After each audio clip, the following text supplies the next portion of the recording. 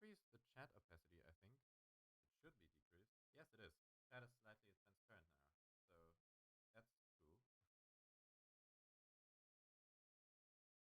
You should make your voice louder. I'm sorry.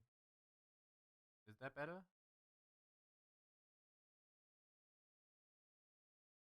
We've got Argenta. I've seen you before, definitely. I also remember the profile pic. Gingerweeb. Uh, I mean, he's known as that on the Discord. This is just become a normal name for me now. Marco Bozniak. I don't know if I've seen you before. Anyway, welcome. Christoph is also here. Very German.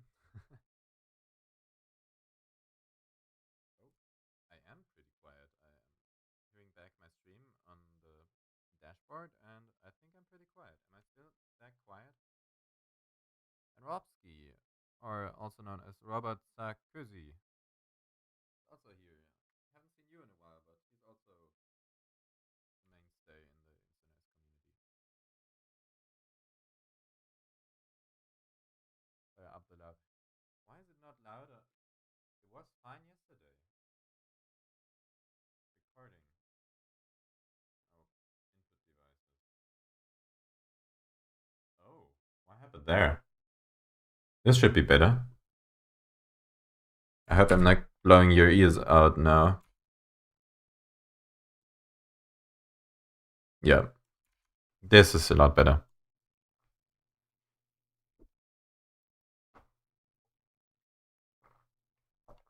Okay. Louder, please. I think that's just the latency. I think YouTube is having some kind of problem.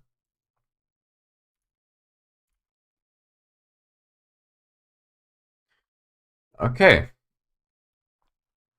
Don't. Okay. I don't know. Pulse Audio is an odd kind of software.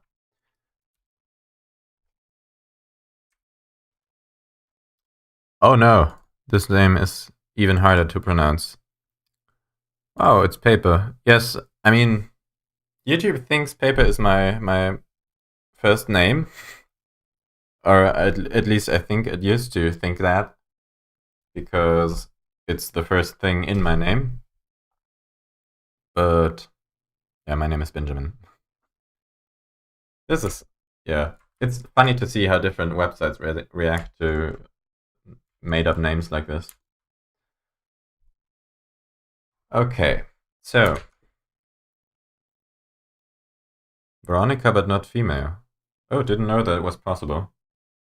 Like, this was a name for both genders, or anything in between. I'm not. I don't care.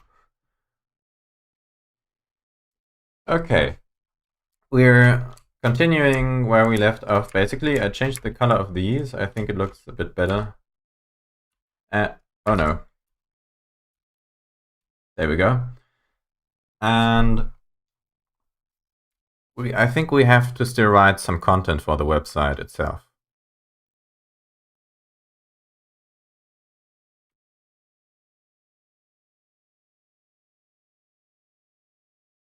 So let's go to the old website. See how much we can recycle there. Because I do want to rephrase a lot of these. Don't you guys think the top bar color scheme is kind of wacky? You mean this one? Or for the website? I mean, they're similar. The website has a bit less color.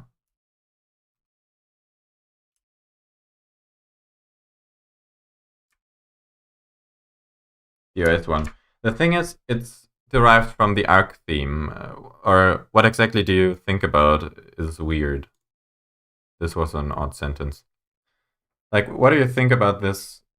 Why do you think it's weird? Because it looks very consistent with the GTK apps if they're using Arc theme like Inkscape right now, which is why the accent color of this blue was chosen and everything else works around that.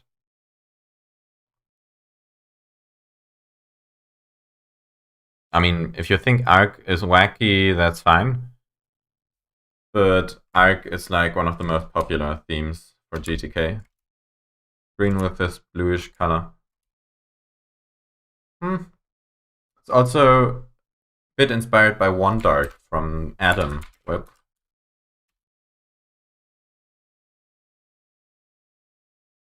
Adam is taking its time. I really like this color scheme from GitHub.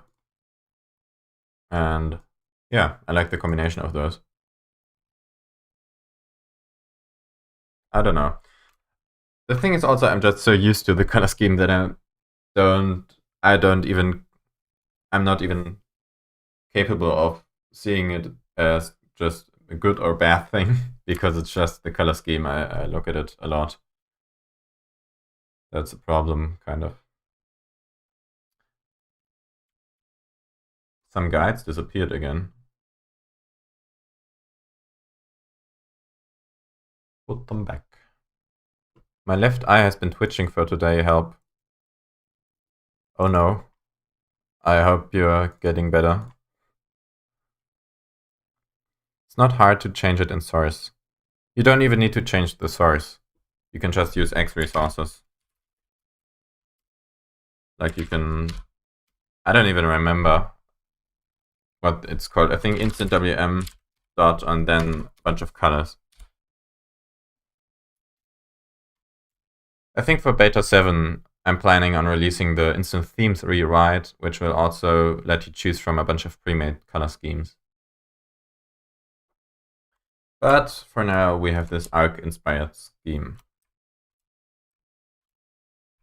And it's just one of the standard color schemes used in GTK. And it also has like a KDE Qt port, which is also nice to have.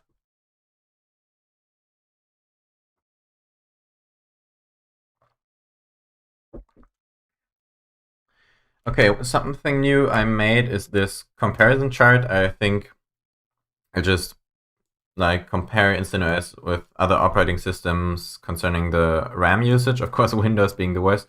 Those aren't actual numbers. I still have to run the benchmarks. Maybe we can do that today. I already got the Windows ISO in case you were wondering why that's there. And Jesus Christ, this is a large boy. And I also want to get an Ubuntu ISO, which I don't think I have one currently.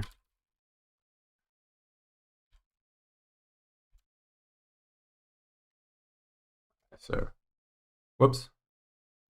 No, of course it's not going to turn anything up here. Ubuntu wildcard ISO. I do have an Ubuntu Mate desktop, but that's not what I just want to get the most popular ones. Ubuntu desktop, I think, yeah, that's just a torrent. Ubuntu Mate desktop. I don't think I need multiple of those actually. So just remove this. So let's get an Ubuntu ISO.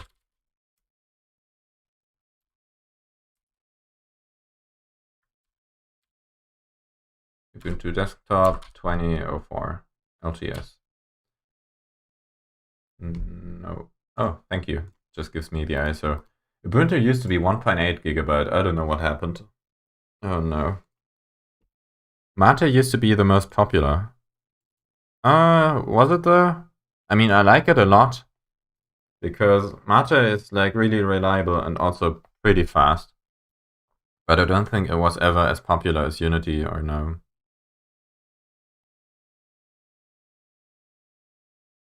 Do you think creating your own distro is a good thing? I want to make an Arch distro with Unity. You gotta have a reason why it's its own distro. Like if you're just gonna create the 1000th iteration of just Debian with KDE installed or XFCE, then I'd say don't do it. Like there's no reason why this should exist. There are tons of distros that are just straight up Debian with XFCE and the GTK theme change, and then they call it an own distro. Unity, I don't know if that will require its own distro. I think there's already a project that ports Unity to Arch. Also, if you want to create an Arch-based distro, you gotta get an installer, which is like the biggest thing which with a lot of Arch distros.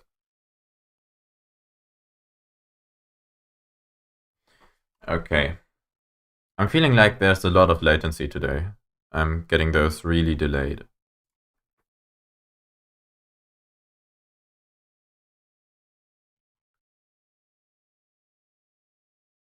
I want to see a distro based on Linux Mint than based on itself. Recursive distro. Oh no. Okay, this is downloading. I hope it doesn't affect the stream. So we have this. We have obviously an instantOS ISO. And we're downloading Ubuntu. Set up a new virtual machine. We already have an elementary test. Did that. I don't know why. Arch instantOS. What are the specs for this? I wanted to run Windows as well, so let's do 248. I think anything below that just crashes Windows outright, or swaps like crazy. Create a virtual hard disk. Next. What size? Can we install Windows on something 16 and below? I don't think I have enough space to fit all of them. 69 gigabytes free. Nice. I want to create 3 equal virtual machines.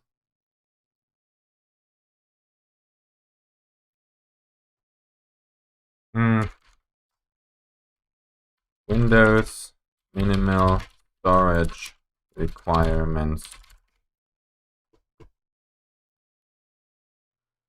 Microsoft has raised Windows 10's minimum storage requirement to 32 gigabytes. Oh no. No.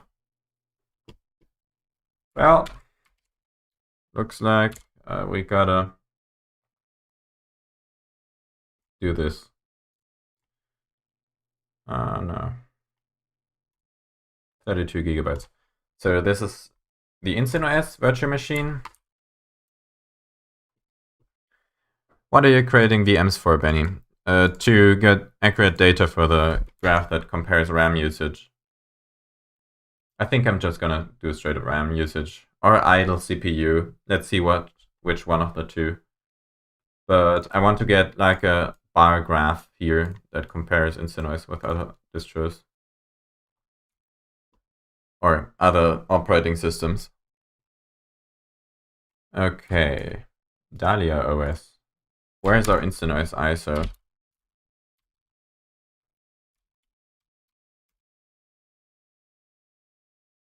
Five, 1. This is the one I need. It's in my HDD drive. Can I please go there? No, I don't. No, please don't. Oracle. Linux ISO, I think it's called. Linux ISO, there we go. instantOS beta 5.1. Choose. Start. Failed. Oh no. Oh, there it is. Okay.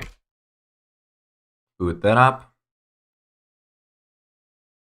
It would never be accurate because of different workflows. It's just the idle RAM usage.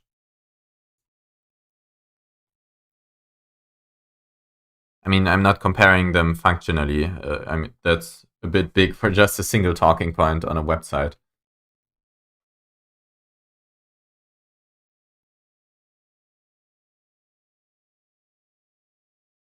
Either idle RAM usage or CPU usage. Let's just see what happens. This is taking its time. What happens to my CPU? Oh, there it is. Okay. Virtual machine, no, I'm gonna keep this small. No. This has got to go. The ask next session. Okay, install. Beginning installation. Preparing. See here what it's doing. Windows actually takes more RAM if you have more RAM. I mean, but that's pretty much true for every operating system. The thing is, we're comparing them on the same machine, and also we're not doing anything on it, so it doesn't have to pre-cache anything. Okay, keyboard layout, US, English, mirror location, Germany, arch ranking score. Is the system a virtual machine? Let's just say no, because I don't want guest utils. Those take a lot of resources and are a little glitchy, but that's just Oracle. Are you sure it's not? Yes. Region, Europe, Berlin. Disk is going to be this one, yes. Username, Benjamin. Password, lol. Name of this computer, test machine. Edit advanced settings, no, yes. Installation will now begin. Perfect. So now we have this running in the background, and we can just check out the idle usage after it's rebooted. And after that, we'll set up an Ubuntu virtual machine. I don't know if we are doing this icon. I have a 32 gigabyte and freshly boot Windows takes over 5 gigabytes. Oh, Jesus.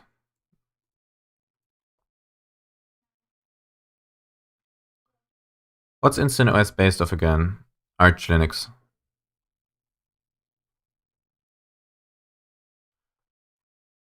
Okay, so then we'll compare CPU usage. That's also fine.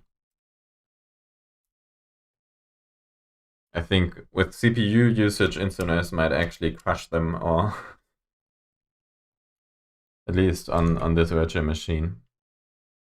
But let's see. Just download more RAM, of course. That site's still up. Download more RAM. Yep, it is. Cloud RAM. Fast and free.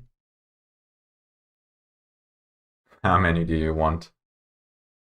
That's what I want. It's initializing. The interwebs.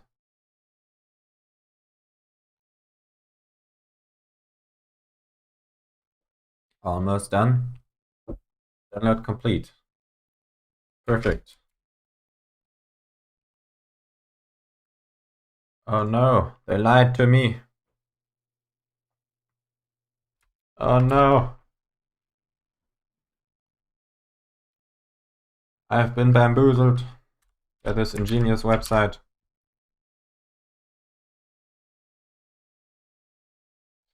Okay. So how's this going? It's downloading all the things. While that's going, I think we'll write some more stuff in here. So I'm planning a documentation landing page that has like a dia show, or not dia show, I don't know what it's called, slide thingy with different parts of the documentation. I also want, I don't know, an expandable menu for categories.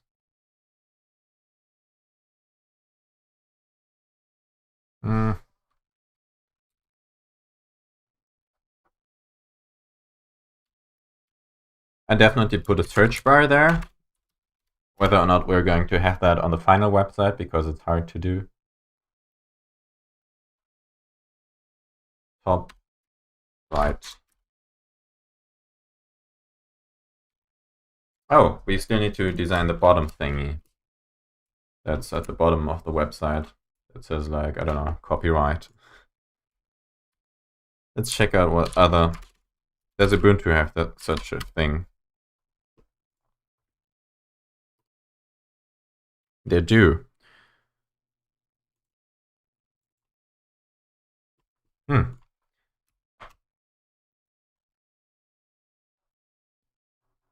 key presses sound strange. Is it a mechanical keyboard? Yes, it is. I'm also having a neural network filtering out most of the noise. Like if I turn that off, it sounds a lot different. I hope it's still there. I switched to OBS Git. Yes, it is still there. If I disable it, things will be a lot louder. Kind of like they're wet. I think it jabbles it up a lot when I'm talking and pressing keys at the same time.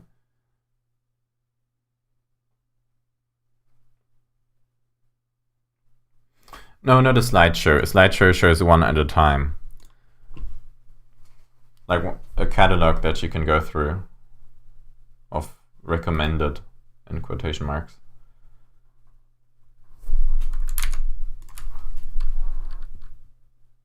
Python is better than C because snake. What? I mean, you can do snake in all of those. If you're talking about the game. Picture slideshow, settings manager. Okay.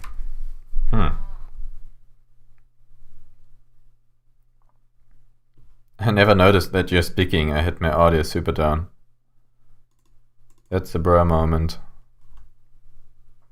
Oh, you mean the logo snake? I thought the game. I don't know. Who made the C logo? I'd be interested in that.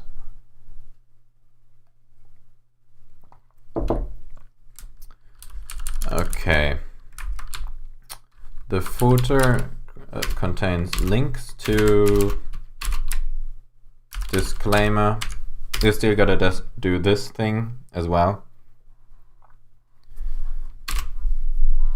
Disclaimer, copyright, although I'm not sure. Do you automatically get copyright of something you create? I think. But instantOS is not registered anywhere as a GmbH or anything like that. Which is also a problem for the disclaimer, because it's just an open source project. There are tons of them that don't have anything like that.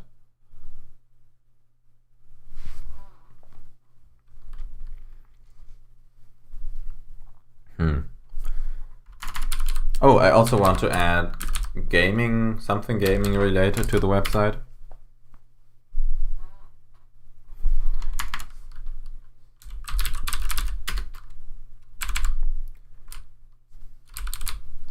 Definitely something about it being fully open source and not doing crazy stuff with your data.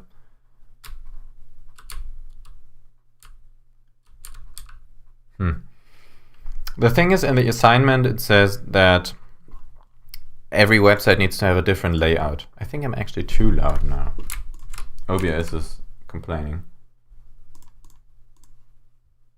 Test. Where is it? Input devices. The thing is, each site has to have a different layout, and that's a problem for the feature showcase, because that kind of would fit the same layout as the front page, and that's kind of a problem. Landing page, features page, documentation page. We gotta have one other page. I think we'll do community page. Community page. Links to the GitHub.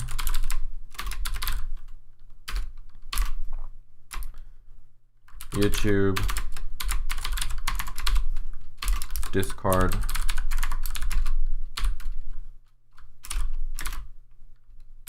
It's not liking this indentation from it. Oh. YouTube, Patreon. Although I'm not sure if that's community or support the development.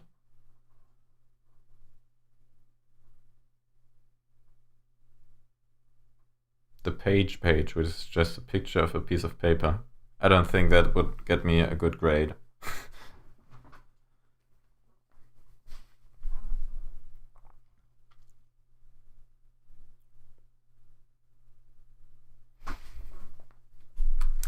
Stallman recommends learning Lisp. What happened to him, by the way? There's been a lot of radio silence around him since the incident, I guess.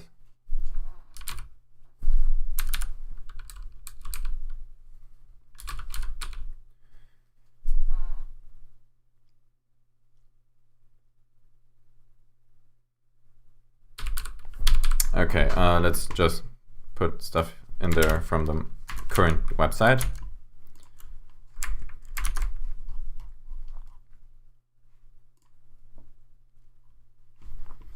GitHub, YouTube, Reddit.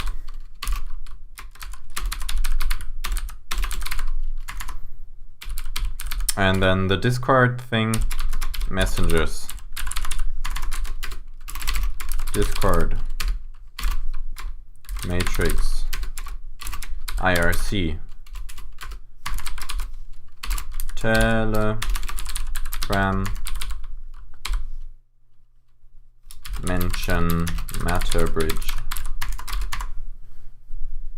email. Although I'm not sure if that's a separate thing. Email,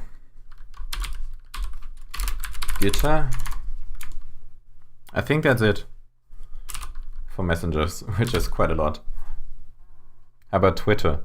I don't really use Twitter, but I'll put it there.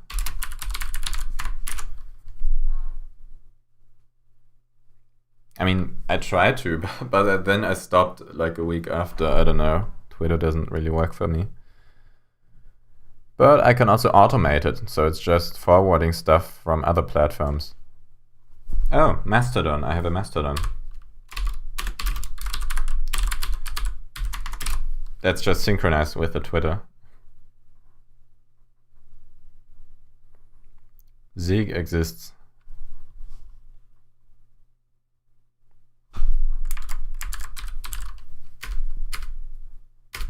I heard that name before, but I don't really know what it is. Mention MetaBridge. Okay. And then about support.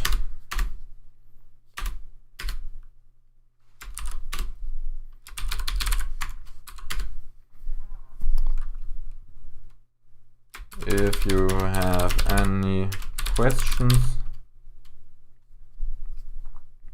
or problems, feel free to ask on any of the places mentioned above.4chan is also social media. I don't know 4chan.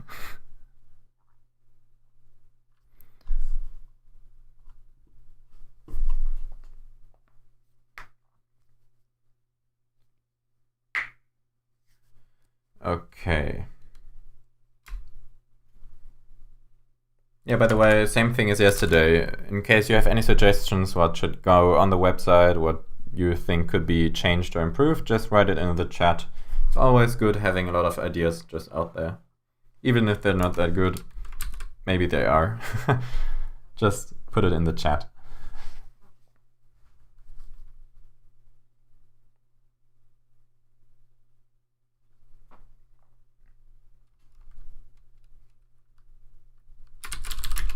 All kinds of questions are welcome.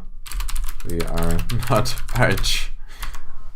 Nah, I don't know. But maybe something around those lines, because I don't mind having questions that can be answered by a Stack Overflow post. If the person is then also content with just receiving a link to the already answered question, And yeah, I don't know why people get angry at people asking those questions. Okay.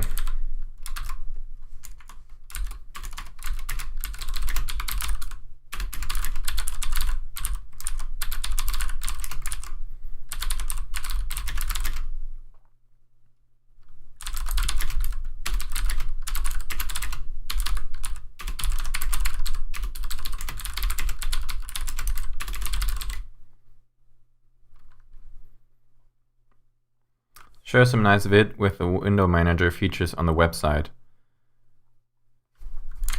I thought about having the laptop show like a demo GIF, which I of course can't do here on the PNG render thing.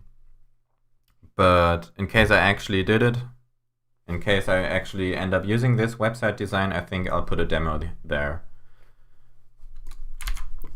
Live chat just glitched.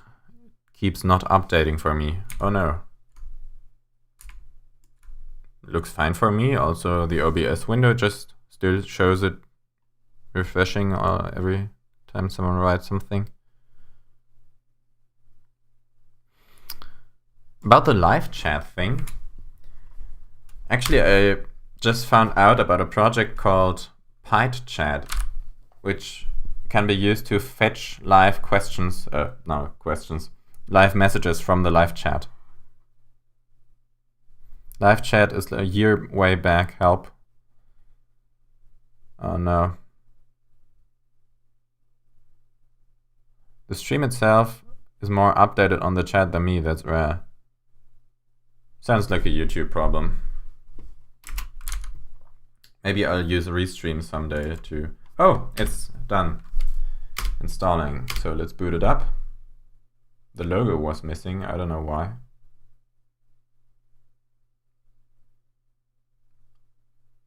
Virtual machine detected. No.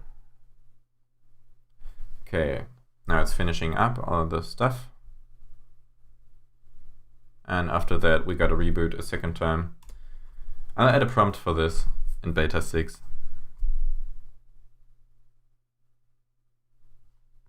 If you hide the chat, then show it. It updates the chat.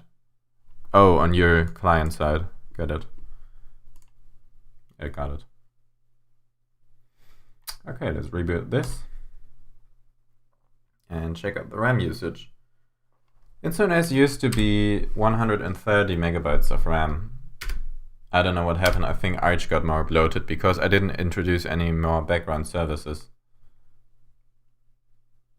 Let's see how much it takes now. No. Close this. Wait a bit for everything to start up in the background. Open up a HTOP. Live chat is repeating itself. What is happening with YouTube? HTOP. This is not very readable. 160, 150, 159. I think 160 is about where it's at. As for CPU, I don't know what the average is here. 3%, 0.7. Is there a way to get the average CPU? Oh, load average. Is this the thing? Is this what you're looking for? Load average?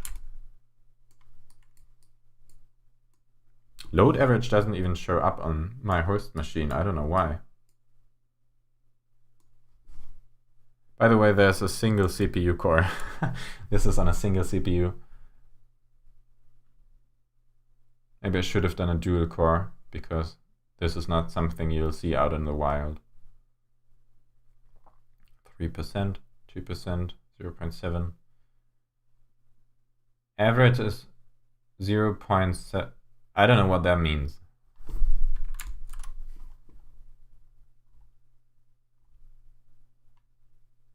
On YouTube, you can forward, backward, scroll the stream. I know that, yes. Oh, also not talking to me. I missed that on Twitch, kind of.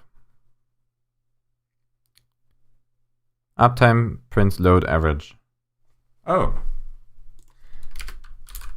But how's that actually calculated? How's that actually calculated?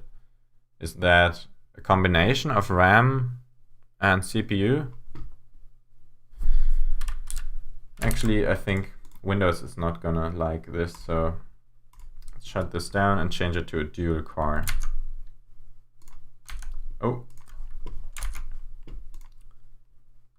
Settings, system, processor. I'll make it a quad core.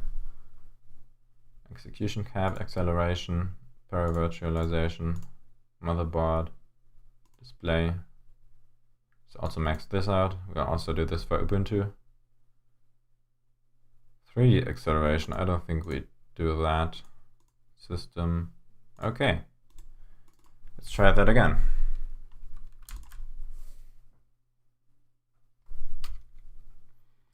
It's just the CPU in the last 30 seconds, 1 minute, 1 hour. That doesn't seem right. I mean, 0.2, does that mean 0.2% usage? I don't think it does. Is there Comic Sans in instantOS? No, there isn't. I don't even think the license is compatible.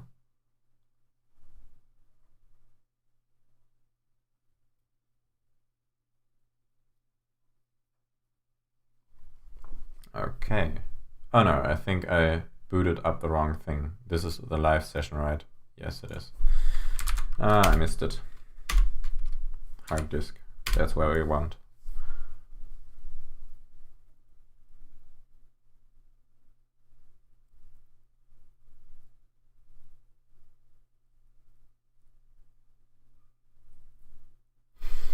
Okay. Open up HTOP again. It's a quad core now. Magic. Target this off. So, and now it's a lot higher. Now it's a lot lower.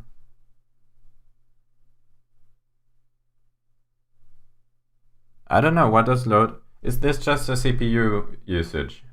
So 0.05%. This doesn't seem right. 5% doesn't seem right either. It's going down. Oh, because when booting up, it means a lot of CPU usage. So it'll go down over time.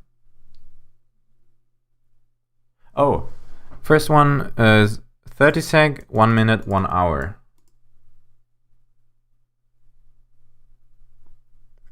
Oh.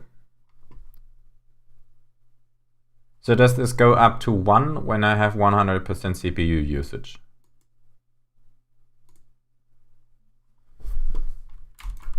Man, uptime.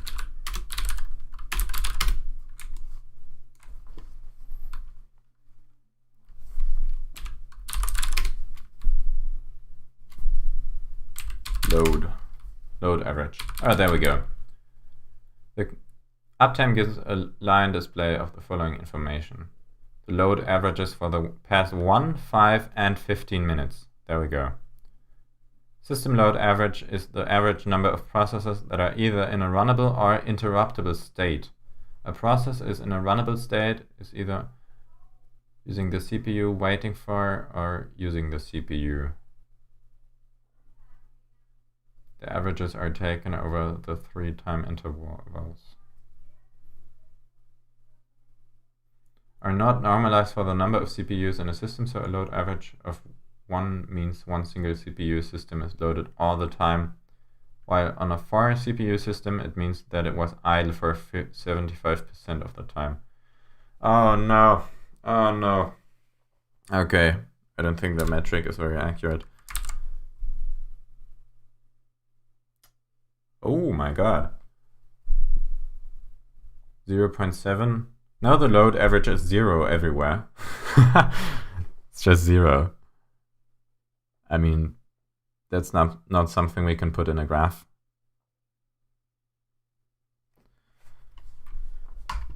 We need an accurate metric. It's just, I don't know. It's hovering around 0.7 and 1 point.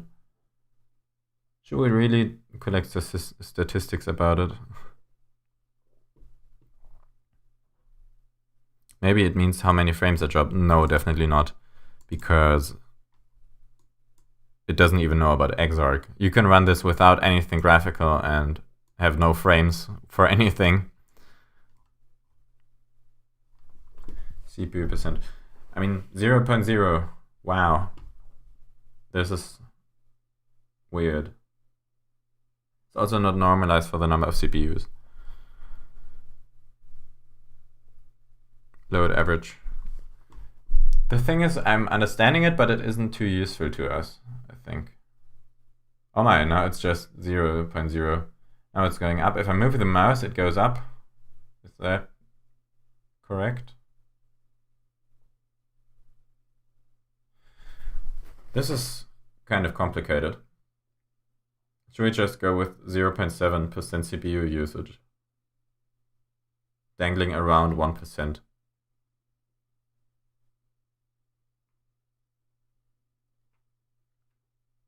It's bigger than 0.5. So is 100.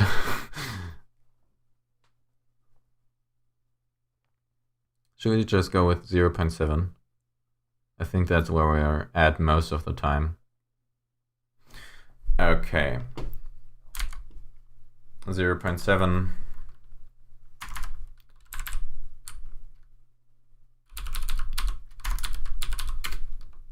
Resource comparison. instantOS 0.7.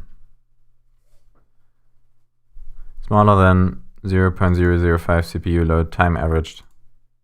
What do you mean?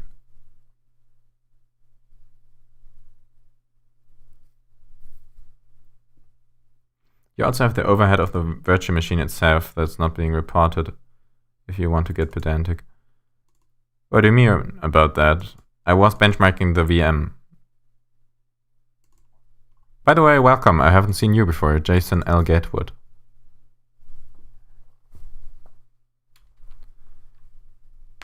.7% CPU. Also, it's an advantage that every system gets. We're just doing identical. Okay, so RAM usage went up actually. I don't know what happened there.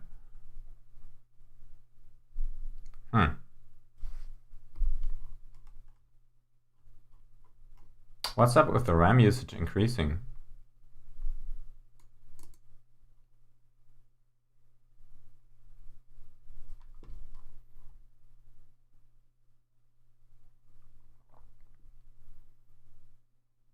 $180, I think that's 180 megabytes of RAM. I mean, I do know that RAM usage isn't that much of a good measure, because if the operating system can load stuff in there, it typically does.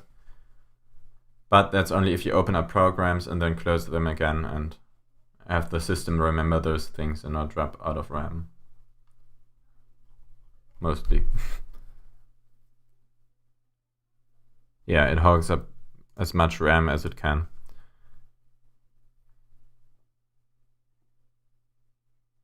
Okay, so that's been instantOS. Let's set up an Ubuntu virtual machine. Go to our downloads. Ubuntu 20.04. This is getting. This is probably instant. I'm having a way worse talking flow than yesterday.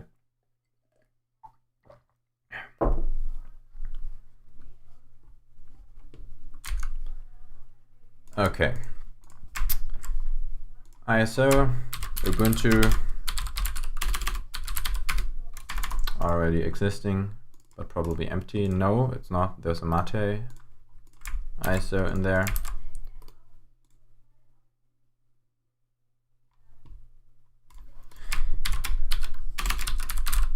Oh no, I think there are different presets depending on what operating system you give VirtualBox.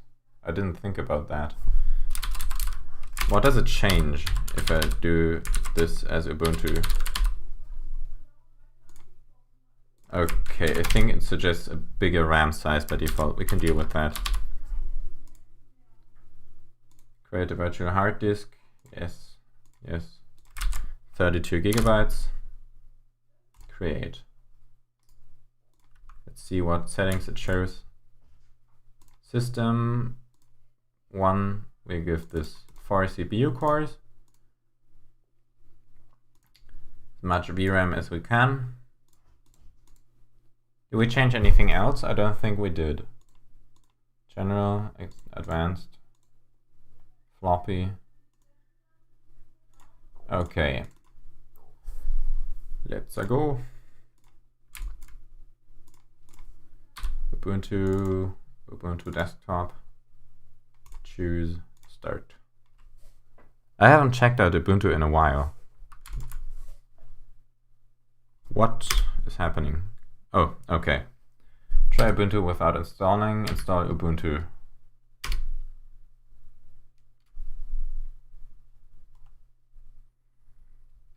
I've been following instantOS since it popped up in my RSS feed about 6 months ago. I don't recall actually posting anything that does RSS. What did you read about? Thanks for all you do. Thank you. We don't have the exiles. Oh, I did miss a cool animation, I think. Okay, get back the exiles.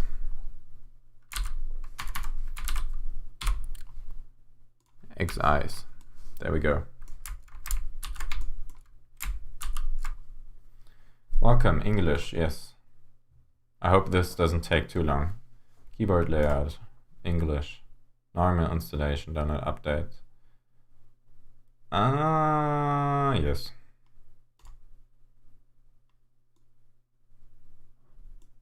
Is this Wayland or Xorg?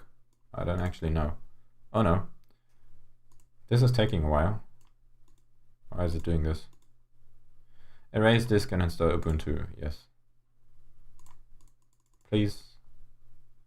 Why don't you react to anything? Did we break it? Did we just break Ubuntu?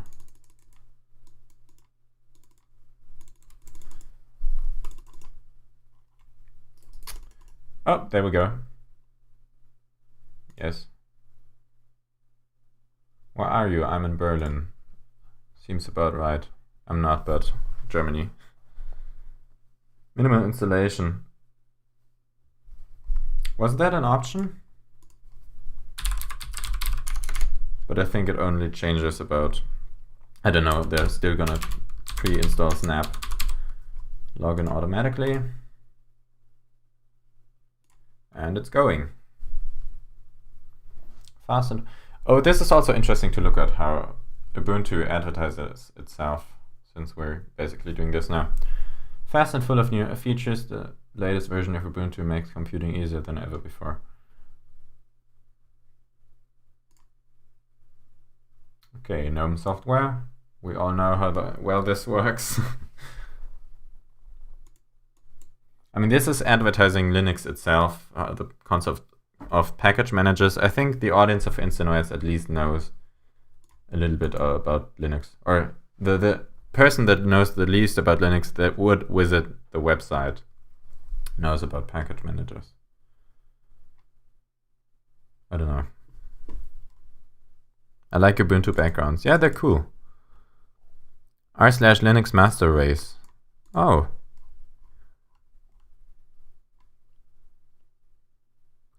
The VirtualBox system that keeps the actual RAM where you have going on there. It's something else that I keep seeing when testing stuff and wanting to bench in a virtual machine. Oh, you mean how much stuff is going on the host? Yeah, I don't know, but we're also having the same background processes when testing all of those. This is not super scientific, I know. Okay. Take your music with you. What band is this? Hot Burrito. Spotify. VLC.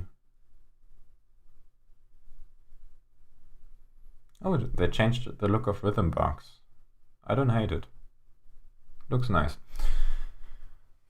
Okay. What they have is mostly screenshots and then stuff on the left. that explains what's going on.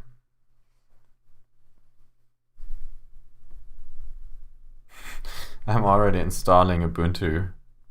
Do I need to advertise? Maybe to keep you from canceling it. Okay, it's just showing off applications. I don't know how much Canonical actually contributes to those, but no, that's fine.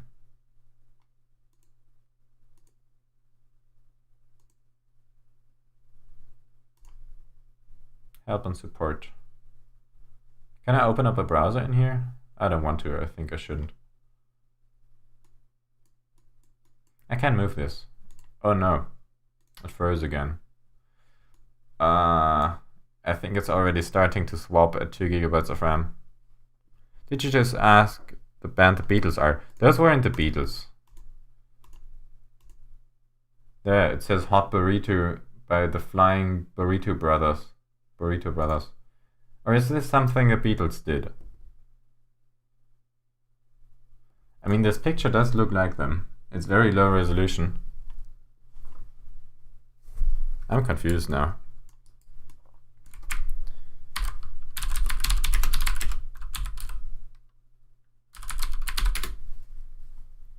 Why does it show the... Nothing comes up when I Google this.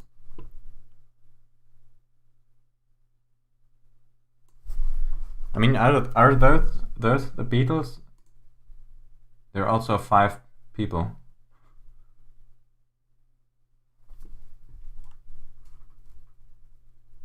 The Flying Burrito Brothers.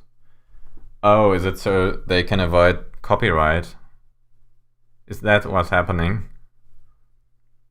Did they change the title? That's funny. Hot Burrito.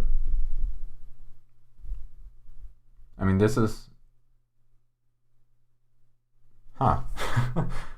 It does look a lot like the Beatles, but the title confused me. Okay.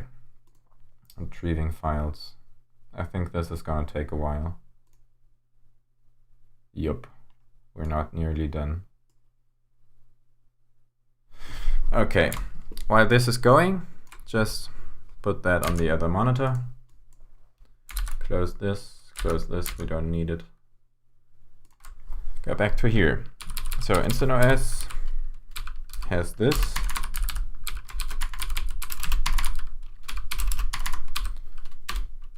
Windows.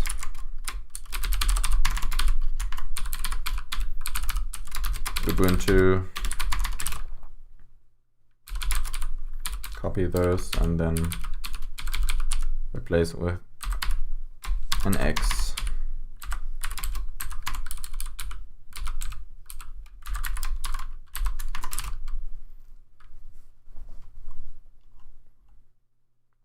Is instantOS good for tax evaders? I don't think it really matters what distro you use for that, and please don't do it. What is the default shortcut for taking screenshots in Instant Window Manager? There's a couple ones. There's Superprint to take a screenshot to the pictures folder. You can select it using slop. Then Super Control Print does the same to the clipboard.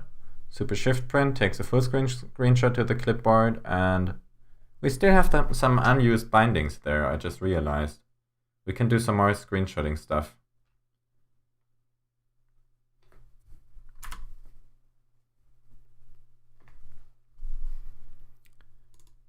Press this symbol for indenting lines in Vim. I know that, but I don't want to indent it that much. Also, it's turning green if it's indented farther than this in Markdown. I don't know why. Installing LibreOffice on Ubuntu right now. Okay, so resource comparison. Anything else we can put there? Features page, tiling, arranges windows for you. Maybe we can get some inspiration from elementary OS for this.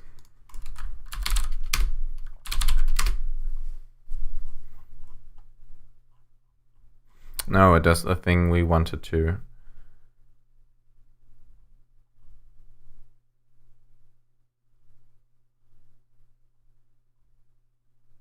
Have you ever tried org mode? I haven't, and I don't plan on learning Emacs. I'm using Task Warrior at the moment, and I'm quite happy with it. Switched to it from Trello.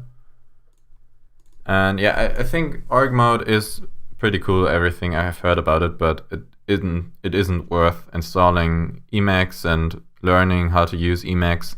Like, for example, I want to use my notes on my phone, and Task Warrior is fairly usable on a phone. We're using Termux and a few scripts, while Emacs not so much, I think. Emacs is meant to be run graphically, not using a terminal interface. Oh Jesus, this is my phone. I don't know.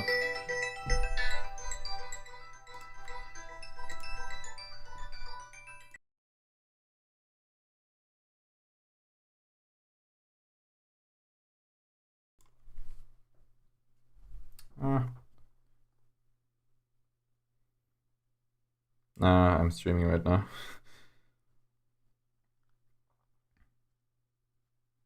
Should have put it on mute. You can use Emacs under Termux on your cell phone. It was made for the terminals. I know, but I think Vim is more usable on Termux. Like, all those control shortcuts don't translate very well to using it on a phone. Doom Emacs. Yeah, I don't know. I'm happy with Vim, and Emacs seems like a huge investment that might not even be worth it, since Vim and Emacs are basically equally useful, except for org mode maybe.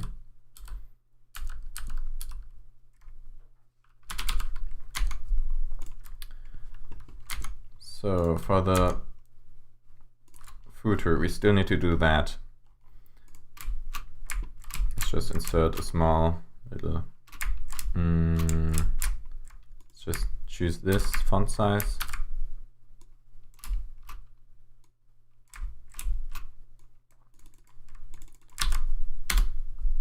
How do you do a copyright sign?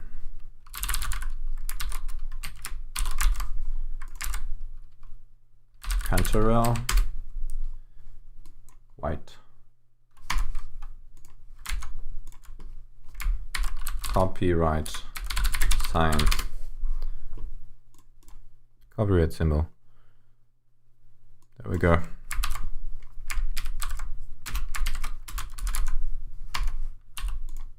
Professional.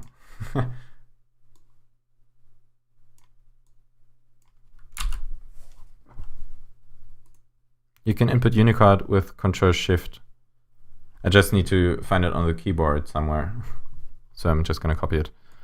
Oh, this is showing up as a PNG on YouTube. That doesn't do it very well. Oh, it's an emoji. Control-Shift Unicode. Oh. And then I need to enter the ID or Unicode. Now it doesn't want to do it anymore. Oh. Anyway, we have this copyright symbol now.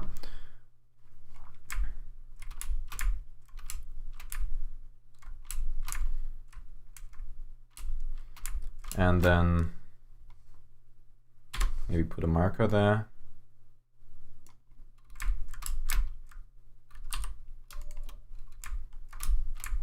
I don't know what color we should give it. Let's choose this one.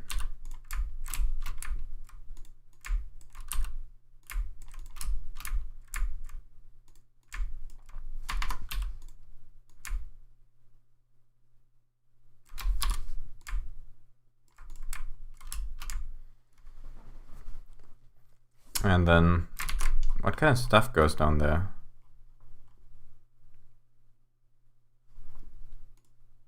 Press kit. I mean, we do have that as the instant logo repository.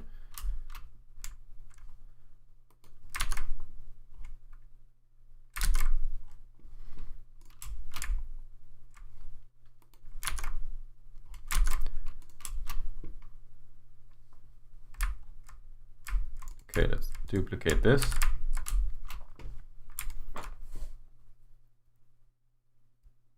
Vim sucks, Nano is better. Oh, you're gonna get a lot of angry looks with this in the Linux community.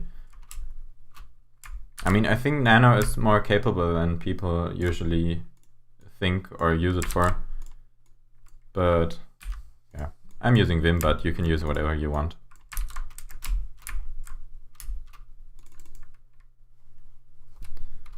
Open source. Just link to some kind of explanation for what it is. Privacy.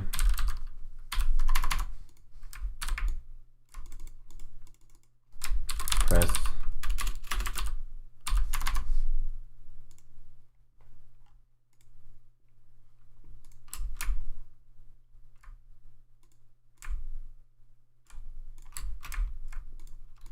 Oh, now I have this alignment thing.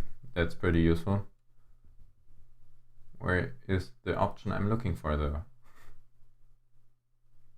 How do I equally distribute them? Rearrange, distribute.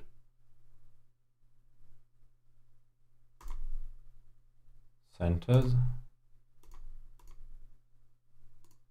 Let's just try them all out. This one looks like what I'm looking for. Yes, identical gaps.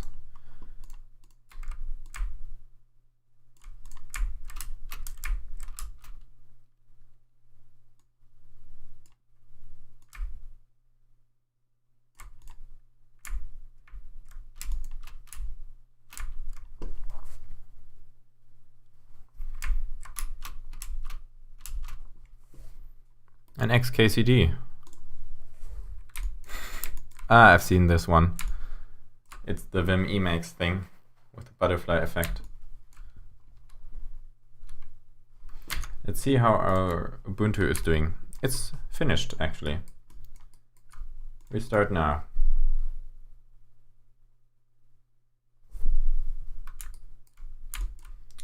Please remove installation medium and... Do I really have to do that, please? Oh, okay. Never mind. Whoa. I do, actually. Reset this. Choose the boot medium. Hard disk. There we go, Ubuntu. It's always resizing, which is weird.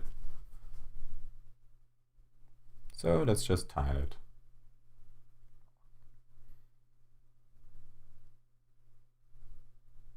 I like the new boot animation.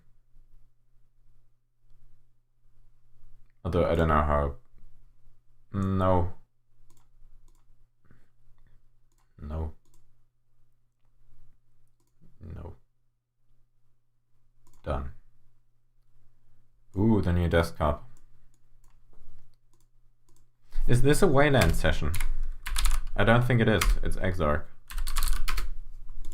Yep.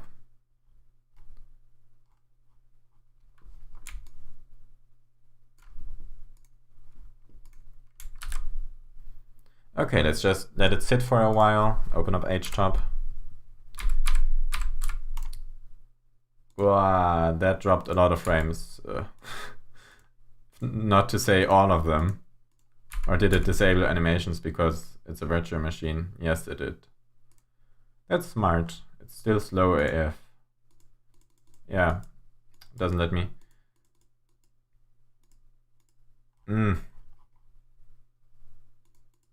I don't miss GNOME. It's also just showing 3 characters of each item. Alright, then open up a terminal, open up HTOP. No HTOP pre-installed. No. Sudo apt install HTOP.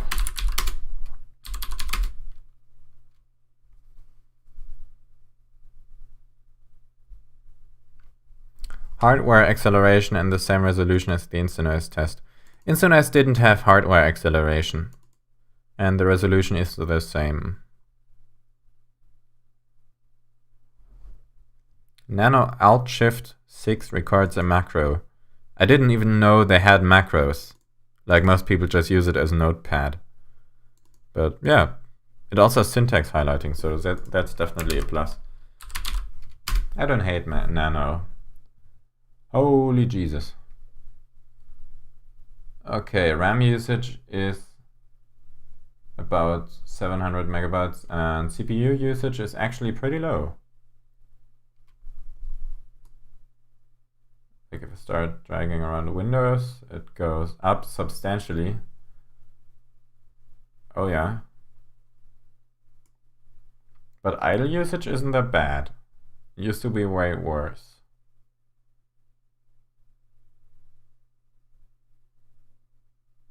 Huh. Seems pretty much the same as instantOS. Oh. Yeah, 0.7. Maybe HTOP is also freaking out a bit, but there's no reason to use Nano over VI. If you know how to use VI, then definitely. But if not, and you're not planning on learning, then Nano is fine. I mean, if you are regularly working with an editor on a terminal, then definitely go for VI or Emacs. But for just people who don't deal with Linux very often, it's fine, I think. Okay, this is interesting. Idle usage isn't that bad. Settling down pretty quickly. But RAM is about 700 megabytes. Or around 750.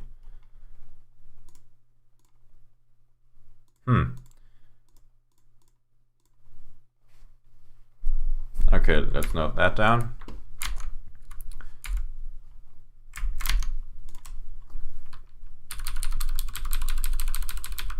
Ubuntu has about... Oh, now it's doing something. I don't know what's happening on Ubuntu. And it's back. It's having random spikes to about 69%. Now it's gone. It's fluctuating a lot.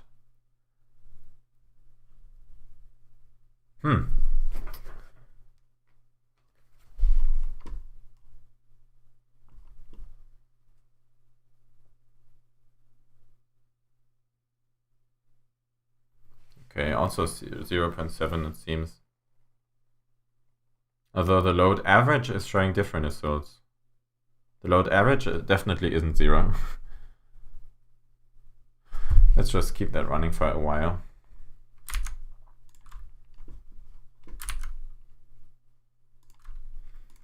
Okay, put that there.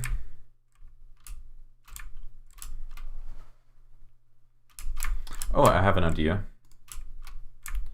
Ungroup those, duplicate this.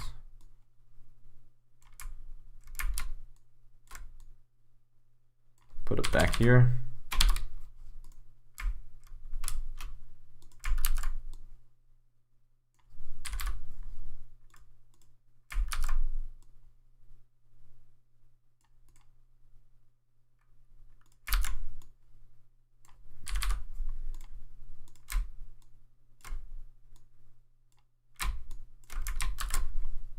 Make the stroke 2 millimeters in width.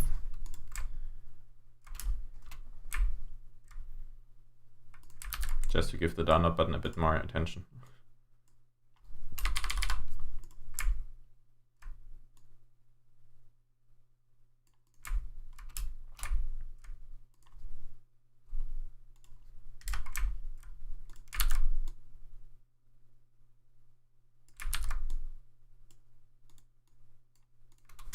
Whoops.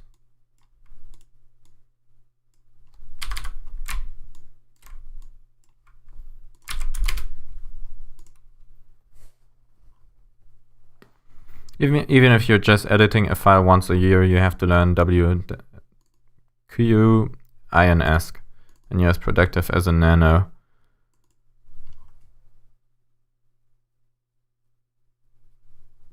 Yeah. I mean, even that's too much for some people to ask. Nano just displays all key bindings down there, which is stupid, but it's enough for people to use it. This seems like a smiley. This is not a good look.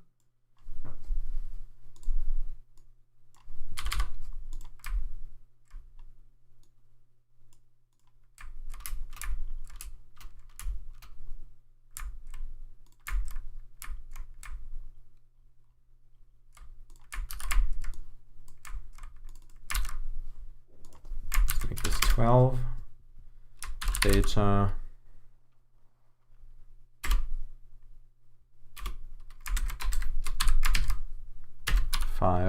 .1.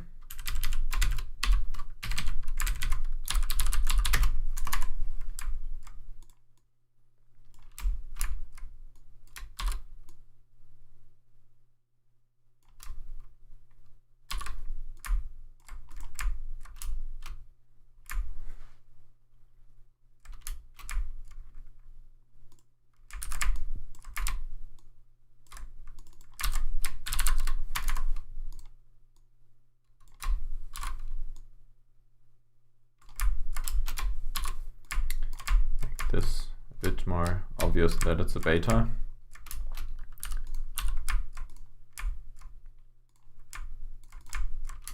There we go. Which also means that probably we should move this up a tiny bit.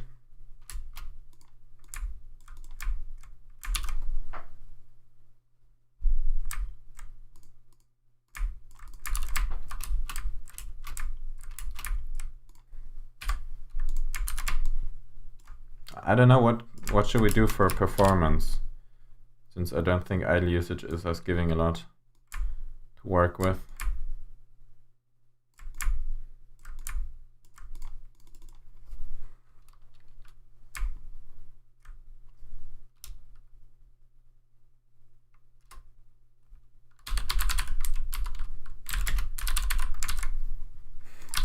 Inter. How big is this font? 30. 30.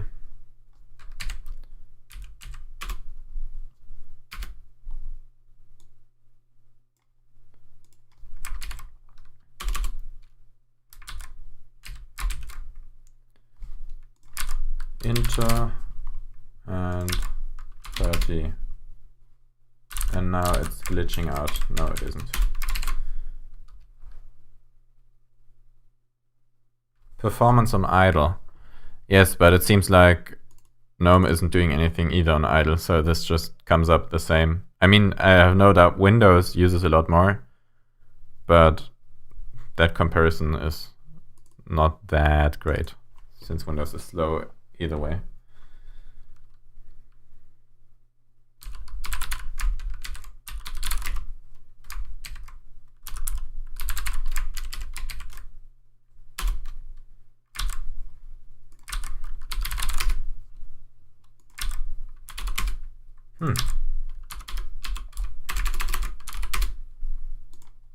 Make this bold, maybe.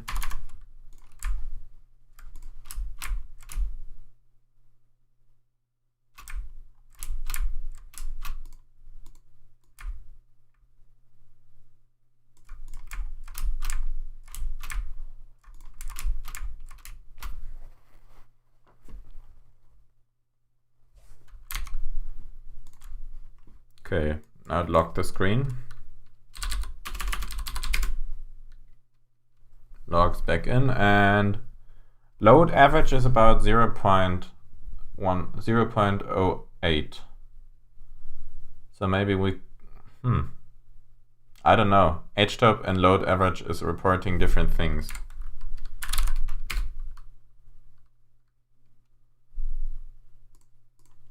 Uptime. And this is a, oh no, it's reporting the same thing. Does Windows have uptime?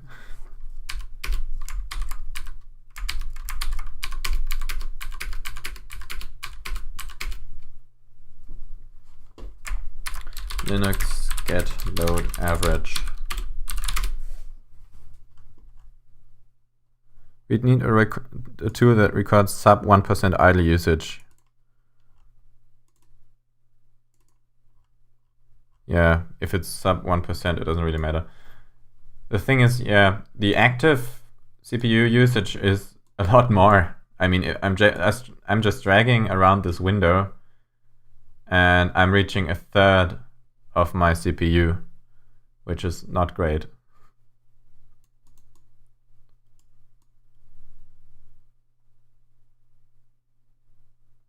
Or maybe we should just open up the exact same things and then see what happens now. Okay.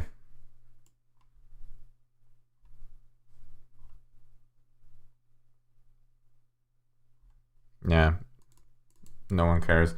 So let's do RAM usage. That's something people are familiar with anyway.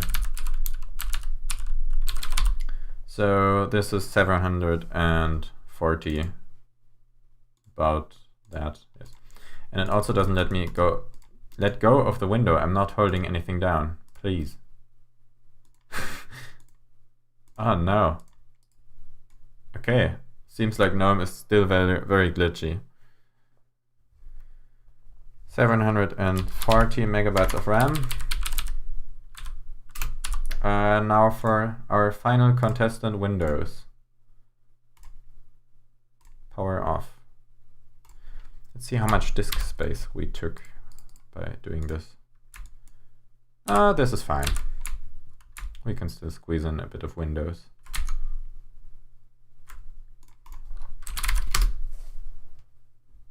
Windows XP was the only good Windows. I've never really used it.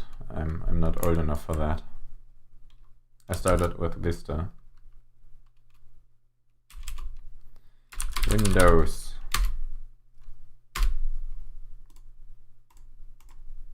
$32 gigabytes. It just sets it up like this. Okay. Windows 7. No, I don't want 7. I want 10. Other Windows. Does VirtualBox? Yes, it does support it. Okay, system, processor, give it 4 cores. Acceleration, display, a lot of video memory, and we're good to go. Start it up. Add a Windows ISO.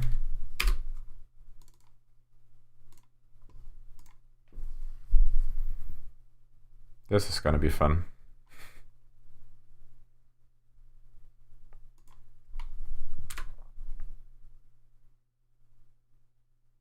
Windows 10 took ages to install in VirtualBox. Well, we have time. This looks good. Install now. This was a very short setup process. I mean, I have no doubt the installation will take a while, but it also looked like Windows 7. Oh no. Oh no. Yes. Just thought it was done. Okay. Upgrade, install Windows Custom. Isn't it available if you start your computer? What did I do wrong? There's an over image, yes, but then it's not the exact same specs.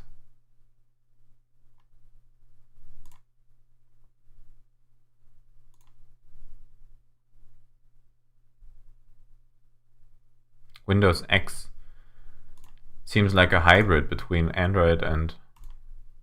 Ah, there it is. Just installing it is listed as an advanced option. Okay.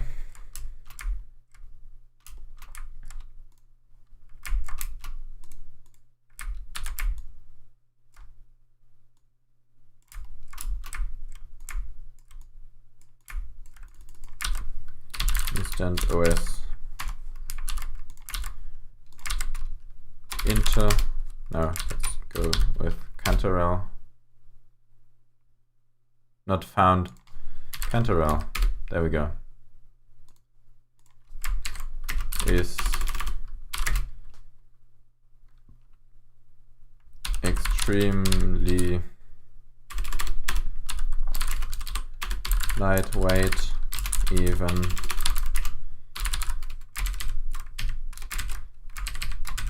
undercutting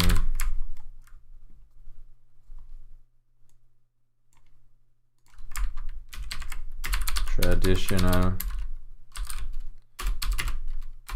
lightweight distributions like Ubuntu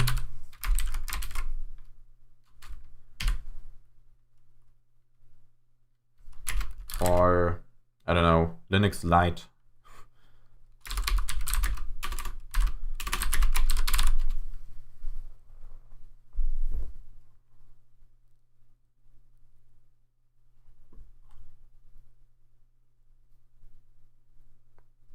Home will force you to log into a Microsoft account. I have a Windows disk because of Adobe, and I think they forced me to log into a Microsoft account.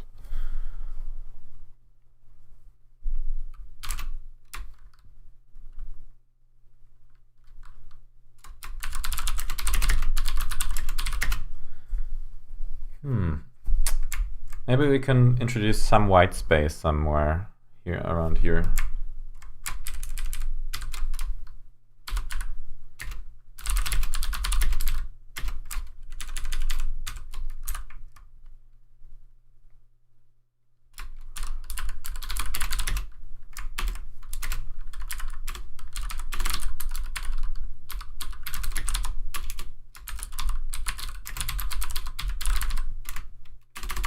Finish downloading. Oh, you just downloaded instantOS. Or cool. Let me know what you think.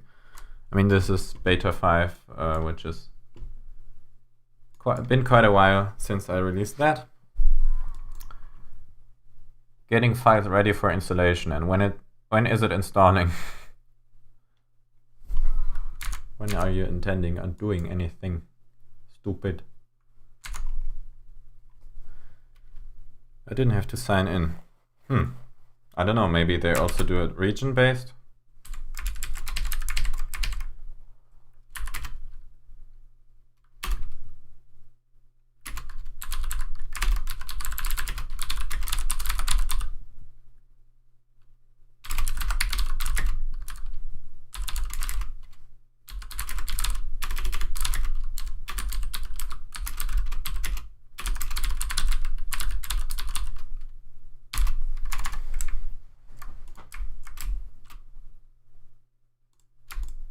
What if I center this in here? Resize this a bit, or not?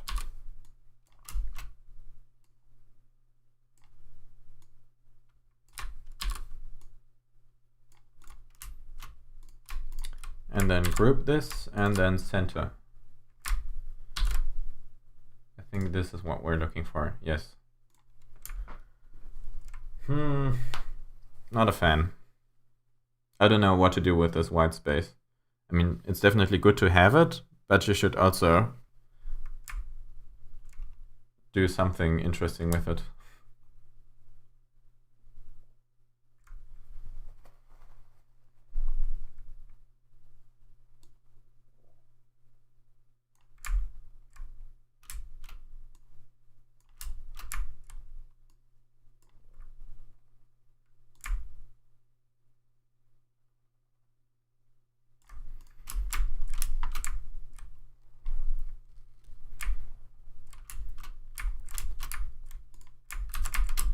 And I just duplicate this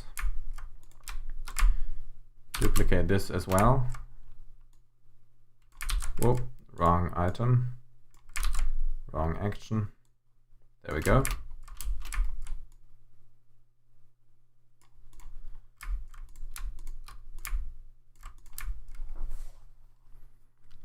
I have instantOS in my ISO collection. Oh, that reminds me that a torrent might be good to set up in the long run. I want to do a torrent for instantOS ISOs, but I don't think there are currently enough people to see that to make sense.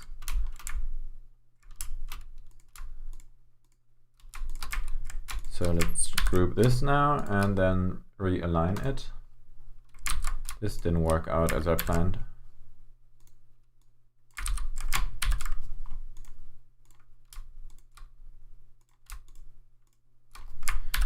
degroup this and then realign it. There we go.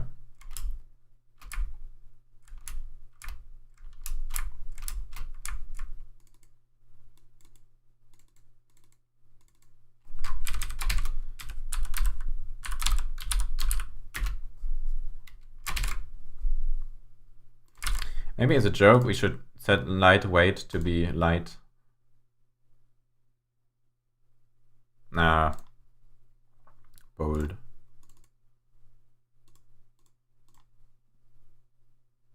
And then set this to regular. Is there even regular there?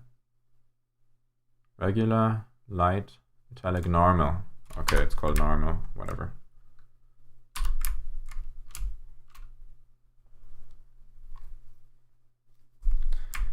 Or we can split up this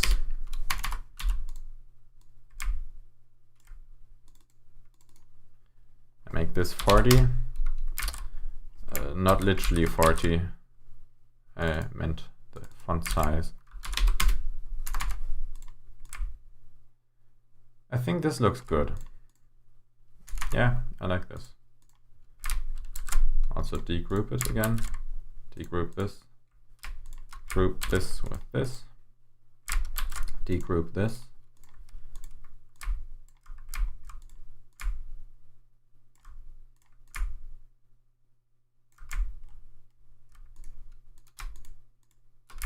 Group this and then align it.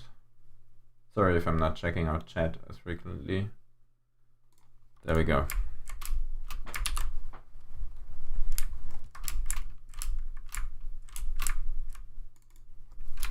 And then do the same thing here.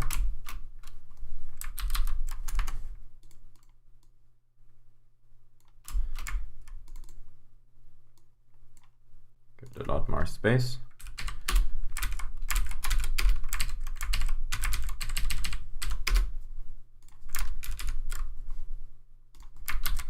Make this 40.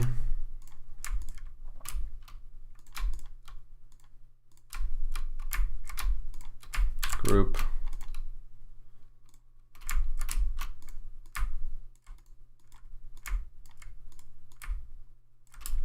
Like this.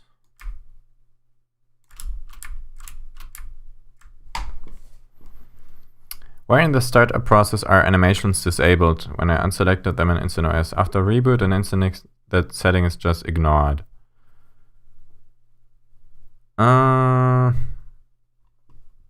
I'd have to check, to be honest. Just rip grab the entire instantOS project for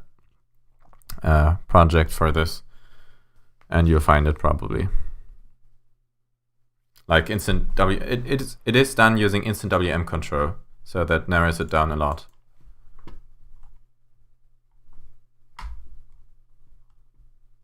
Sunlight, wait, it has no rest mass.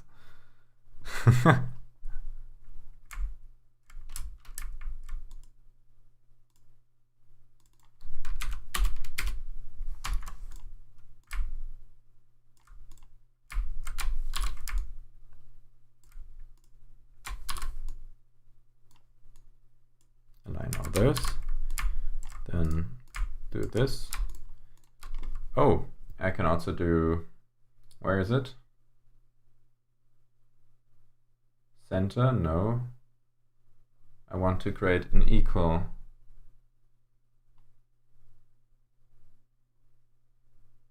Oh, there we go. Vertical gaps equally. Windows, just talk to me. No, please. Can I, no, can you not?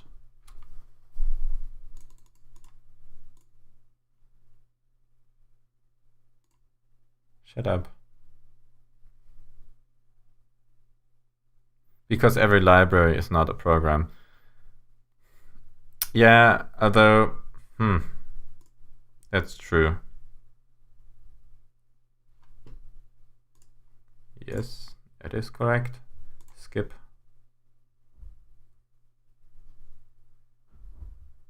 Why are you installing Windows to benchmark it? I'd see it on my home server. Cool. then I have never set up a torrent. So if you have experience with that, maybe just set it up sometime. Only if you want to, of course.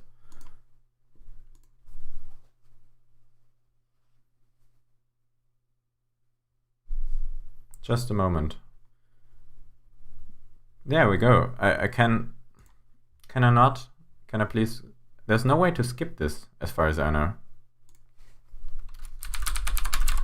Next. This Microsoft account doesn't exist. I mean, I have a Microsoft account, but yeah, this is not cool.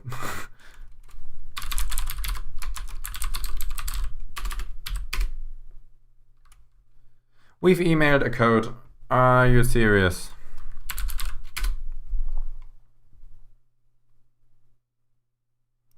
Benchmarking on a window manager, on a virtual machine, is that truthful?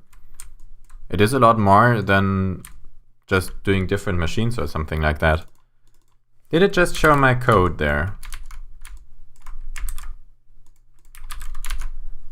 Did it? Oh no. Where is it?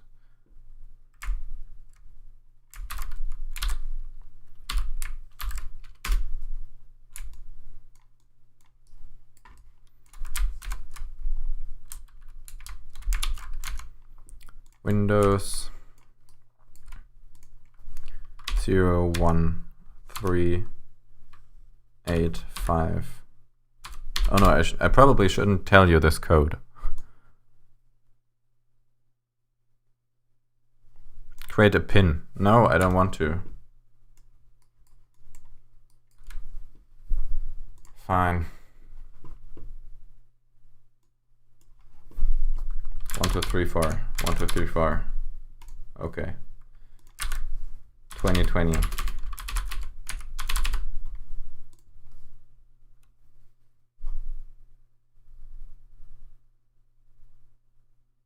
You don't need to use a Microsoft account. I mean, I didn't see any way to skip it.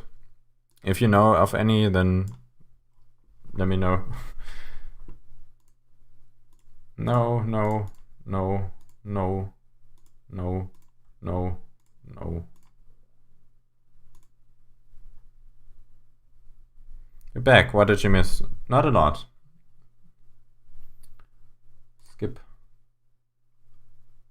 No.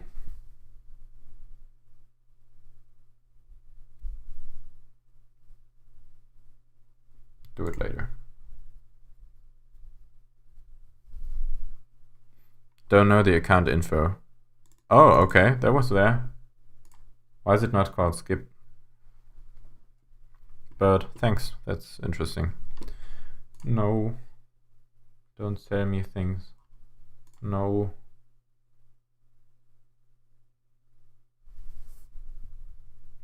Almost done. Now they just need to install Candy Crush. Okay. I move this over until it's done.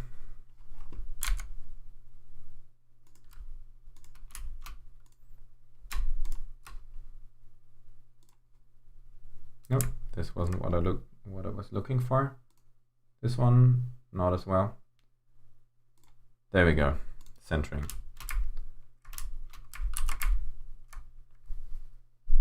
I also might decrease the width of the stroke here. Not sure what to do here yet. 2, 1, 1.5.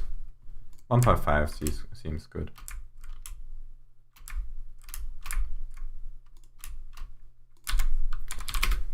.5 millimeters. 1.5.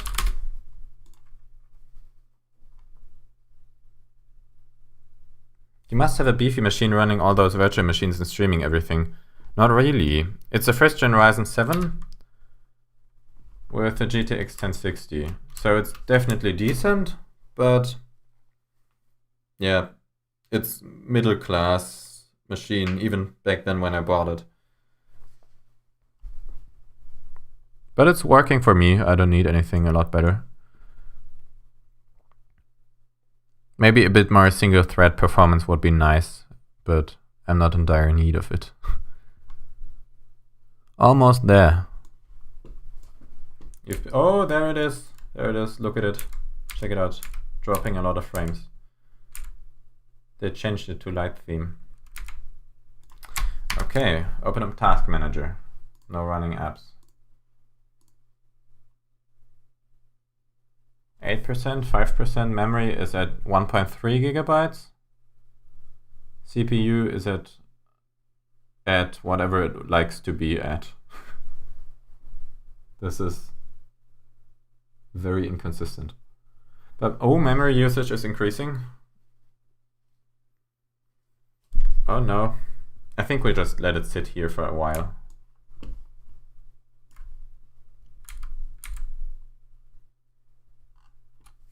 GTX 750 Ti gang. If you don't play games, that's fine. If you do, then maybe it's still fine for a lot of them.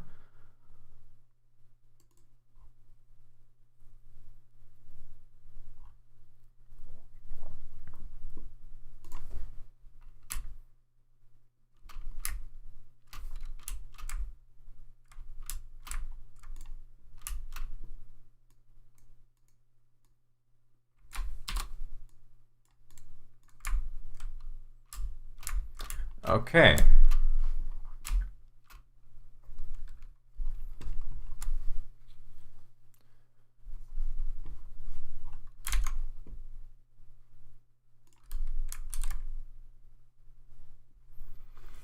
So, by the way, my my dashboard is messing up at the moment. It shows 15 concurrent viewers down here and 18 up here. Whoa. Now it's balancing out a bit.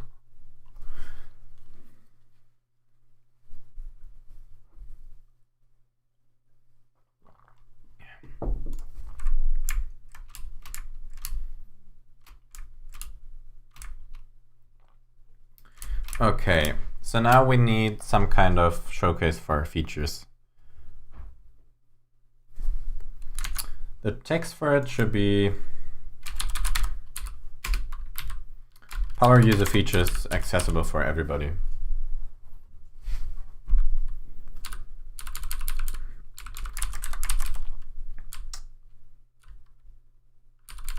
So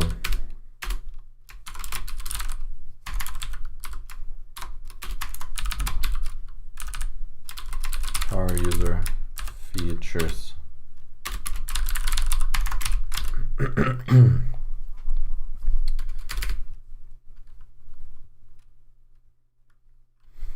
My headphones are glitching out. I don't know what's happening there. Oh, now it's gone. Okay. I don't even know why I'm wearing them. There's no music in the stream. I guess I can hear Cortana.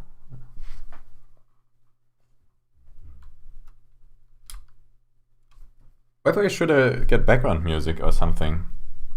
I feel like the neural network is making everything silent if I just type. So it's a lot of awkward silence.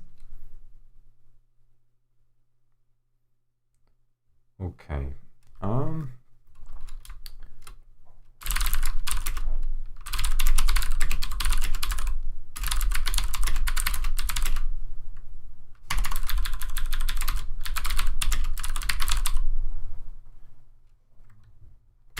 Like window tiling, advanced, window tiling,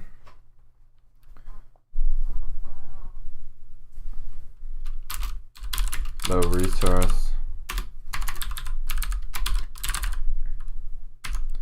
has features normally only found in environments unsuitable for people who are not power users are willing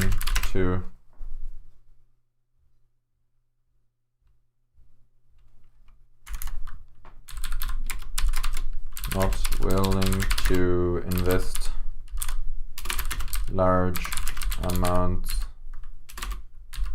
of time into their OS setup.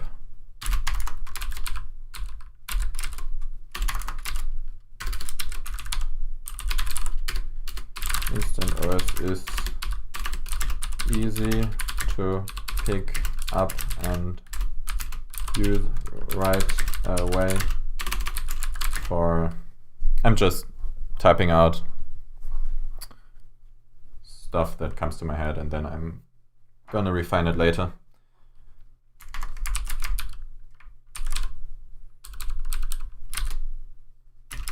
It has an advanced window tiling system. What features should we put in the demo text? Like, oftentimes I'm using a lot of them, but I don't consciously think about them, so I don't remember or recall them when I'm actually asked, what features does it have? Like, definitely window tiling, maybe instant assist. Maybe, I don't know. Yeah, just if you have any features that should be in the demo text, then just write it in the chat. This is probably going to arrive about in a half an hour if YouTube is still messing stuff up.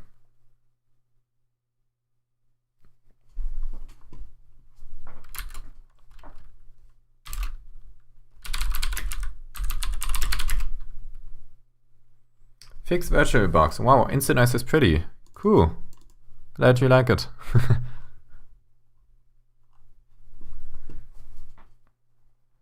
It has an advanced window tiling system, quick access to lots of functionality using instant assist. And this is going to become a link to them. Quick access to a lot of functionality using instant assist. What else? Let's just take a look at the documentation.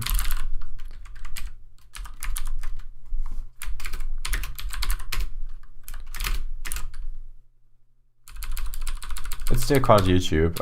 I'm going to have to rename this.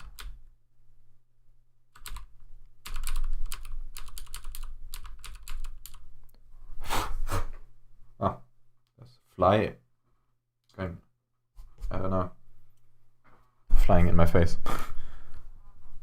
Go away, fly. Hotkeys, layouts, overlays, quick menus, scratchpad, shortcuts.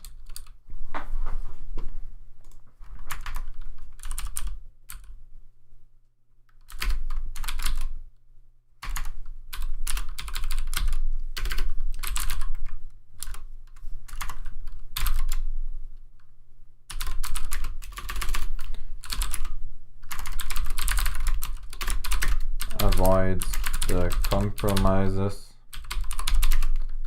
made with usually often associated with the lack of a conventional desktop environment and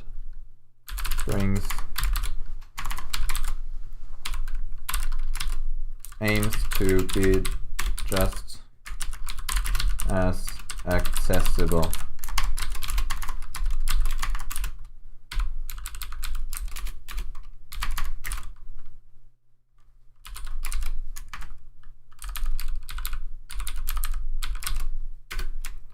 It's easy to pick up and use after a small amount of time.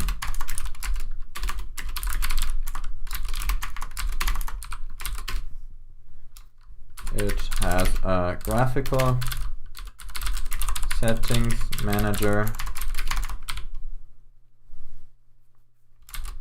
and and a notification center.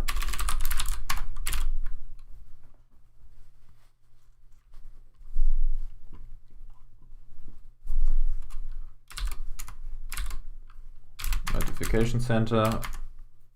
I don't know.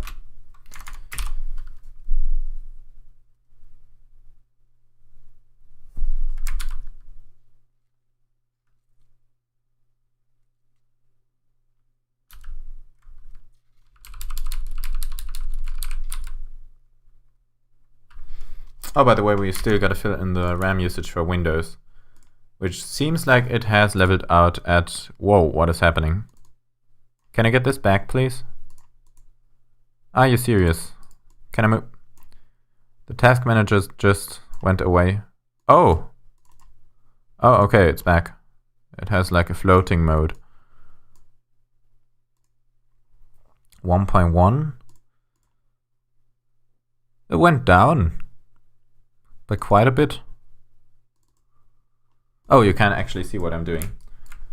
Here's Windows 1.1.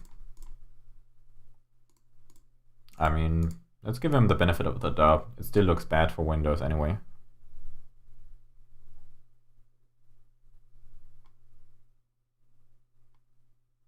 Okay, let's do 1.1 gigabytes of idle usage.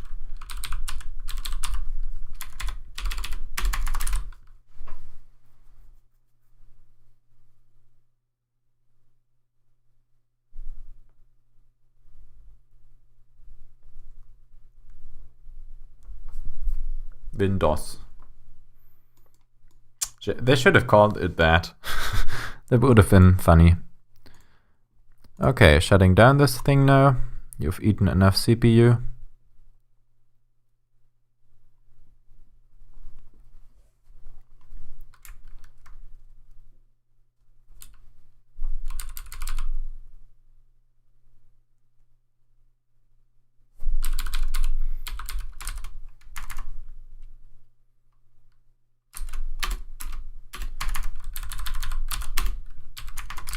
And doesn't force you to abandon and lets you work with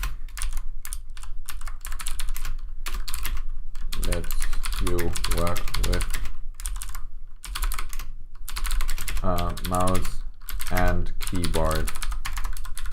And does not force you to abandon the mouse. Let's make it this. Okay, the audio was probably really messed up on this because it's typing a lot. I'm back. What did I miss? We wrote some texts and concluded Windows is using this amount of RAM on the virtual machine. Isn't Awesome supposed to make a tiling window? Isn't Awesome supposed to make tiling window managers easier? As far as I know, no. I mean, you do need to know Lua if you want to accomplish anything with it. Or like actually, with a lot of tiling window managers, if you don't need certain features, then they're fine. But they're just lacking a lot of them, like brightness control, audio control. A lot of times people are just too lazy to script them in any decent way. So they'll set up either hotkeys for setting them in like 5% steps, or they'll just use power control. instantOS, for example, has an audio slider, which is not present in most tiling setups. And you can use this with the Vim hotkeys, you can use your mouse, you can use your number keys, stuff like that. Uganda Knuckles is here, hello. He's also a mainstay on the channel. Awesome is a window manager you can make whatever you want with. Yes, it uses a lot of resources, which kind of defies the point. I mean, if you use it, then you can also use KDE I've tried some awesome setups that looked very awesome, to be honest, but they were also incredibly slow and sluggish.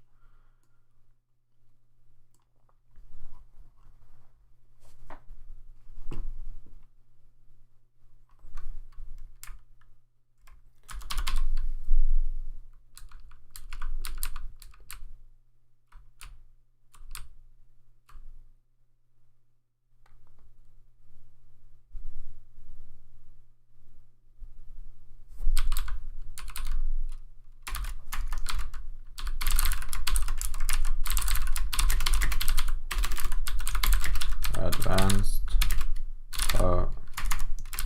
full functionality and systems.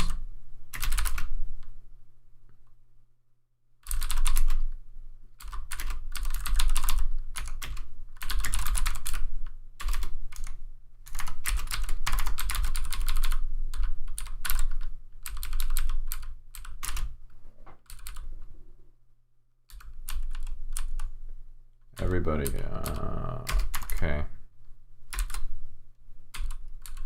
I think we will remove this.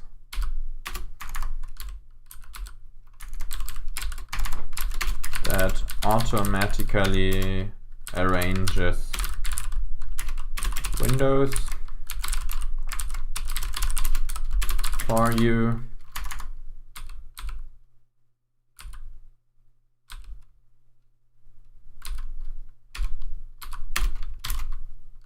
Provides quick access to a lot of system functionality using instantOS and much more.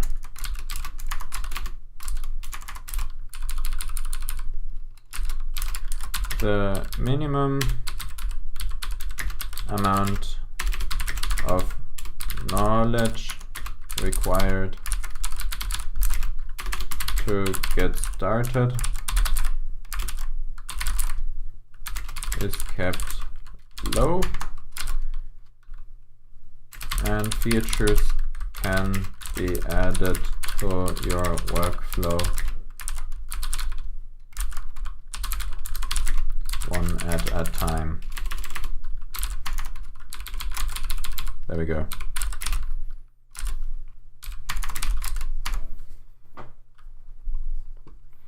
For how long have you been working on instantOS? I think the end of 2019 was when I started it.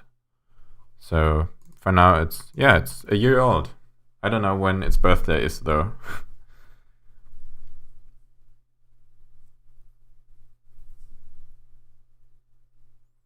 I'm not switching window managers unless there's a better version of i3. I mean, that's very subjective.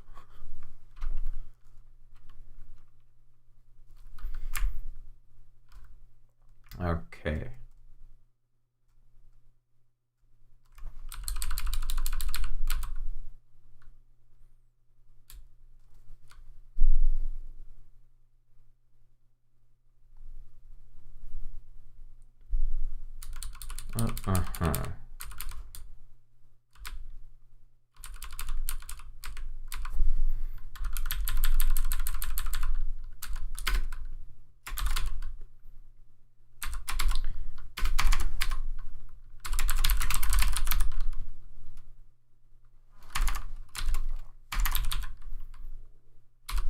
Sway is a better version of i3. I mean, that's also a completely different display stack. Hello, sir. After a long time. Jages Wasa. I butchered that, pretty sure. It's here. Hey. I think you should add an FAQ on the website. That's a good idea, definitely. That is a very good idea. I already have some contents for this. But yeah, it's also pretty outdated, I just realized. I don't know if it's a good showcase of design skills though. It's very lazy, it's just a bunch of text. Maybe I can make it interesting somehow.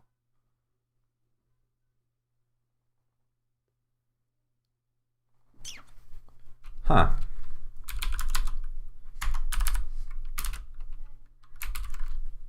I mean, I have this. It's not yet public, I think, though.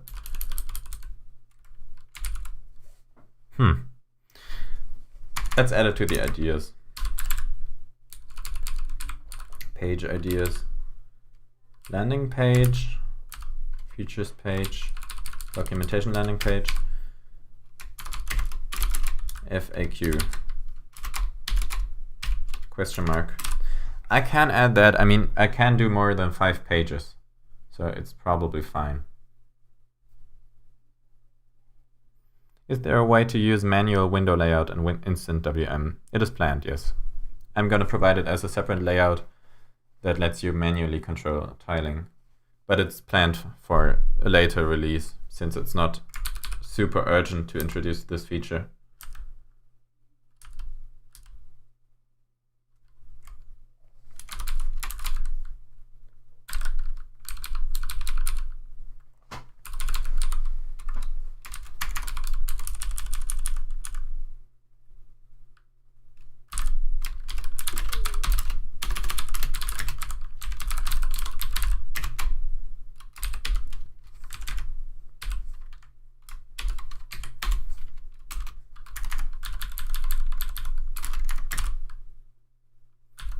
I think we'll put this as an asterisk.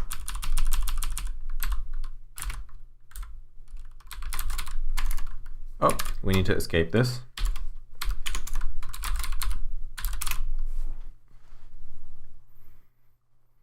Dynamic tiling is usually more convenient. I don't know if I would use manual tiling if I had it, because I've never given it a serious try, to be honest.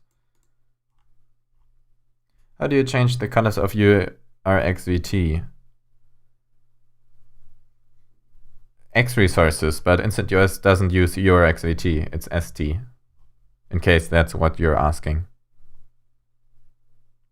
You can also change the default terminal emulator in instantOS.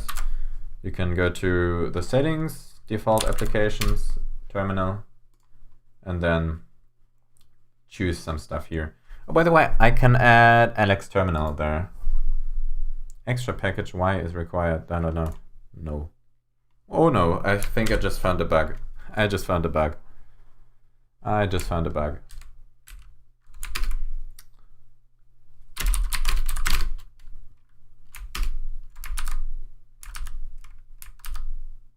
Oh no. I just found a bug. Okay. No, this is not design and I shouldn't. I just found a bug. Default. Keyboard layout, no. Default application settings, there we go. This is what I'm looking for. Select browser, select terminal. This in turn is select default. There we go. I need to custom app choice, back, return.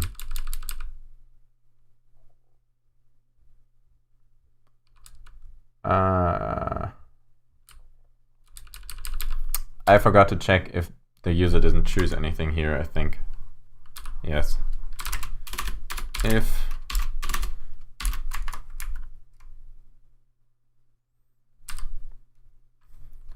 there's no choice, app choice, then do this.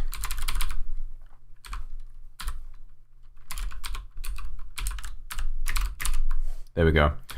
This should be better now. It's modifiable without compiling and I like it a lot, but I don't know better than OpenBox. Oh, i3, okay. So go to data, terminal. What terminal emulator was it? Alex terminal. Okay.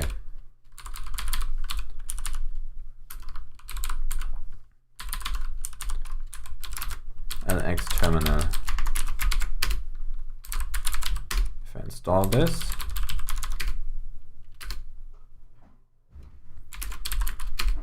okay, this works. It's also quite fast. Font rendering is a bit odd. Yeah, the font rendering doesn't look as nice as ST, I think. Might also just be the font.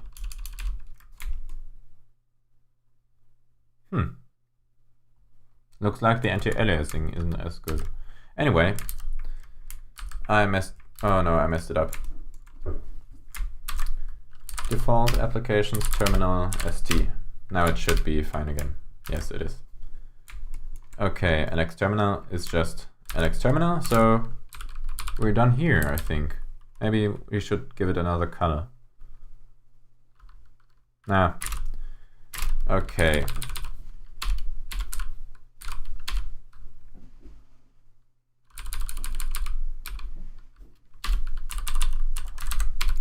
Add LX terminal and fix bug.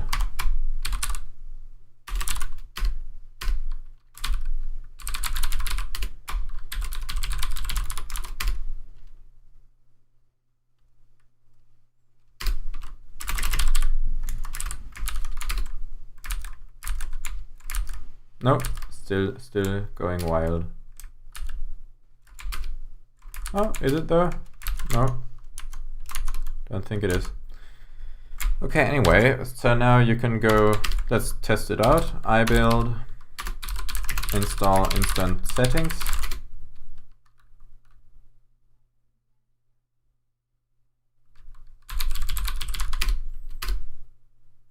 There we go. And now if we go to settings, default applications, terminal, we should have LX terminal as a choice available. And if we set that, it should automatically install LX terminal. I already have it, so it doesn't do anything. And if we now open up a terminal using our hotkey, nothing works. Great. Default applications, terminal, LX terminal. Why is it not working? It's freezing. Why is it frozen? This does not look good.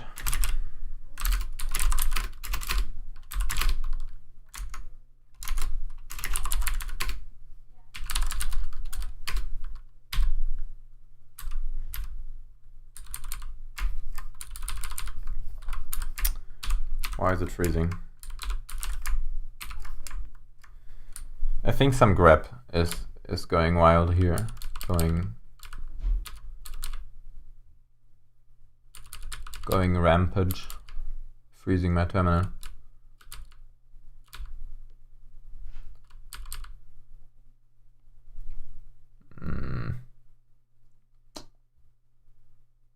What is going on here?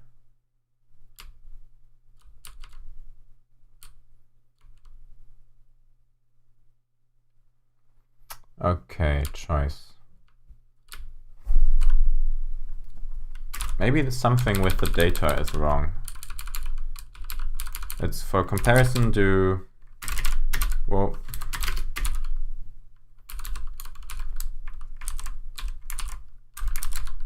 do add menu and terminal.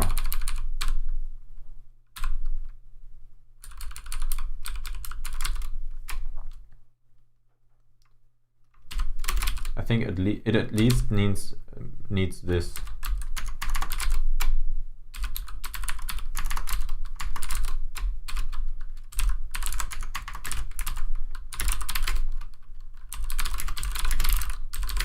How fast do you type? Not very fast. I'm not that good at typing. I mean, it works, and I don't think it's the bottleneck when I'm writing or programming something.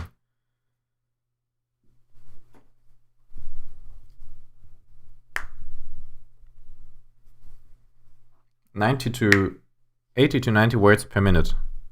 I can't match that, I think. Okay, default applications, terminal emulator, ST. I mean, we do have ST currently. Default applications, terminal emulator, Xterm. Okay, now it's working. Default applications, terminal emulator, LX terminal. And now it opens up LX terminal. Perfect. Fix freezing issue.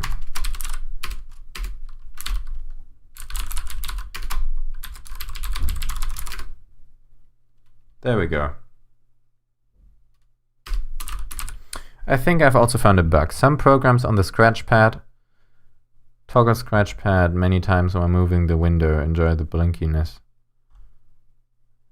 What version of Instant Window Manager are you using? Try building for master. It fixed tons of bugs concerning the scratch pad. Sometimes my thing... Oh, I don't have live chat active. That's the issue. I don't know what top chat is supposed to do even.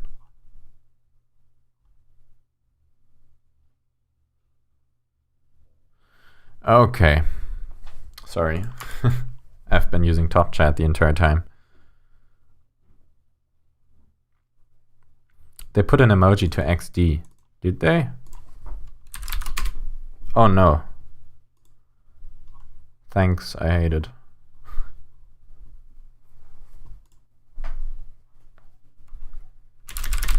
Okay, anyway.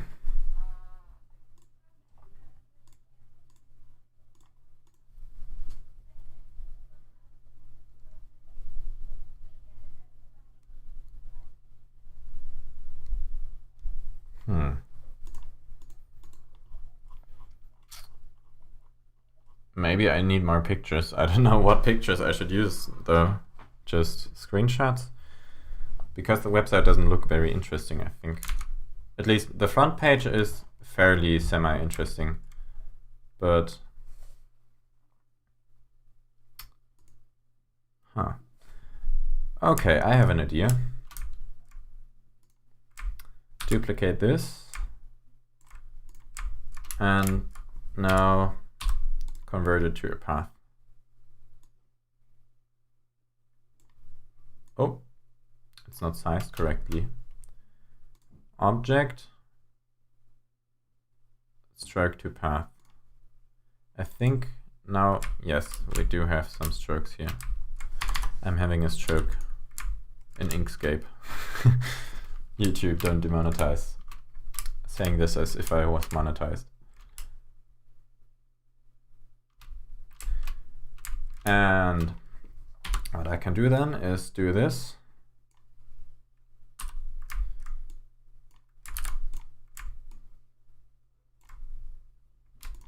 And combine those two. And subtract them from this. Now I have kind of a marker that I can use for screenshots. If something's a screenshot, I can put it around this.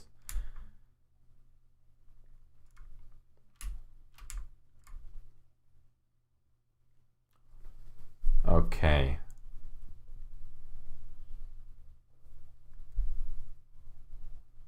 I should change the color of this though. So maybe make it green.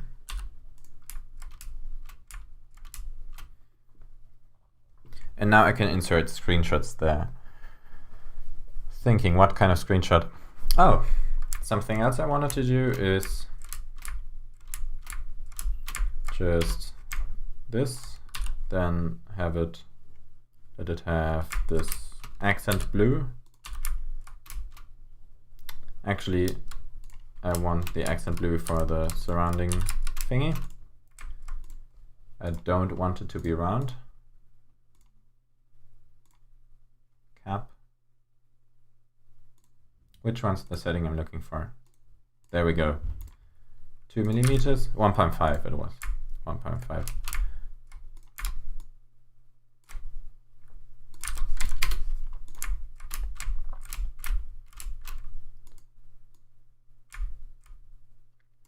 So to have this like page things. I don't understand why chat isn't set to live by default. Yes, I don't either.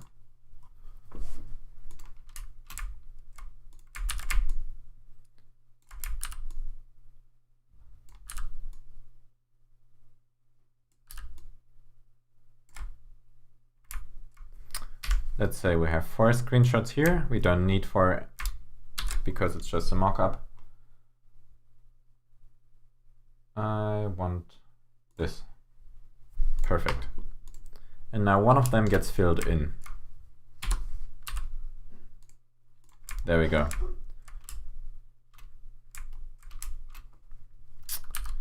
Actually, maybe make it have a different color. Oh, what did I fill in just there? Doesn't seem like it was anything.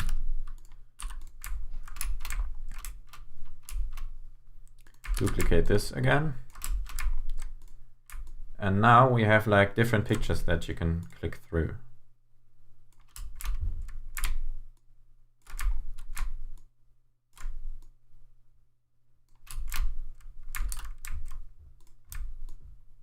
Whoa, I meant to duplicate it.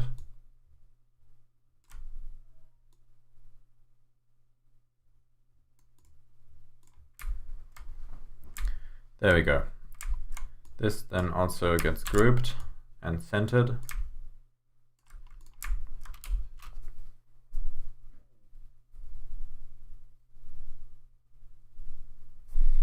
And then we can insert a screenshot there for the powerful features.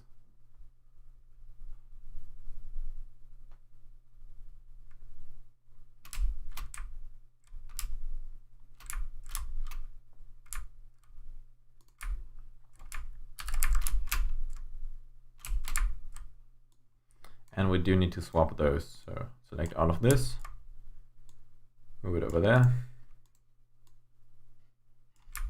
correct the size here.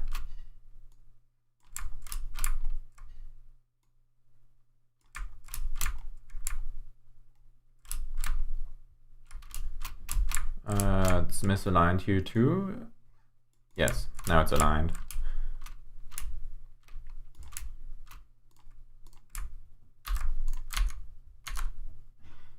What was the text we were going to put there?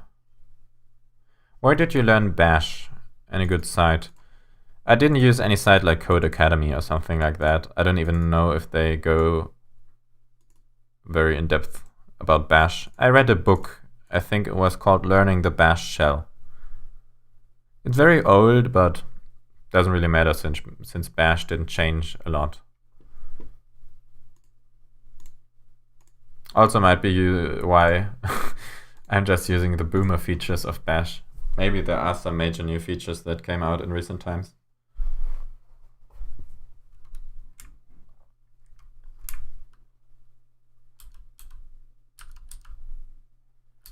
Okay.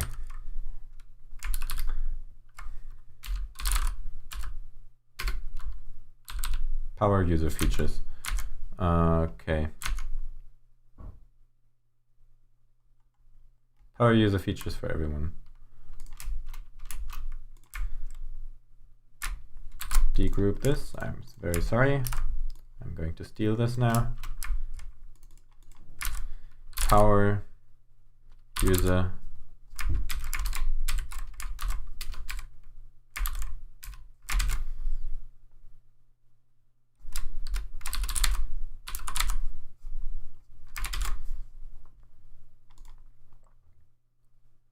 normal.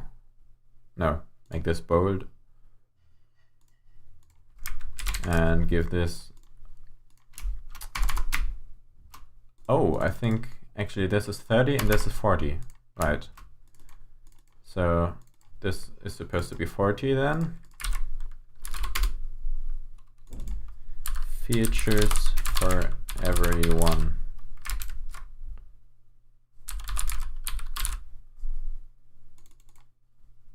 Everyone or everybody? I'm gonna have to look that up later. And make this normal. There it is. And now we can copy all this.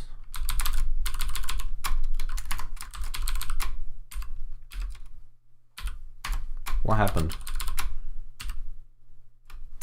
Did I accidentally switch to German layout? No, I didn't. Oh, there we go.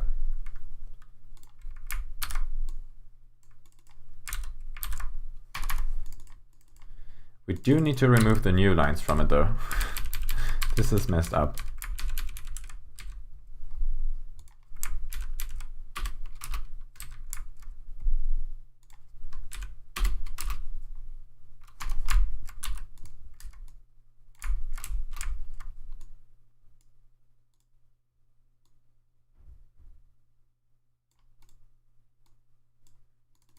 makes them as accessible.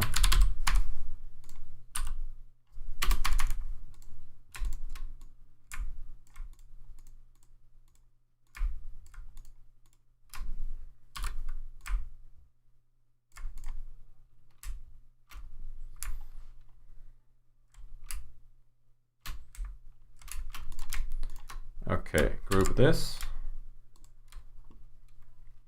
and center it. Where's the centering button? Okay, getting good at this. I forgot the learn more button. I feel like calling every button learn more isn't a good idea. I'm going to have to change that up later as well.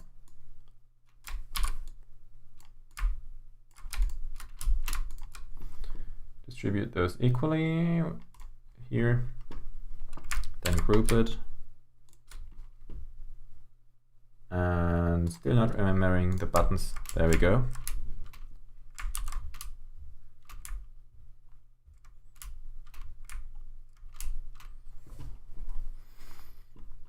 Who reads books in this 21st century? Oh no. Isn't power user features meant for power users? You're right. I thought about that. Maybe rephrase that a bit. Power user features for non-power users. I mean, people who are not power users also benefit from them, but those features aren't necessarily... Yeah, that's true. Like, nothing about the concept of tiling says it's only meant to be used with an environment that doesn't have a decent volume slider.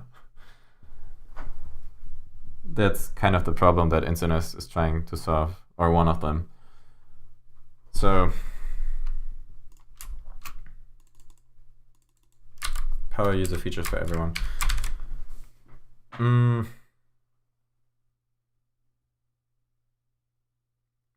Does anyone have a better phrasing for this? Power user features for everyone. Powerful features. Powerful features. Don't use the term power user. It's yes, but what would I use instead? I mean, yes, that's the problem. Is power user features for everyone is kind of an oxymoron, because if they're power user features, they're for power users, which those features aren't. They're usually only accessible to power users. That's the problem. That's the problem. By the way, Nick Tang here. I haven't seen you in a while. Powerful. I think powerful might be fine.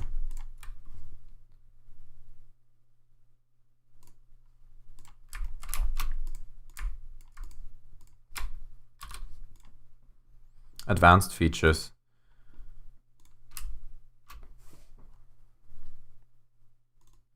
Advanced sounds complicated though. Or what do you mean? Probably switching to CentOS. Please don't. It's getting closed down soon. Also, it's not a desktop distro. Or, I mean, maybe if you are in need of something like DaVinci Resolve, which only has official CentOS support. Although I think that might be getting changed as well. But I don't know. I don't see a reason to still use CentOS,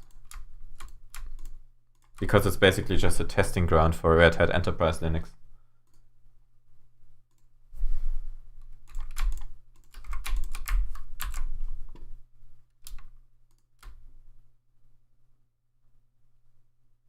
Or actually, maybe CentOS might gain a new audience, because it's not Red Hat Enterprise Linux anymore. It's just a testing ground for them. And some people prefer rolling release. I mean, Arch is fine. Will DaVinci Resolve switch their focus on something more Linuxy? They're just giving up on us. I don't think they'll give up Linux support. But I don't know if they'll still provide support for CentOS, since the point of CentOS was always to be enterprise friendly, which it is not anymore. Powerful but beginner friendly. A but is good. But for everyone. That's good. I like that.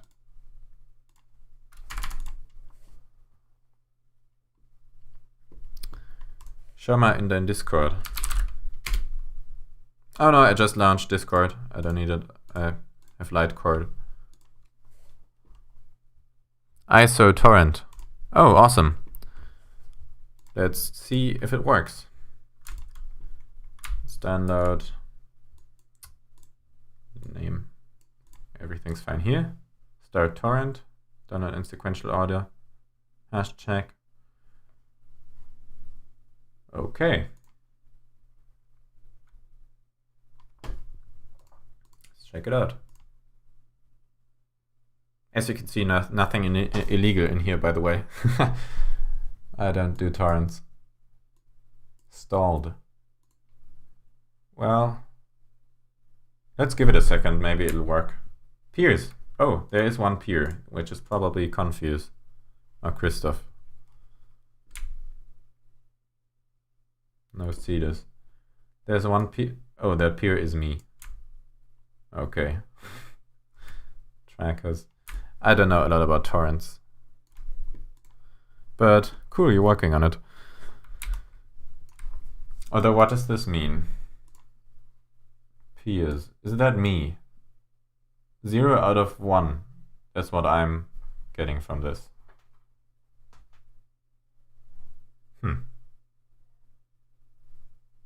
I'll move it over here. But thanks for the torrent. Let's hope we can make it work. I torrent a lot of legally pirated games. I don't know if such a thing exists, because it's not piracy if it's legal.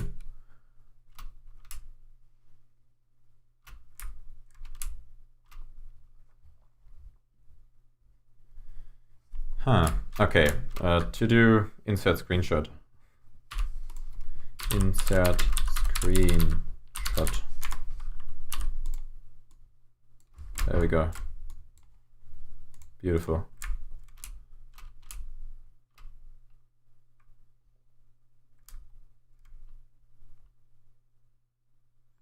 Is piracy legal in Germany? No, it is not. Definitely not. I think there was a German movie streaming site that illegally offered movies overdubbed in German.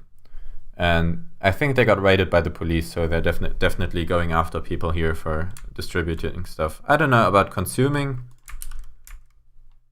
but don't do piracy in Germany. There are countries where people straight up don't care. It's technically illegal, but no one has ever been arrested for it. And there are countries where it's illegal. And countries where it is legal, or not illegal. I don't know what I'm talking about. I turned old anime. I think, yeah, they might also don't care. There are some countries that are surprisingly rich and have well-working governments and still have piracy legal. So that's also, I don't know about, I don't know though which countries. But I think the Pirate Bay was also looking to create its own country, which is an interesting idea. Abandonware. They still have copyright on it though. If it's abandonware and the company doesn't exist anymore and no one cares about it, then no one cares. But it's technically not legal, I think. But I mean, yeah, a ROM site is one Google search away, and Nintendo still tolerated them for years and still does the ones that are existing now.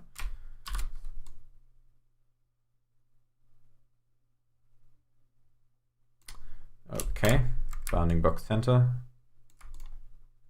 This looks good. Let's hide the guides.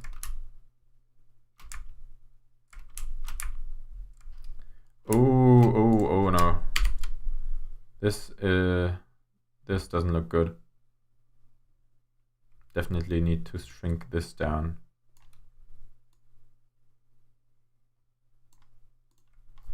Without the guides.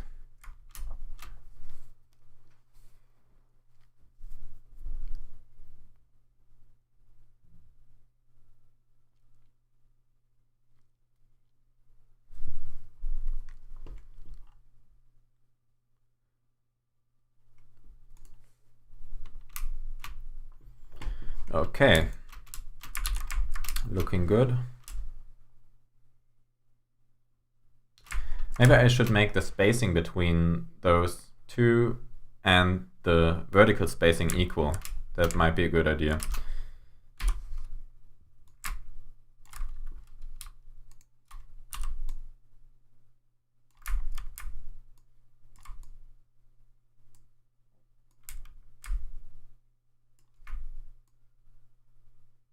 There we go.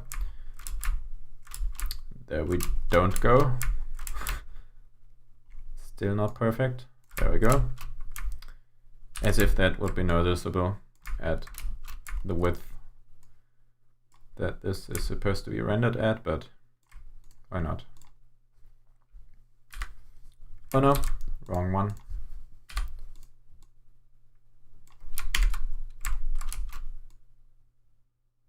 This is not at the corner.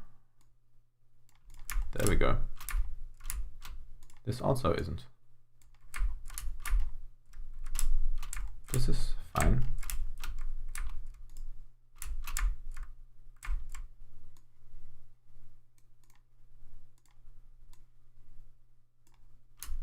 Okay, move it up to about here. Move this down here. Perfect.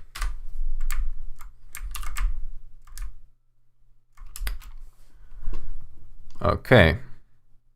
I'm really weirded out by Nautilus removing RemoteFS. What? What did they remove? They... Why?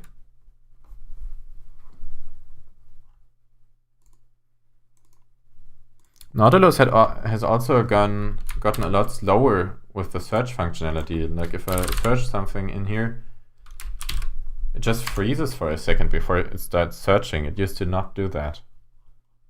Also one of the reasons why I developed instant search.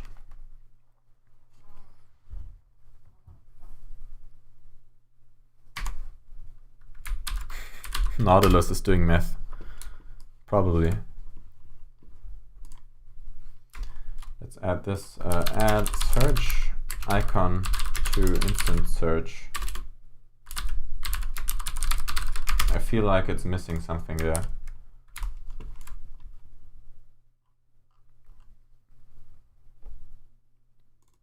Oh, I'm removing RemoteFS. Okay, I'm weirded out by Nautilus RemoteFS. It's slow, yeah. I didn't know that Nautilus is very slow. Are there better file managers that do remote file systems? Because WebDAV seems really slow in Nautilus. And I'm just using rsync to pull it locally before doing anything with it. PCManFM. I don't have that installed. Nemo is very slow, I found. Like if it renders previews or anything like that, it just drops a lot of frames. A lot more than Nautilus. People say Nautilus is bloated, but it's at least not slow when it's doing a lot of stuff. But PCManFM I've heard good things about. Maybe I'll try that at some point. I mean, I've tried the file manager, but I haven't tried the remote capabilities of it. What's that? Oh, the torrent is going. It's very slow. Oh my god, it's 9 kilobytes per second, but it's going. I don't know why anyone would use this at this point, but it's improving. Good job, Christoph. Please do better. Because, yeah, it's kind of slow. I don't know. Maybe it might also be on my end. The Alt-Tab menu is a bit ugly. You mean this one? I do have a lot of terminals open and they don't have an icon. That's the problem. Discord also recently removed the icon. I don't know what's going on there. Probably also meth. But yeah, it's missing a lot of icons here. I'm planning on introducing a GTK icon for ST, so this doesn't happen anymore. And maybe I'll also make it a bit bigger.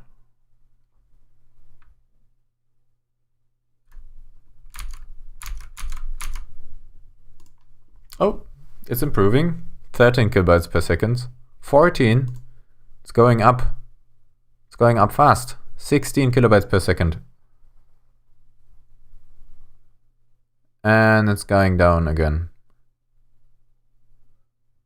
I mean, qBittorrent probably isn't the issue, right? I could also try transmission.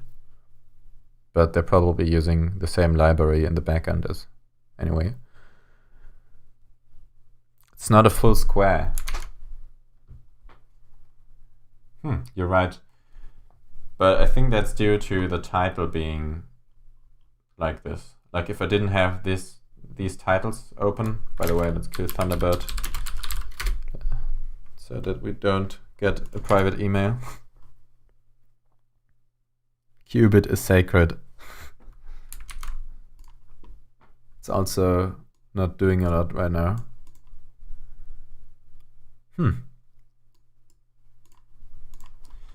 Okay, insert screenshot. What iconography could we use for the accessible thing? Maybe also a bunch of screenshots, and in this case from the settings menu, so we can just recycle stuff.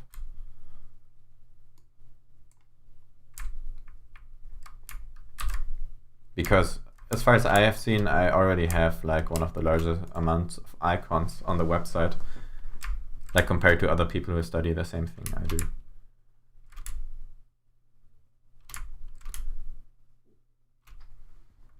Okay, we need to make it a lot longer, the website. Edit, not preferences, document properties. I think we already have that here. Yes, we do.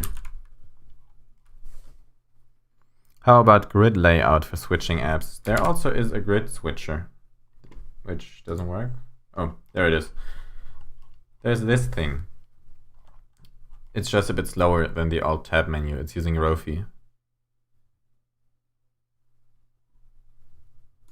So this also exists.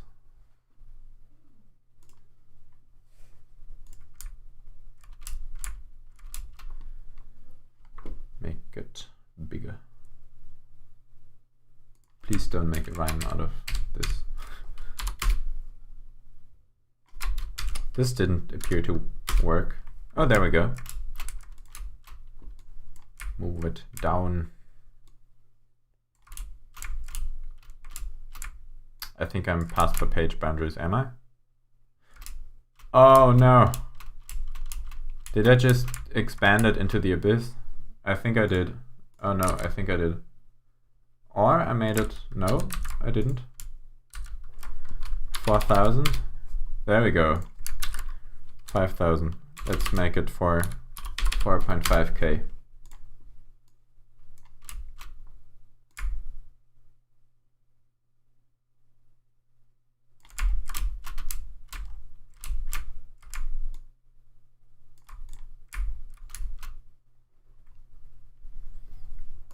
Okay.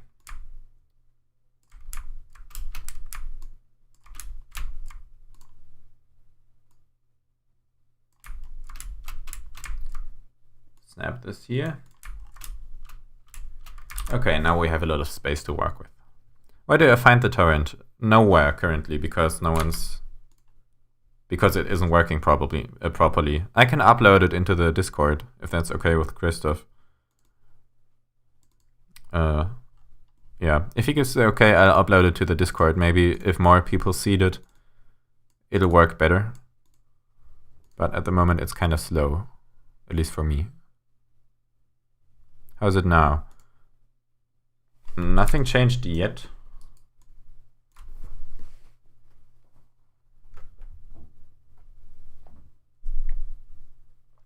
Please wait a bit before uploading. Okay. So yeah, if we're going to get it working properly, I release it, and if Christoph is okay with it. What is happening with the GUI there? Process. Regular. It has a lot of space here. I don't know why it's not using it. This doesn't seem good UI design, like good UI design. What is happening? I've never seen that. I mean, Qt should definitely know better than doing this. Maybe if I close it. No, it's still doing this. What is Qt? Qt is very behaving very weird. Qt5ctl. This is definitely not Breeze. And this is also not Breeze. Whoa. No, no. Cavantum. Let's try the Cavantum. Oh! Switching to Cavantum solved the problem. And now the icons are completely... now the text is completely gone. Awesome. Just diffusion. Whoa, now it's gone again. Yeah, Breeze is installed. Breeze icons is also installed. I don't want to get Breeze GTK.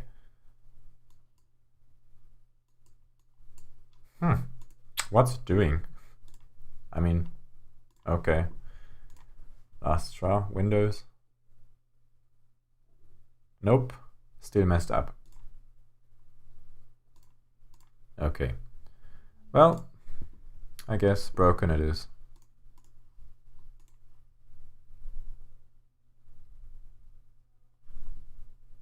Come on. Oh, no, it is Breeze. I don't know why it's dark though. Can I make it light? Style sheets. Interface. Why is it dark? Okay, then fonts. I want to get back Fusion. It's going. Oh, is it? It is going. Perfect. After all the messing around with Qt. Still not the 4 megabytes per second. I mean, it might also be my internet provider messing up. They haven't been that working well during the last couple of weeks or days. But this is definitely something. Also, I'd love to get 4 megabytes per second upload speed. I don't think I have that. Or maybe I do. I mean, I can't stream. I'm not sure.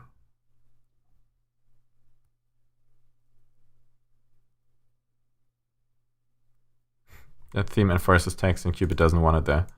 Yeah, seems about right. I mean, some of the themes also removed the text. Maybe it's an icon that, depending on the theme, yeah, comes with the text or doesn't.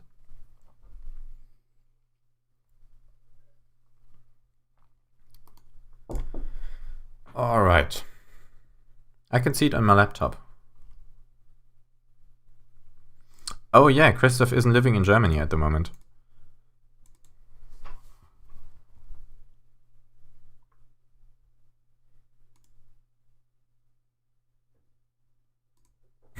The torrent is going. Perfect.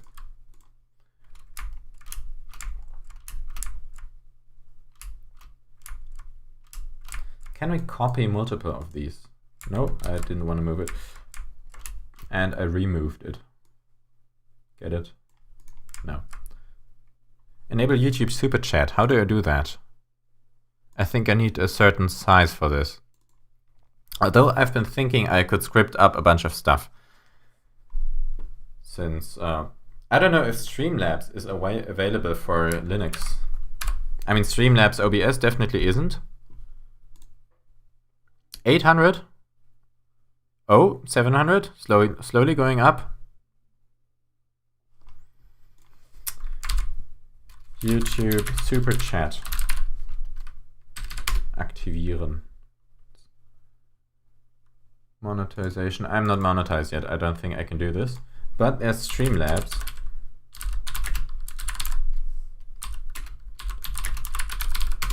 Are those browser sources, or is this just for Streamlabs OBS?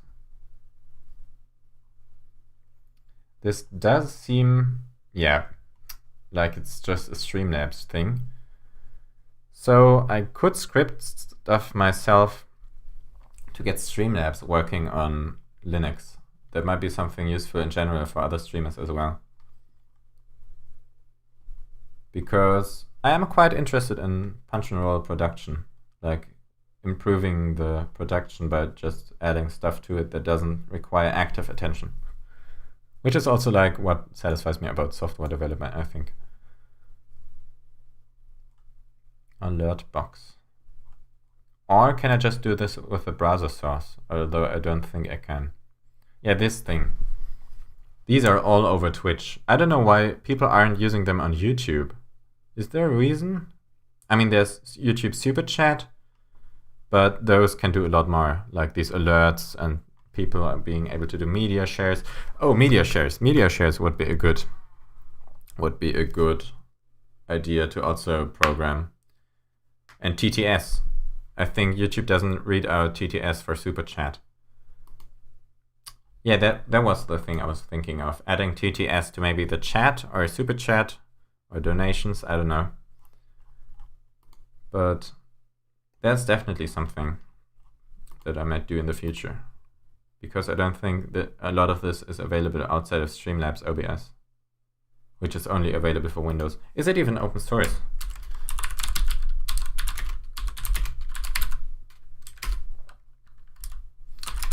Seems like it is.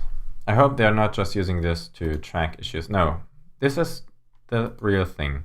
Okay, Streamlabs OBS is open source. It is not available for Linux though. And I think it's using Electron, if I'm not mistaken. I don't know. This looks very different. No, I'm not eligible for YouTube monetization yet. I think I need 10,000 subscribers for this. They changed it. I used to be, but I'm not anymore.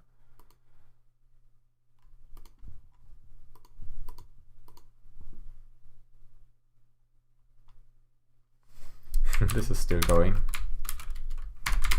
pgrep instant settings. Oh, now it changed it.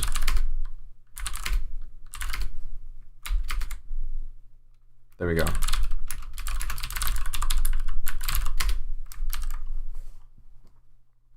It says it is above the picture. Above which picture?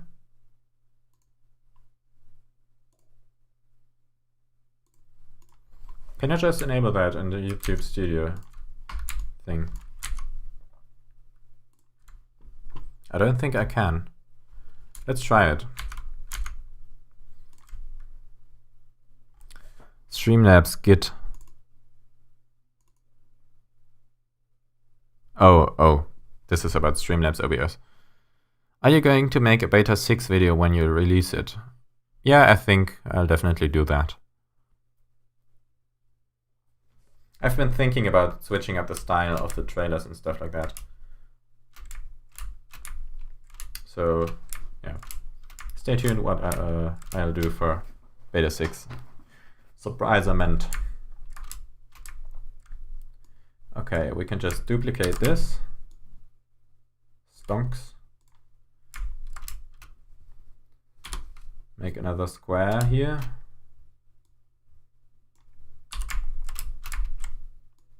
Move this down here. And create...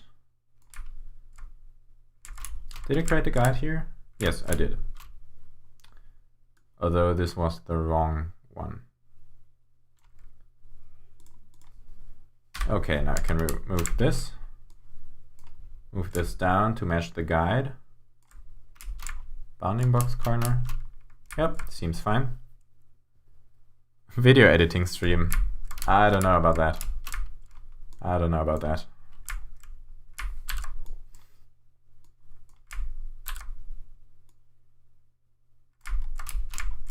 I don't think video editing is that interesting. Although I think I've seen YouTubers do that. I think the Linux Gamer also does it.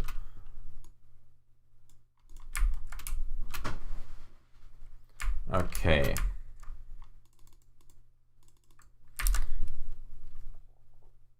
Easy to pick up Okay, the easy part is getting 40. The rest is getting normal width.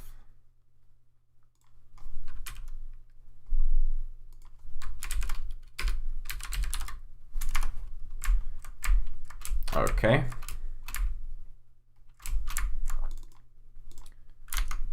And this is quite a lot of text, but I think it'll... Oh no.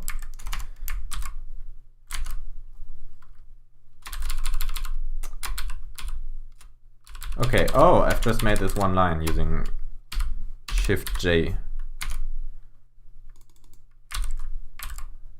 Perfect. Just what I wanted.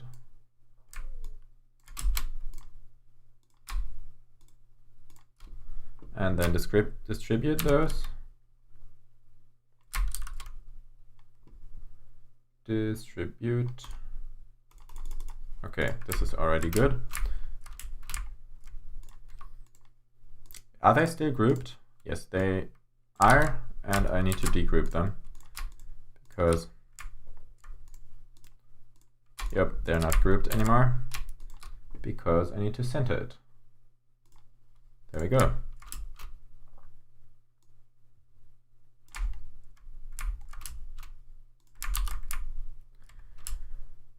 All right.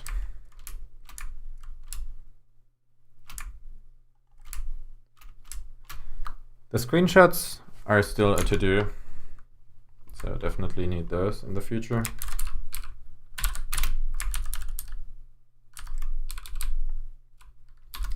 Add screenshots.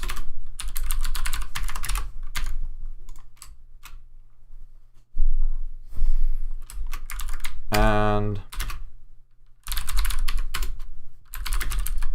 also do some Git.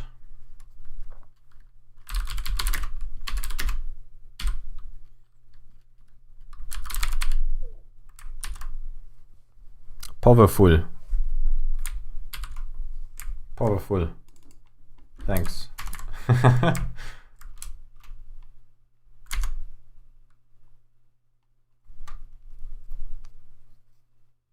Oh, wildcard. I don't think I've seen you before in the chat. Always getting new people in here. Awesome. Worky, worky. Ah, I don't have a remote yet. Okay. Maybe I'll just do the screenshot now. So, nope. SD.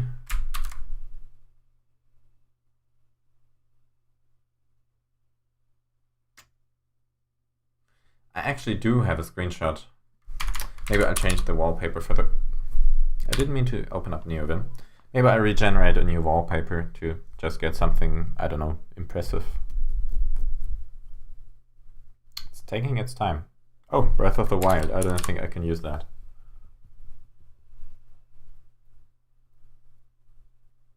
Maybe I'll get a Wallhaven picture. YouTube monetization requires 1K subs and 4K watch hours. Okay, I think I might have hit that. They changed it back. Didn't even realize that. Awesome. I think I'm going to check that out.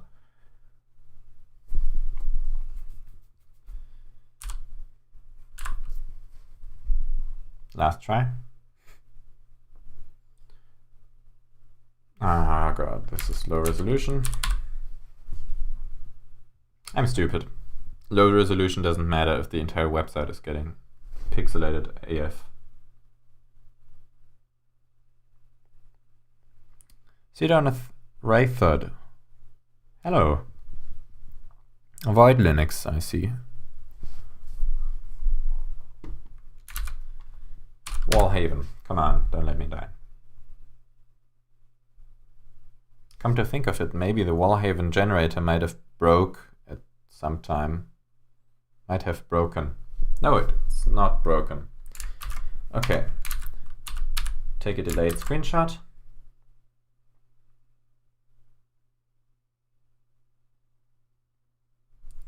I think 5 seconds. Maybe I should do an alert when the screenshot has been taken.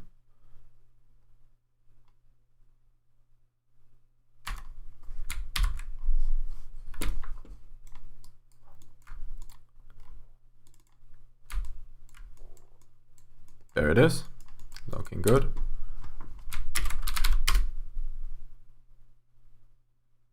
We need a square, although no, I don't think it's a square.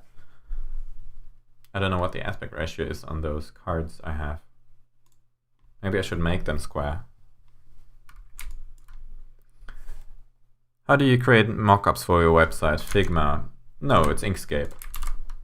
I also have Adobe Illustrator, but I don't think I'll need it for this project. And since I prefer working with Inkscape, I don't know about the feature set, but working is definitely more convenient with Inkscape. I'm using this and works fine.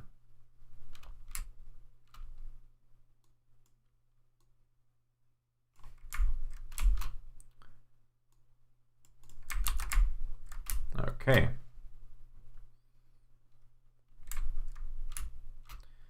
We might actually calculate the width of those things, maybe. Yeah, let's do that. So, no, let's make that a to-do.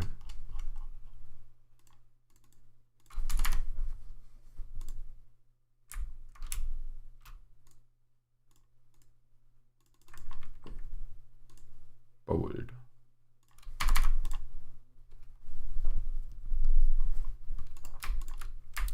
Group, align, center.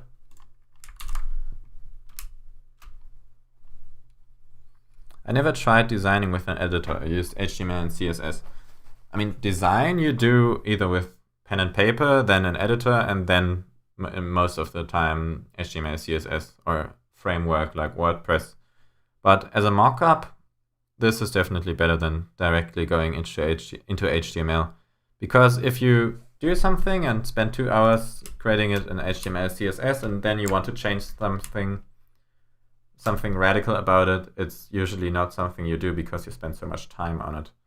And while with this, I can change up things pretty easily, or a lot more easy than if I just spent 2 hours programming something that ends up not looking good.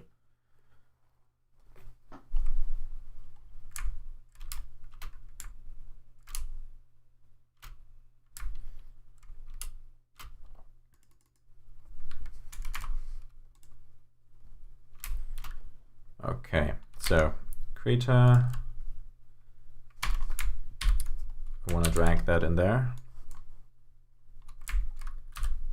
And now you can see both my monitors.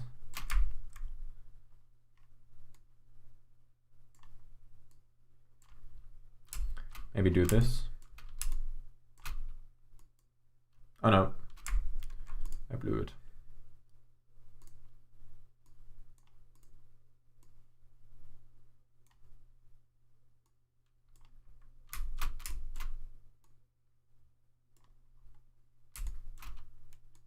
Let's just do this for now. Save it.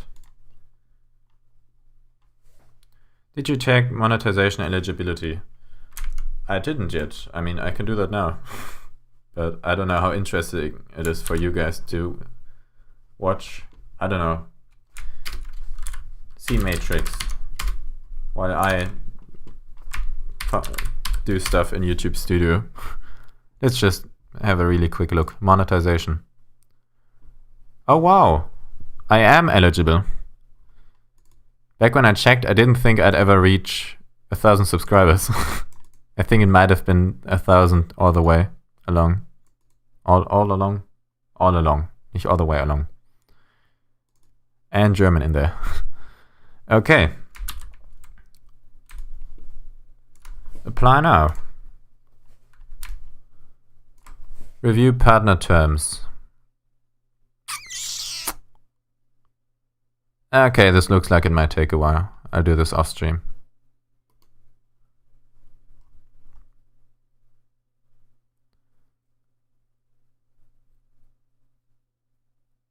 Instant bar would be like 1/8 of Ubuntu if you want to keep proportion. Yes.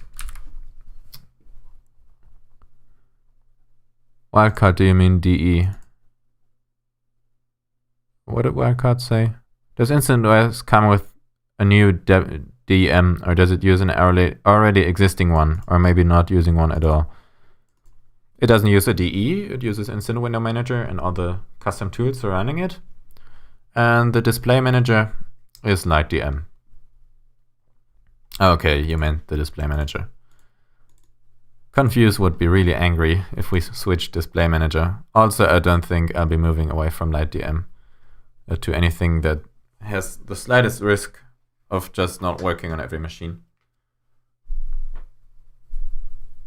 It'll take a few days after application. Yeah. Are you monetized, or you seem to know about this stuff? I can't check out the channel from here.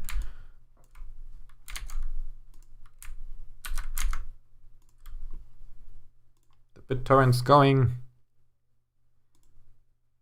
Oh, 1 megabyte per second. It's getting a lot faster. But did you change anything about this, Christoph? Or is it just my torrent just deciding to work all of a sudden?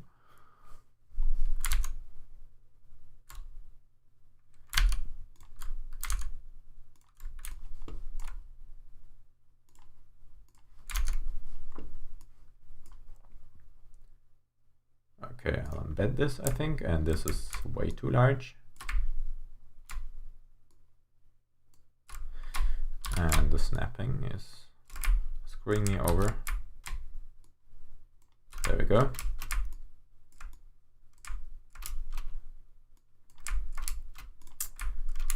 Okay, I think I'll do this. Custom node.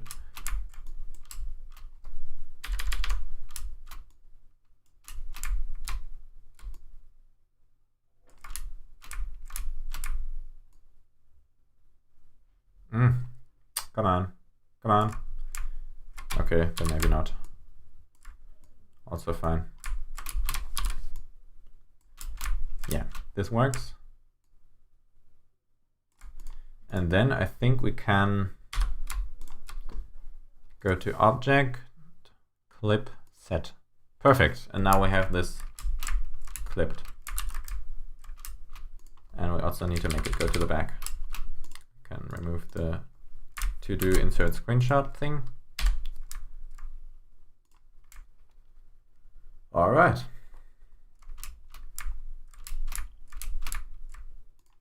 Maybe make these white. Just thought about that. Nope. I meant white on the outside. And then, oh, this is inverted.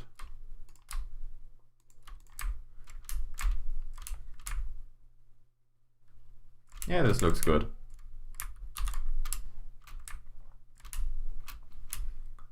Okay, what should we do as an example for powerful? I think the trackers need to do their magic. Okay.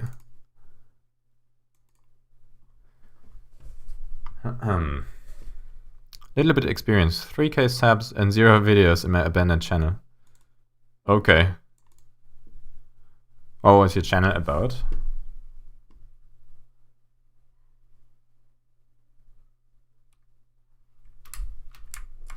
Okay, another screenshot. Maybe let's just do, let's just open a bunch of terminals. ls exa-l C matrix. What do people also have? Neofetch.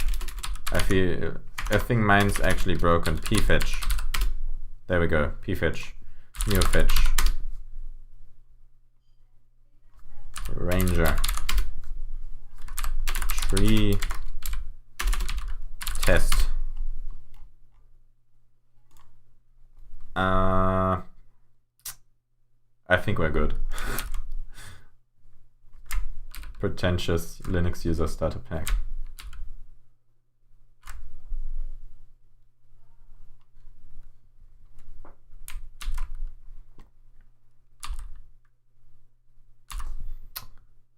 The screenshot I'm going to be taking is, nope, need another Ranger. Ragnar. Ranger.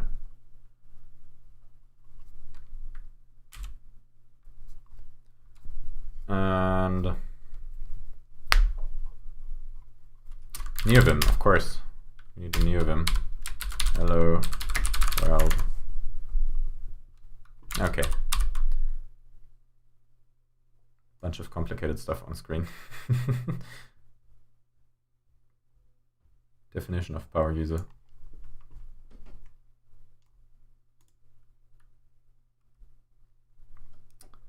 The new universe, but monetization is disabled due to inactivity. Oh, I didn't know they deactivated that. Okay, now we can close all this crap.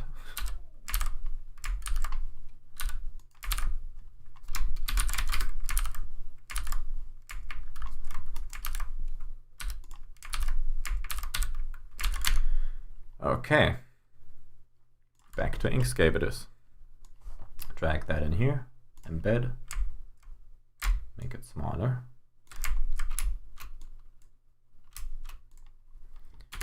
Make a rectangle that has the intended size.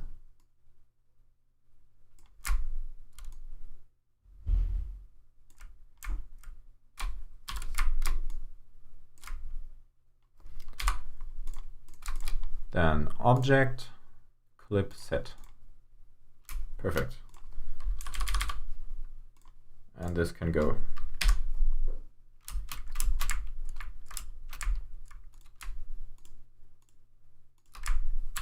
Group those, remove the old ones. Actually, keep the old ones for now. And do this. Remove the old ones, degroup those, and then swap two of them. Control D, Control D. Remove this. Remove this.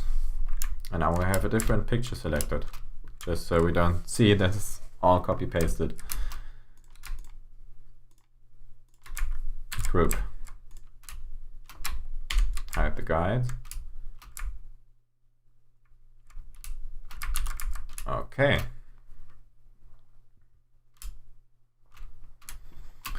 Looking good.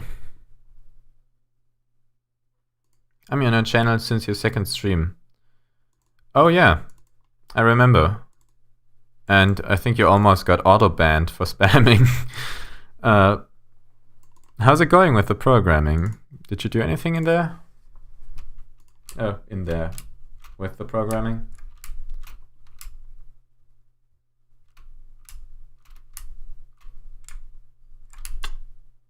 Okay, easy to pick up. Powerful, but for everyone. One idea might be to shift this stuff around a bit, because now it looks very grid-like. That might be an idea. Also, it might be too late to do that. Like, you know what I mean? To do this, and then have it instead be like this, and then like this on here, and like this on here. To have like a brick pattern. Is there an eraser in here? I don't think there's an eraser. Ah, looks like there isn't.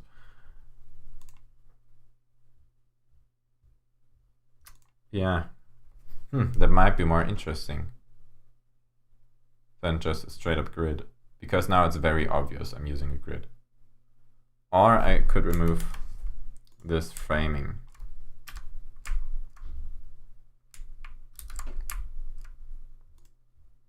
Or make it less obvious so that it's a frame. That might also be working.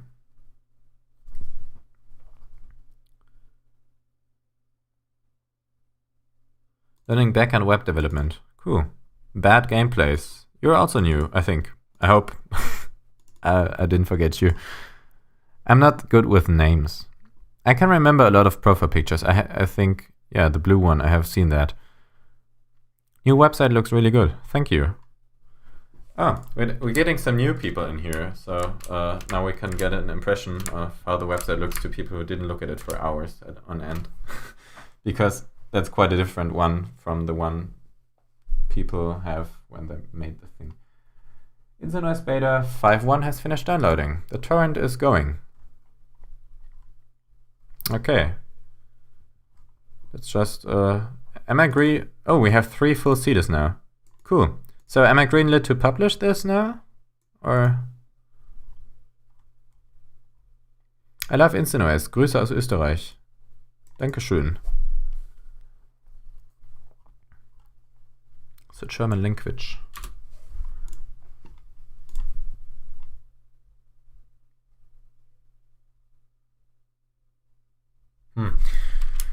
I'm not happy with how grid-like it looks. Or maybe it's fine. I don't know. What did the new people think? What do they think of the grid layout?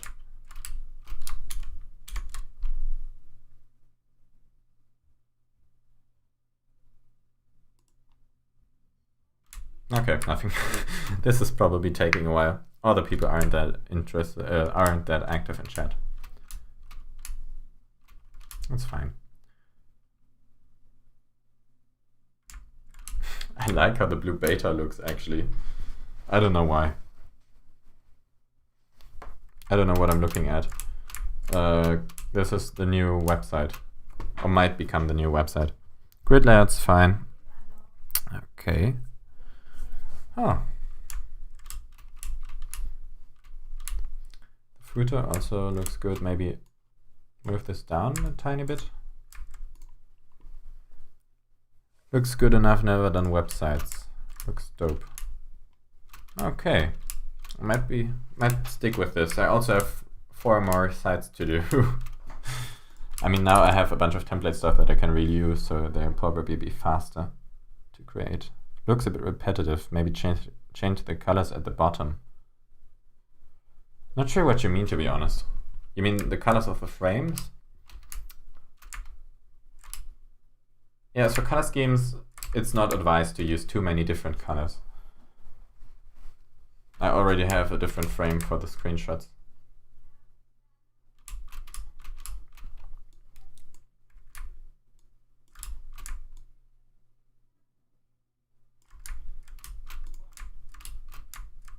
Okay, let's get the guides back. Get a new square to create our new guides. Of course, it's not working properly.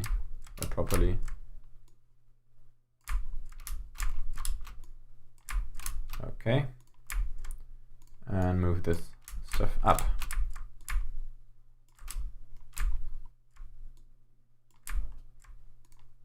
Okay, this also has the wrong size.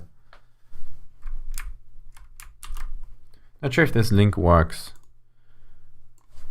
I mean, YouTube is not saying it's a link.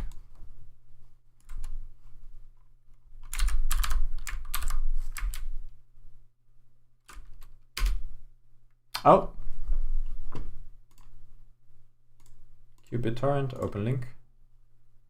Is in the transfer list, trackers have been merged. Seems to work.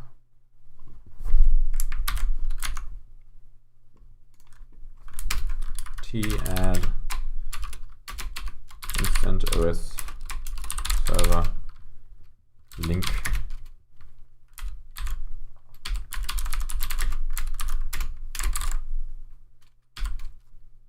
Whoa.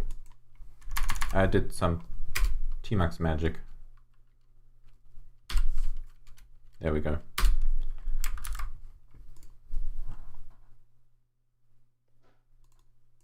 Yeah, I know about magnet links. I was somehow expecting YouTube to pick up on it.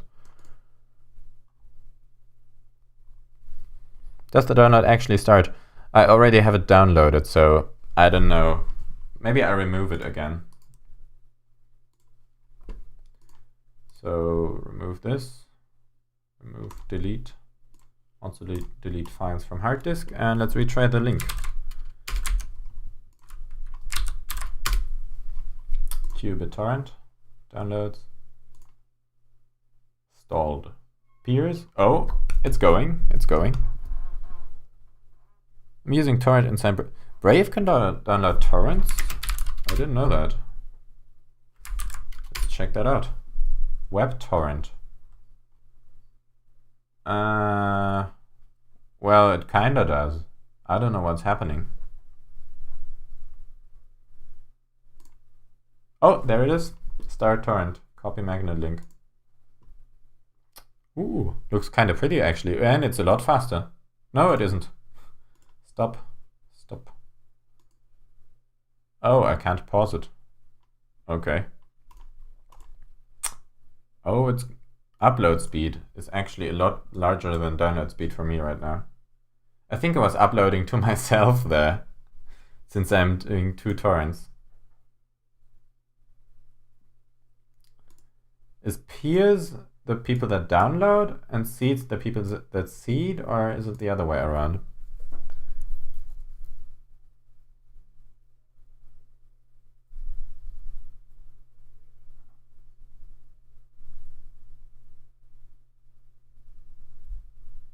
Down speed. Still pretty slow. I don't know why, but it might be a problem with my internet connection. Like the ISP thinking that I'm downloading movies and throttling me. Seeders are people who have the whole thing. Okay. And peers are then people who have anything in between. I mean, you can seed a partial torrent, I think. Just the parts that you already have. Yeah, they can download and upload. Okay. Awesome. We have a torrent, kind of. Who's seeding this, by the way? Is it just you as of now?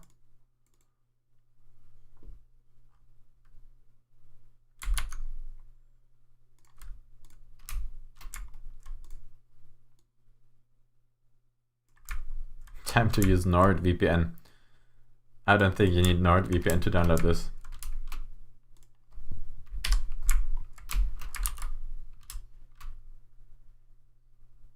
Okay, just you. I mean, thank you. Maybe I'll set up a server. Or, no, not a completely new server, just add a torrent to my existing service. The packages .instantOS.io is pretty far from 100% used, so maybe I'll set it up there.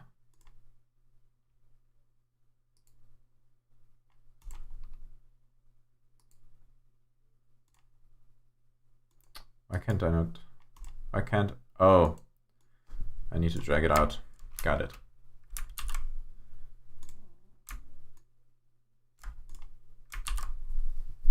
Okay.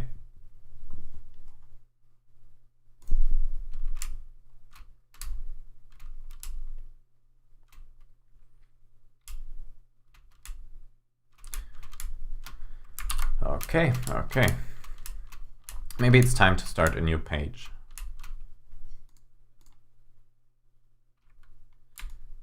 So let's call this one.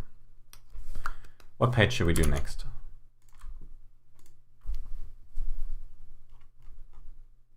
Features, landing page.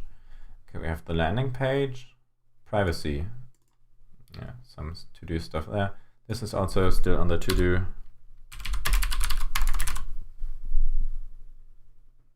PS can seed after downloading is completed. But can't they seed what they've already downloaded to other people if it's not complete yet? I mean, that's a good idea. I think SyncThing does this. SyncThing is pretty smart. It makes your public IP visible for our participants. That's true. That is definitely true.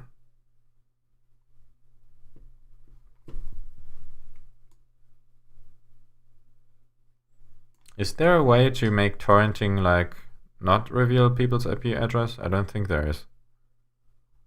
What's the website about? The operating system. Oh, are you completely new to this channel? I am getting recommended to people who don't have anything to do with instantOS. I am famous. I have 1,000 people. I am getting rich with like 2 cents YouTube money probably per video.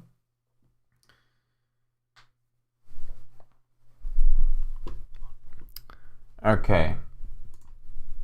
So the website is about the operating system instantOS that I am the developer of, the main developer.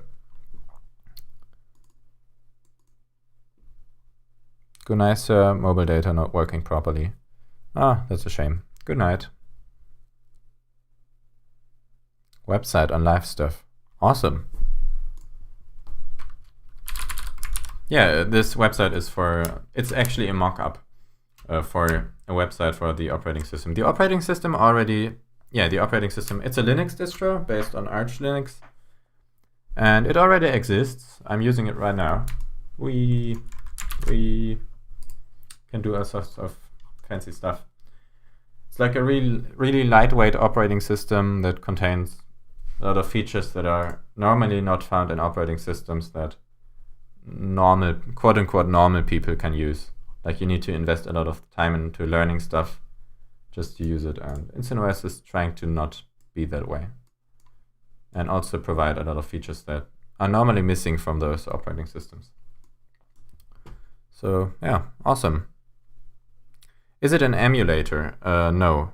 An operating system is like Linux, Windows, Android, iOS. It's not an emulator. Or maybe you mean if it's running in a virtual machine. No, this is running natively and I'm streaming off it.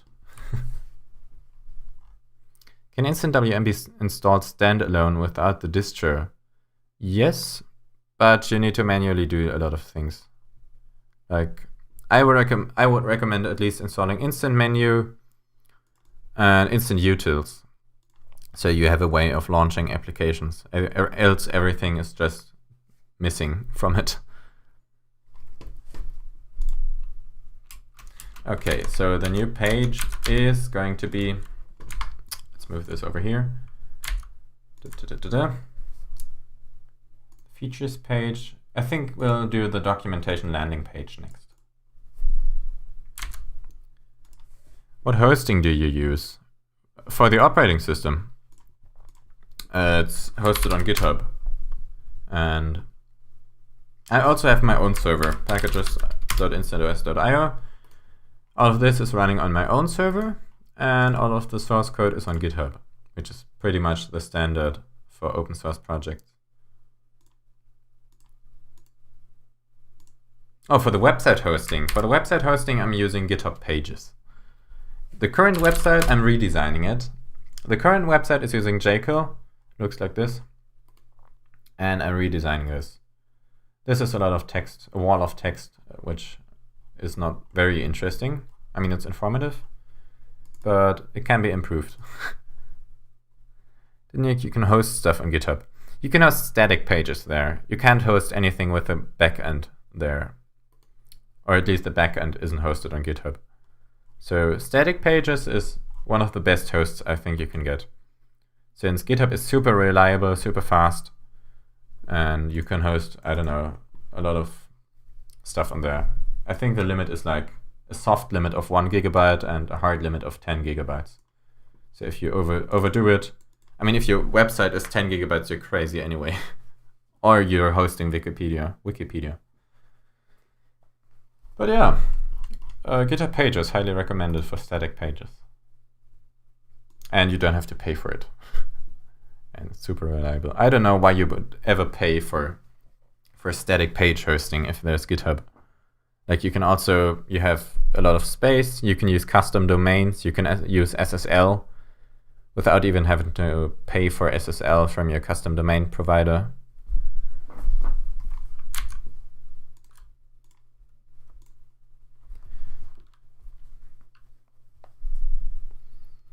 Okay, the documentation landing page.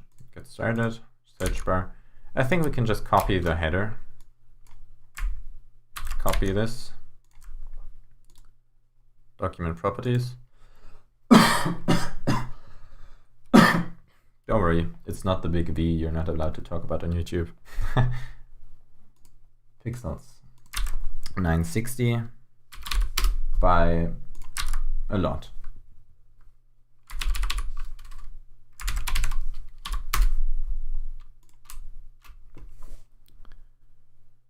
Do you do website reviews? No, I don't. The website is also not the focus of the operating system. It's just a way for people to get to know the operating system, look through documentation, look through demonstrations of it, and download the thing. And it's just a representation page, which is also why it's probably going to stay static.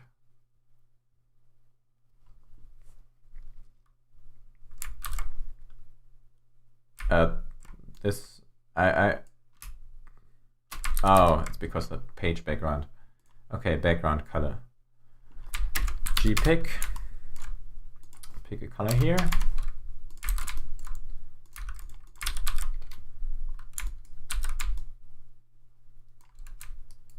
This looks good. Now we can copy this entire thing. Still doesn't look right. Why not? Oh no.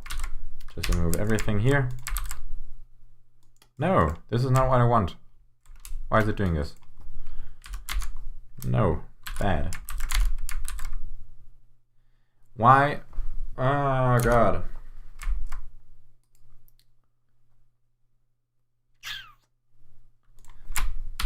Can I make symbols out of this? I'll just make a symbol out of this. Okay, now it's a symbol. Do symbols work cross-file? That's the question.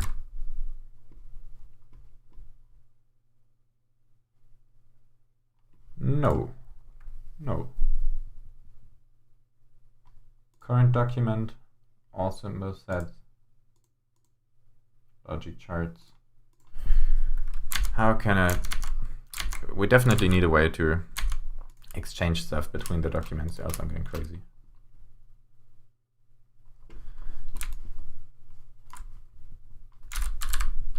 Inkscape export symbols.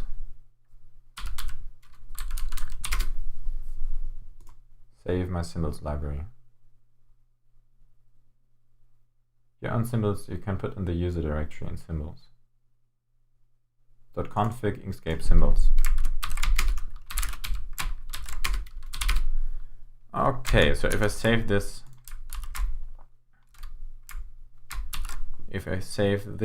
in config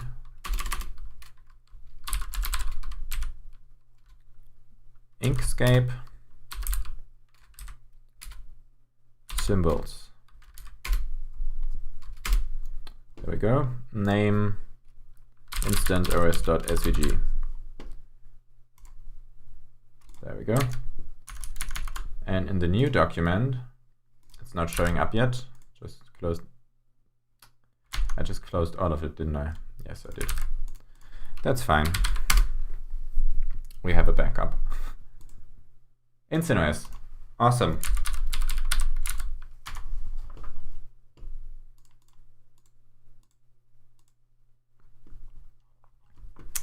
Cool. Open reset instantOS.svg. Okay. We need to save this somewhere else. And that somewhere else is in workspace, website redesign, starting page. Save. Place. Okay. I think then let's open up the .config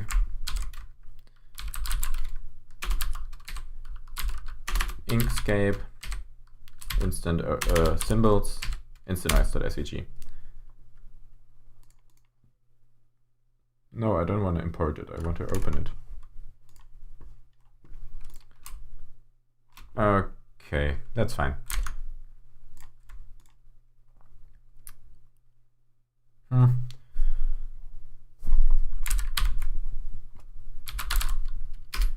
No. Inkscape symbols. Where is it? There it is. Open this up. What do we need to become a symbol here? Just make everything a symbol. Group this, make it a symbol. Make it a symbol. Make it a symbol. Make this a symbol. And save it.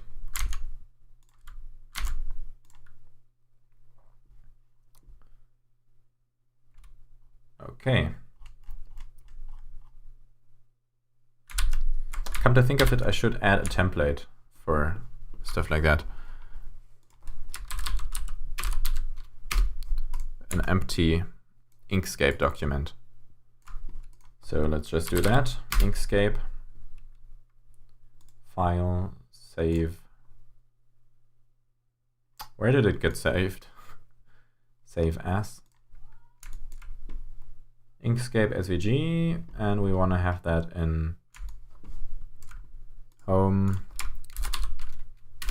Vorlagen because I generated my XTG directories using German. Inkscape.svg. Perfect. So now if we are going back into our workspace, website redesign, click on new document, we have Inkscape as an option here. So now we have an empty Inkscape document.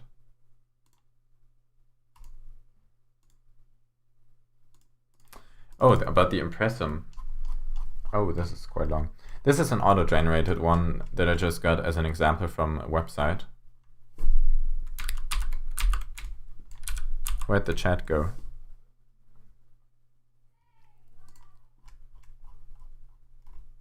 Yeah, because instantOS is an open source project, it doesn't have a lot of this. I think it doesn't need that. I'm just publishing stuff on GitHub, and loads of people are doing this without getting anything like that. Like, I'm not a company. I don't know if I need this. I probably don't. What this is for, in case you're not aware, this is a university assignment to redesign a website, and I took the opportunity to redesign the instantOS website because I need that anyway. And one of the tasks is to create an impressum, which is basically a legal disclaimer. And I don't know if this is necessary, since I'm not a company. And it's just random people contributing to the project. I can't hold anyone accountable for anything they're contributing. It's just GPL code. What happened to the logo on the website? The university assignment said that even if the real website, in case there is one, already has a logo, we need to design a new one. Which means I'm using this new logo for the... Oh, it's gone now. This new logo for the website... This new logo for the website that I'm redesigning, but I'm not going to use it in the actual thing if I manage to code this.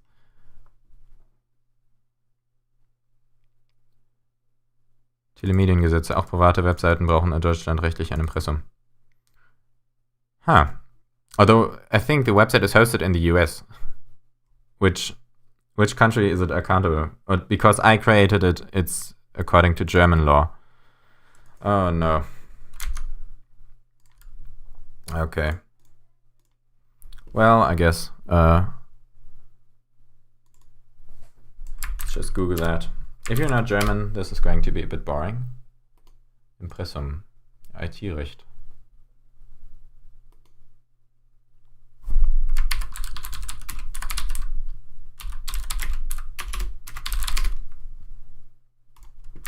Maybe I can just pull up a second copy of this. Is there a way to... There we go. Can I translate this page? There it is. This is the wrong one. This can't be translated then. I mean, this is the actual law.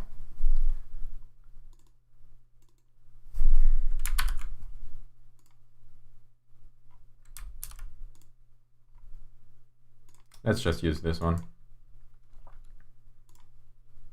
I think the first one was an ad anyway. Really only enforced for websites with German domain names that are gewerblich. Yeah, that's the point. I'm not gewerblich.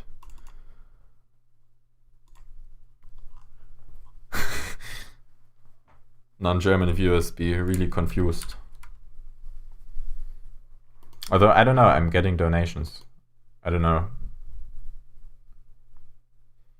This is a general issue. A lot of YouTubers and Twitch streamers don't think they have to pay taxes. Which, I don't know. I mean, I'm not making enough money for it to be worth any taxes. I know that. I mean, through instantOS. I'm studying currently. But a lot of YouTubers are making pretty large amounts of monies, and since it's just donations, they don't feel like they need to pay taxes. And nobody really cares, but if people would check, then a lot of people would get into trouble. Okay. Name and address. No, I mean, I don't want this to be public anyway. And I've seen loads of websites where it's not public, where they're hosted.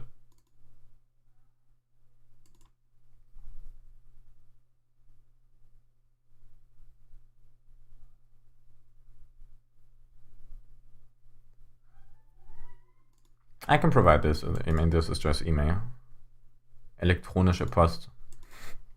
They're describing it as electric post. Electric mail, I guess. Yeah, email.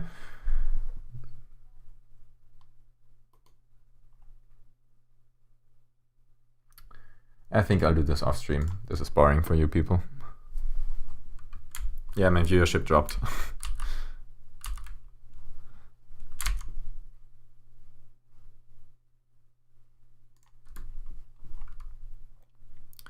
Okay, back to website design.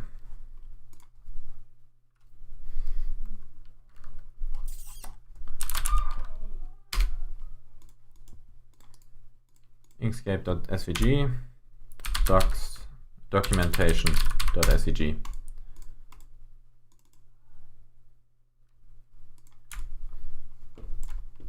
Let's also open up recent Inkscape.svg.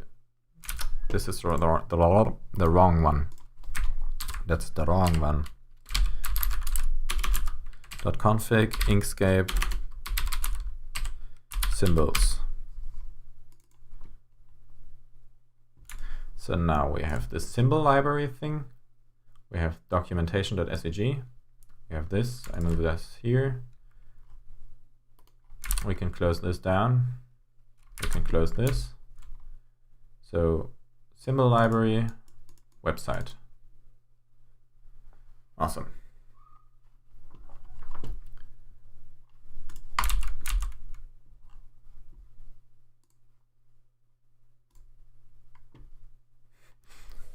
I think .io is Indian Ocean, actually, for the domain, instantOS.io. So I'm an Indian now.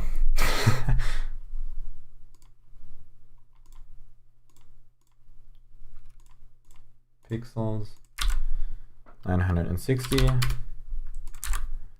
4,000. Let's get our symbols.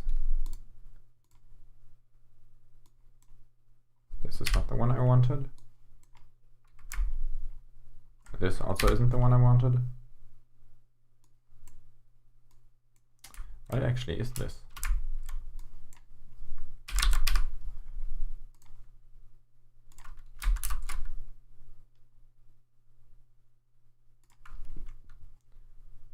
Make the background color the instantOS background color. And now let's try inserting the symbol. If it doesn't work now, then I'm upset with Inkscape. It kinda works. I mean, it kinda does. But it's incomplete.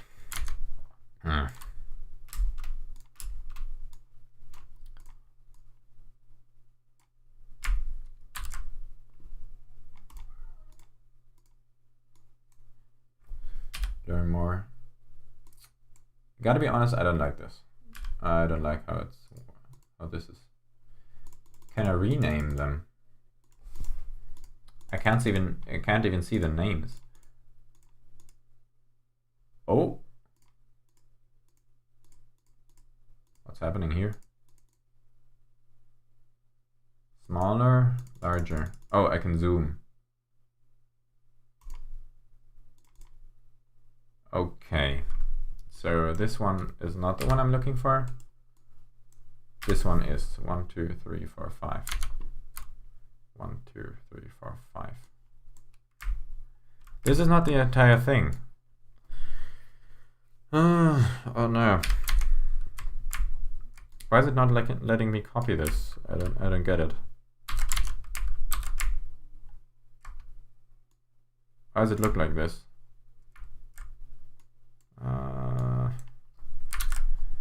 Okay. Seems like Inkscape also has its quirks. Maybe I'm not allowed to have this open.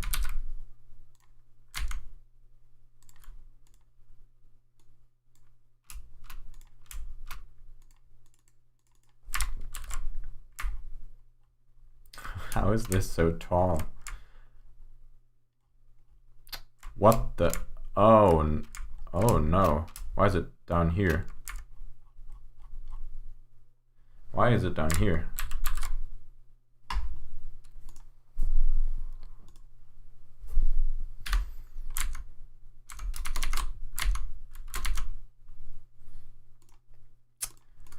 You know what? I'm gonna do this differently. I'm just gonna copy. I'm just gonna copy the starting page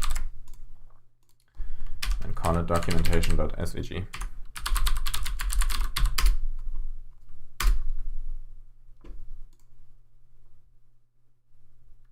By the way, is the stream still running? I haven't seen anything in chat for a while.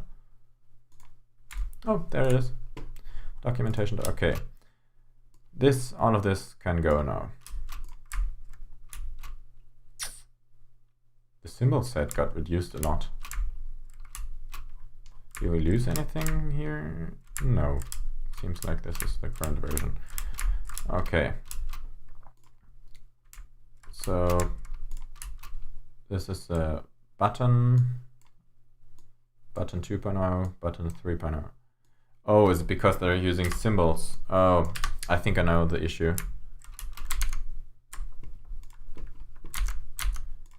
Okay, I know the issue. Inkscape edit symbols. There we go. I already Googled that.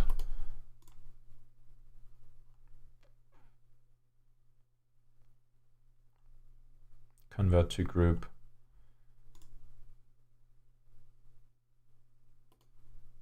The point in Inkscape symbols.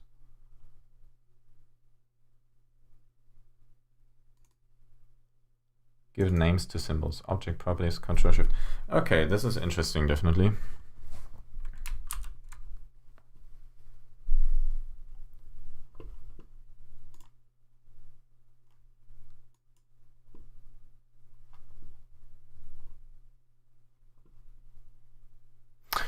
I am so sorry, I forgot to re-enable the noise cancelling.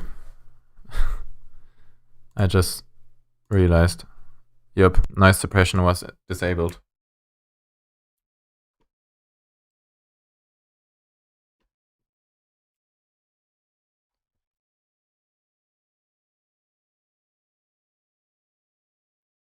So now let's try.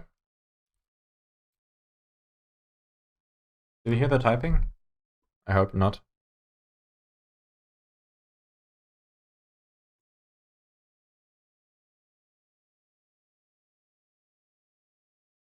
I think you don't. Okay, cool. The noise suppression network works again. How can I? Oh, edit clone, unlink clone. Perfect. So if I have a symbol here, then I can go to edit, clone, unlink clone. And then it's the actual thing instead of the symbol. Yep, it is. Perfect. Okay, this helps out a ton.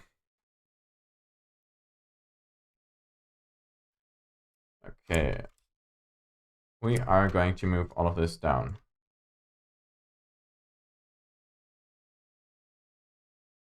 Oh, I like the way it scrolls.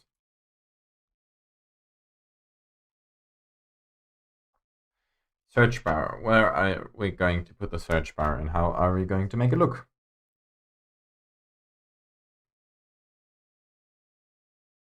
We're definitely needing a search icon, which I think we're going to use a magnifying glass. Or F8. Era code. There we go.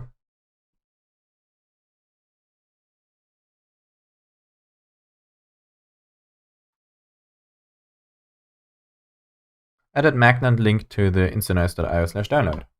Awesome. Magnet. Cool. Maybe call it torrent in case people don't really know what magnet links are. Or torrent magnet, maybe.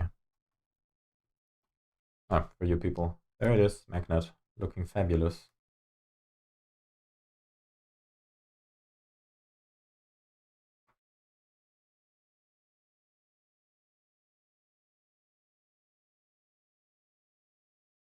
How is the search bar going to look?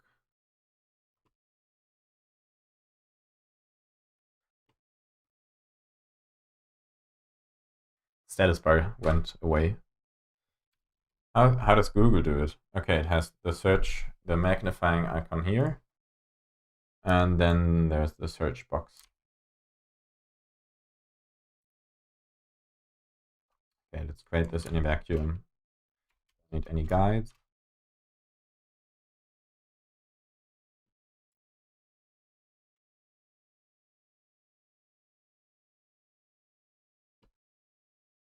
This is just temporary. Ignore the weird looks of it. Okay.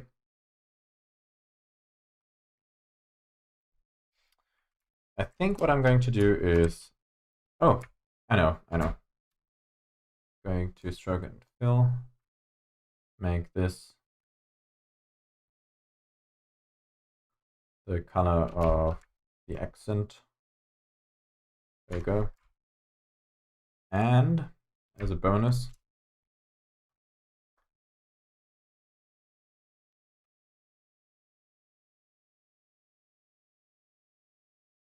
where'd the magnifying icon go? Disappeared. Are you serious? Oh, there it is.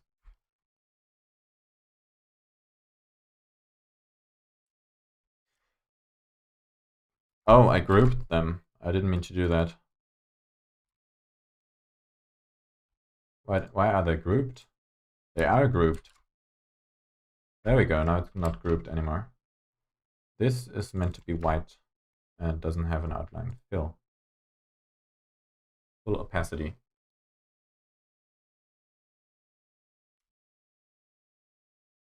Making very slow progress, I'm sorry. Cantorel. Oh, let's use inter for this. Normal. Search.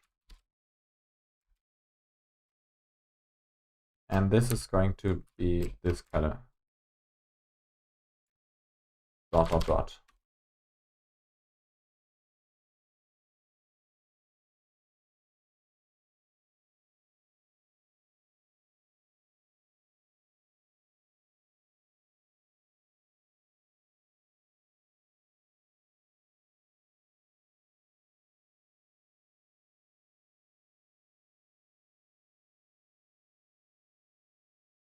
Okay, group those. Center them vertically and horizontally. And now I'm going to put this somewhere here, somewhere around here. Ah, the size doesn't exactly match. That's not good. That's not optimal. Is it not yet? Yeah, it is noticeable. There we go. This is way too small, I think.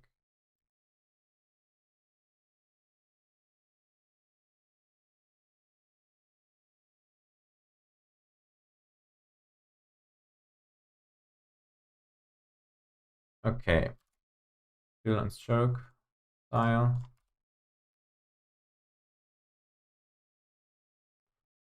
$1.5 mm. That's quite thick.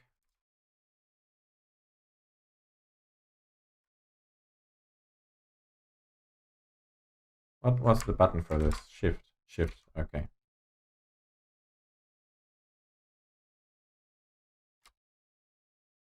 $1.5.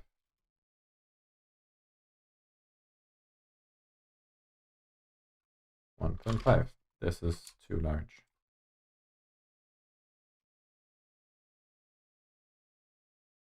Still grouped. No, not grouped yet. Now it's grouped. Look at that. Search bar.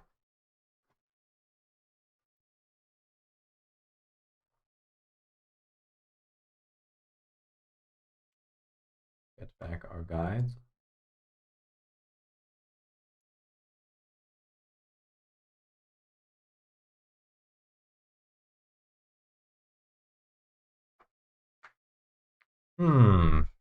Okay, now we need layout ideas for this. We will remove this laptop.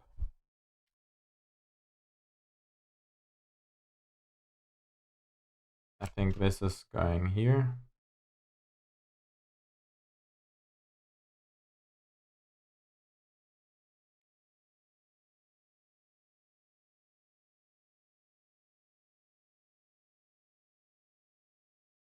I'll convert this to a stroke, to a path. I think, yep, it is a path now. So now we can properly do this. There we go.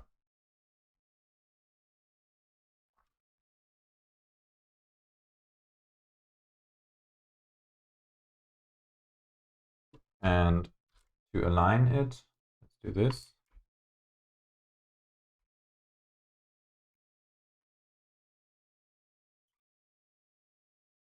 Actually, this might look better. Yes.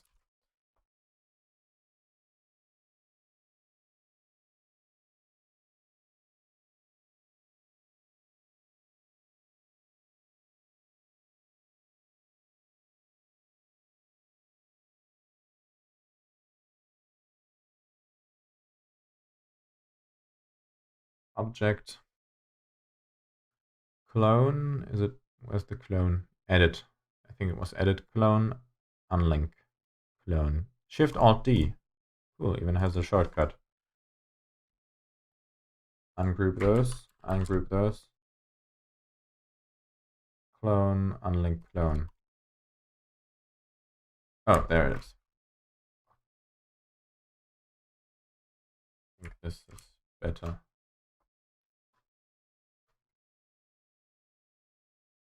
Remove this big logo.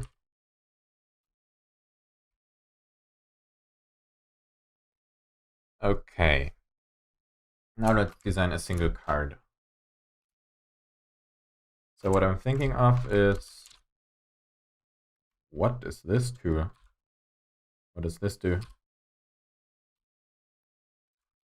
What I'm thinking of is kind of having a rectangle, having a second rectangle in here, which then has a triangle in it for playing a video with the thumbnail, big boy title, and then a bit of text. And then, ooh, oh, I can move this. I thought I could move the painting. And then have like a bunch of them with different, where you can switch between them using those arrow buttons. That's the idea, the basic idea. Inkscape is running like a champ. This is really smooth, although I have created things that had a lot more vertices, so it's not too surprising. But it's still cool. come to think of it, I should align this. Please let me. There we go. Upscale it until it aligns like this. And now we have some more consistency.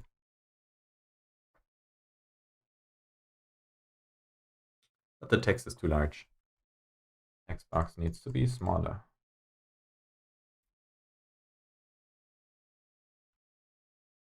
We'll deal with that later. Okay, remove those guides.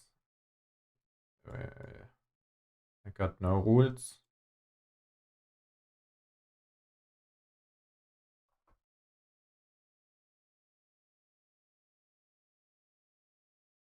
I could have used a guide for this. I could definitely have used a guide for this. I could have used a guide for this. Okay, I'm thinking this is maybe divided into thirds. So to achieve those, I think we're going to create this with divide this by 3 and then duplicate it 3 times. This didn't work. Duplicate, duplicate. It's perfect. Okay.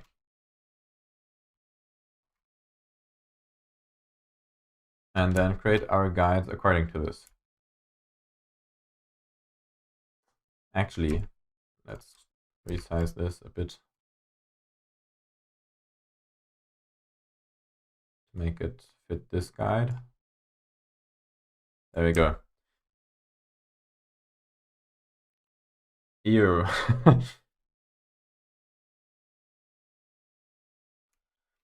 Okay, create a guide here, and maybe a bit of space between them. So to account for that, let's use another marker color. This is just temporary.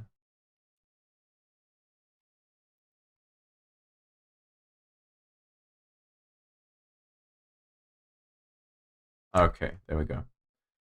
Now create a guide here, create a guide here, create a guide here, create a guide here, and delete all of this crap.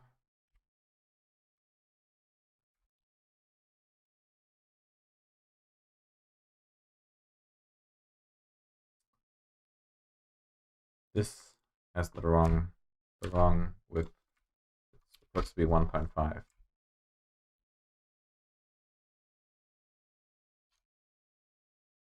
Actually, a good website, just realized, was shadow streaming. Liquid Sky.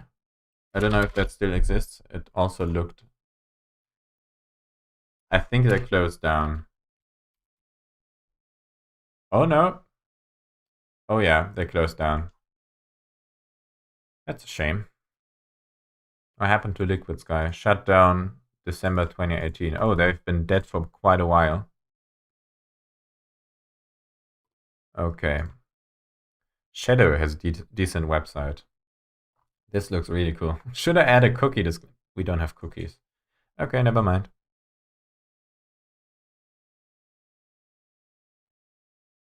Okay, they also have quite large margins here. Blender! Yeah! Oh, and they also have a laptop mockup. Every software site is going the same now. I just thought they showed a Mac running Windows, but it's just the Shadow server.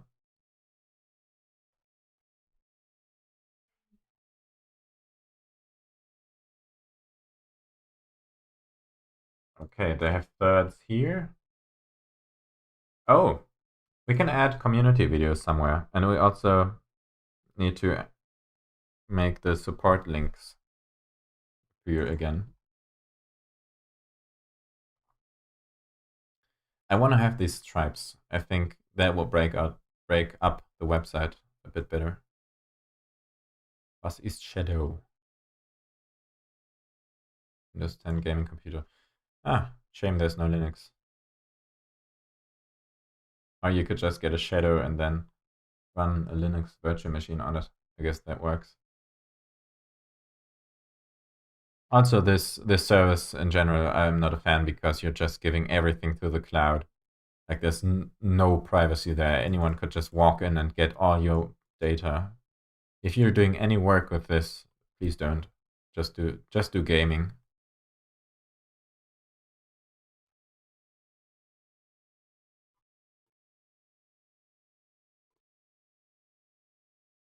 But their website is pretty sick.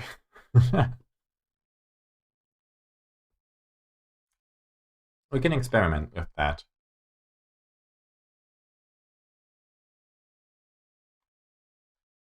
Okay.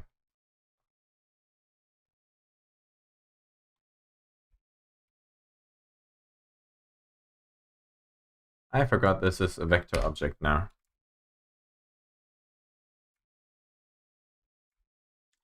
Then let's just grab this one. Oh, little guy. Documentation. Learn instantOS. This is the documentation.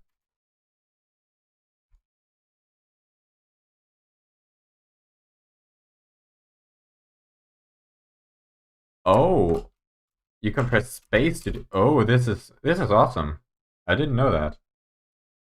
You can just go around and stamp things. This is even easier than Illustrator. Like you can just do this and then press space a bunch of times to stamp it everywhere.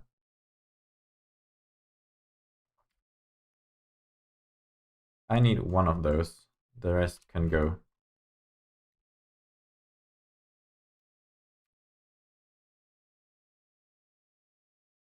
There we go. Didn't even need to convert it to a vector.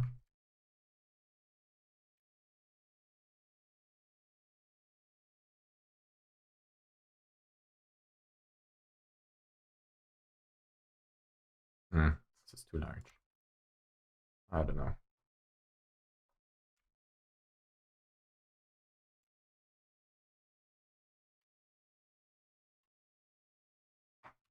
F8. Is the chat dead? Did you all die? Did my internet go down? Are you dead? I'm concerned. My YouTube dashboard is gone. Okay, you're not dead. That's cool.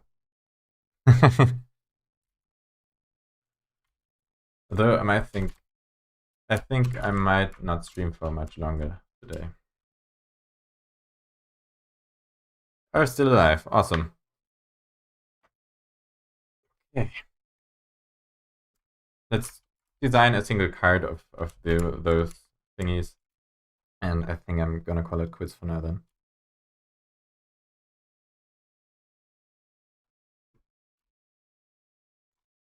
Stroke color is fine, I think. Yes, that is the correct color. Stroke style 1.5. Still none. Okay, awesome. Hit that here.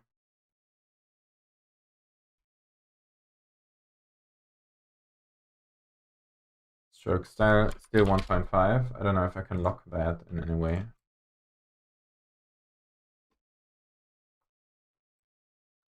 And then, oh, I have an idea. We can copy we can copy the surroundings from the starting page in case Inkscape wants to do us a favor and have it actually work this time.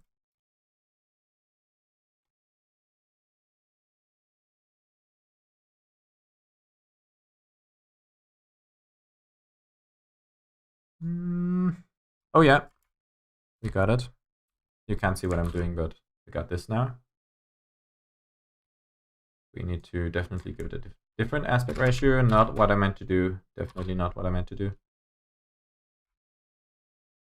Oh no, it's a vector object. Okay, that's fine. Which means now I'm going going to have to do 16 by 9. Not 19 by 9. 16 by 9. Have no stroke paint. Have a fill.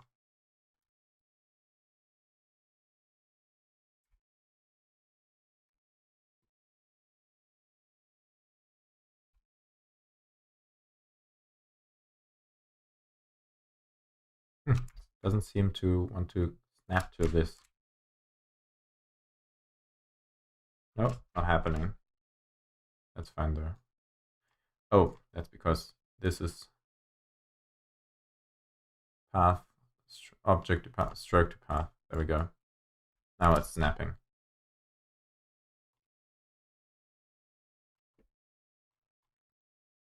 Okay, 16 by 9, and then just scale it up.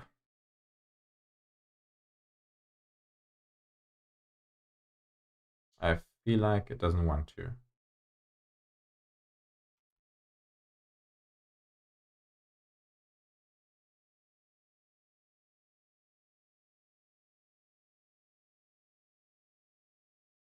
What about that do you not get, Mr. Inkscape? It's fine. Not noticeable at the resolution it's going to be exported at anyway.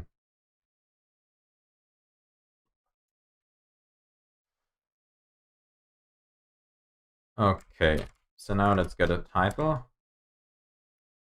Hello world. It's going to have a size of 20, I think.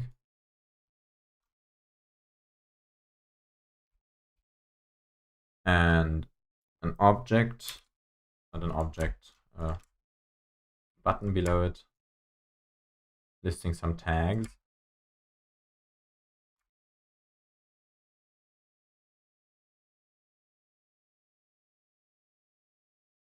Normal. Feature. Okay, awesome. This is going to have the size of 13, 12 maybe. I think this might be inconsistent. I think 13 is what we're going with.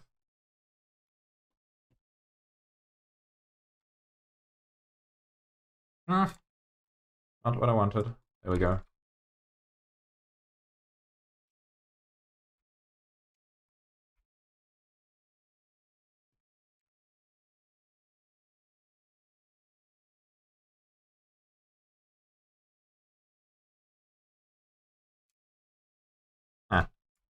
Like a stamping feature.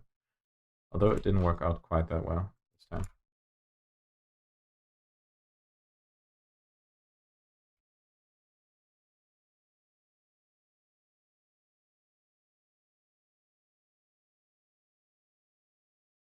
I shouldn't resize them. I should not resize them. I should make them... Should I make them smaller? No, definitely not.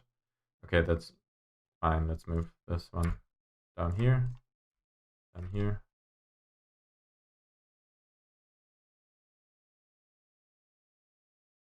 Maybe I should make them smaller.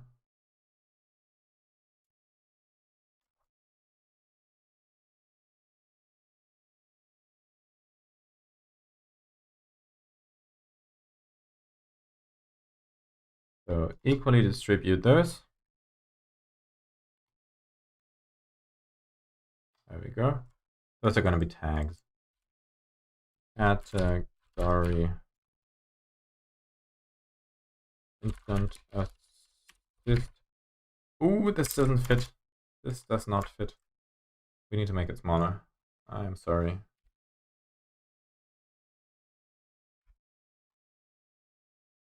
So let's make this end.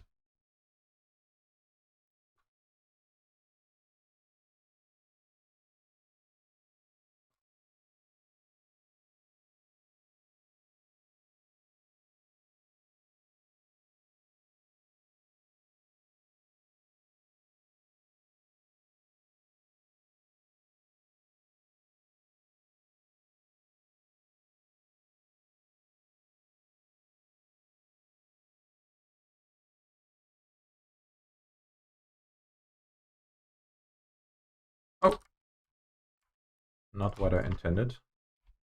Group them and then center them. This is not good.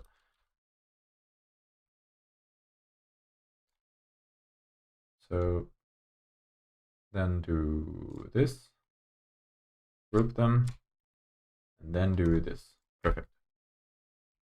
Almost. I don't know why I centered them. They don't need to be. Okay.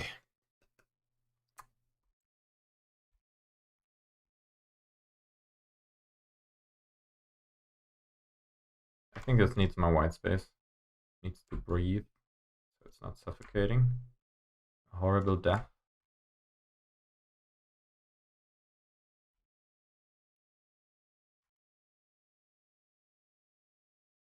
Lorem ipsum.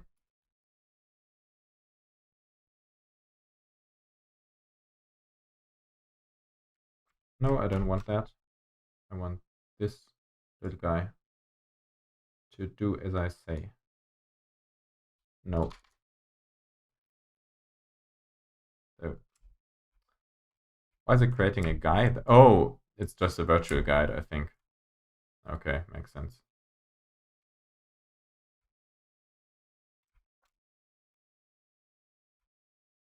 Okay, maybe make this card a lot less tall. And this card is actually just a vector. Okay, but this card seems fine. Then create a triangle that you can't see because why would you? For the triangle, should it be this triangle or should it be like half a square? Rectangular triangle.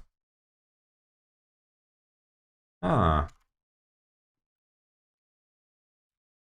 Bit of Bezier tool. There we go.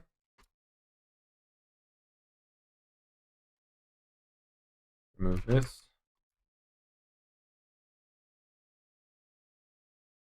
What do you prefer? This triangle or the other one? I think I'm waiting for chat in case anyone bothers. Or in case anyone is still awake.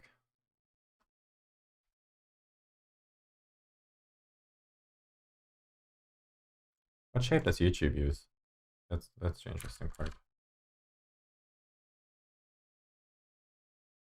I finally got that URL. I'm so glad they changed this. I am watching myself.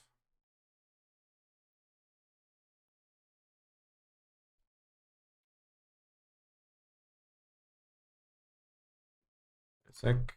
Where is it? Starting page. Documentation. I think this is something in between. No, it's definitely this one. Made a few website changes in the meantime. Okay, I check those out. Okay, I think this one's gotta go. This one's gotta go smaller. Bounding box midpoint to object midpoint.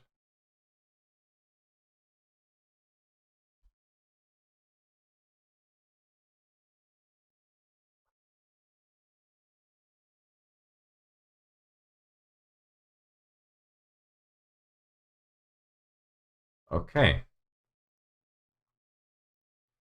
And this does definitely not need to be bold. It's normal.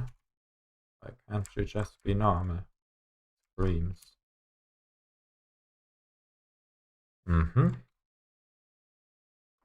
Then we can group this and center it here. Ah, there we go. This seems more like it. Yeah. I think this is fine.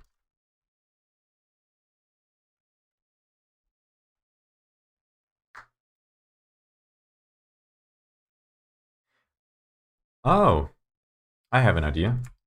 We can have like, okay, let's group this. And can we remove from here. I just noticed we didn't need to copy anything. What is going on here? What are you doing here, little guy? We didn't need to copy anything.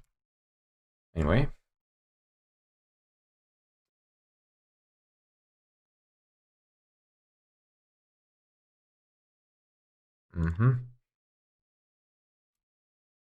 Still need to find out a way to make link colors work. To do link colors. Okay, to like distinguish what's clickable and what isn't. At the moment, of course, these seem pretty clickable. I don't know. Do they seem clickable to you?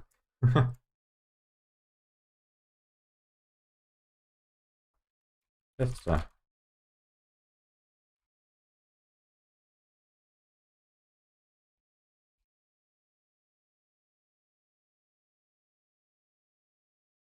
gaming gonna be about? Something about that you can game on instantOS. Like, it's a very gaming-friendly distro, as far as Linux gaming goes, to be honest. I mean, of course, it's not Windows.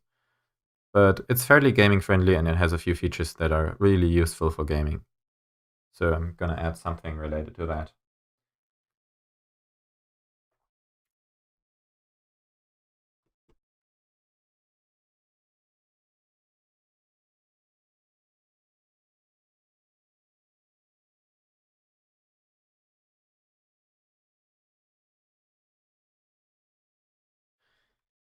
All right. But I think as far as this side goes, yeah, the idea I had was like to have different levels of guides. Like have a row of guides up here. That's like get started, or what definitely every first user should know, first time user should know. And then it gets more advanced here, and you have like rows that you can horizontally scroll. Instant wine.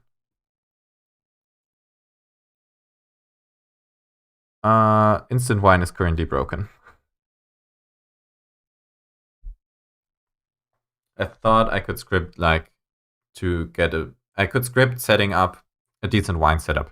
Like have a Windows 10 like theme and have like a lot more sensible defaults than default wine actually has. But turns out wine isn't very scriptable, and even wine tricks is hacked together as heck. No pun intended. The marketing team. Oh, the instantOS website.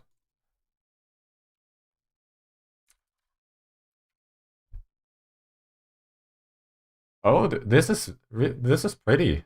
I like it. Yeah, this is cool. They stole my idea. I wanted to do exactly this. I wanted to do exactly this for the documentation. Just have a bit of text down here. But yeah. Oh, this is ASCII Enema. Or ASCII Enema? I don't know. No, command.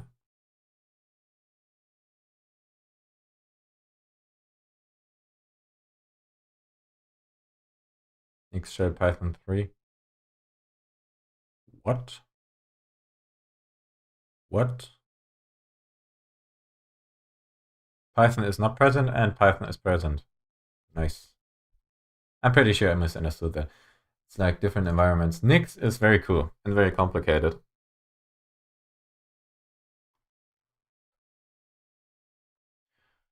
Okay. Yeah, this was about what I wanted to do, like with some examples and demonstrations. Choose from thousands of package search. Ender. Oh, this is still the old design. Okay. But I like the new one. Announcement. Download. And this hexa kind of angle thing. The drop shadow is a bit extreme. But apart from that, this is a good website. And they also have this. I might do something like this for instantOS.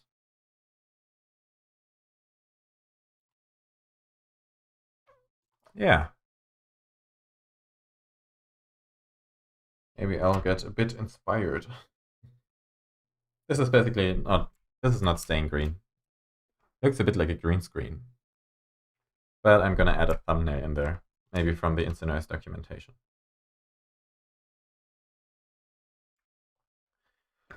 So, I think we've done quite a bit for this stream. Don't forget to commit.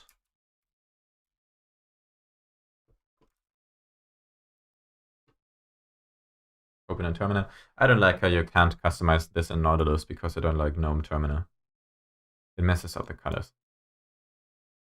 Look at the Explore page. Oh.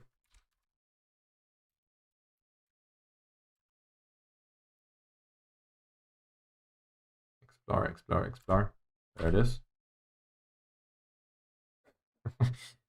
A lion. I mean, why not? Yes. The lion doesn't have the same color scheme, but I mean, he is from probably a stock image. I like this. This is also cool.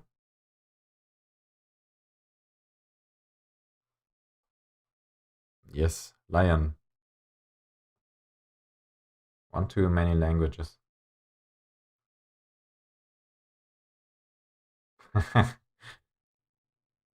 NixOS is freezing cold in the face of burning servers. This is cool.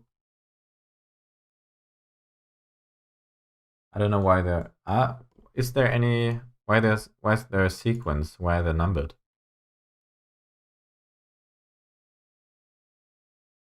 Ooh, this button definitely doesn't fit. Oh no, it's even oh no. Maybe it's an inserter I don't get. I mean, this is back from the future, I know that, but did the button look like this? Yeah, but it's a cool website in general. Very cool. And a monkey. Monkey.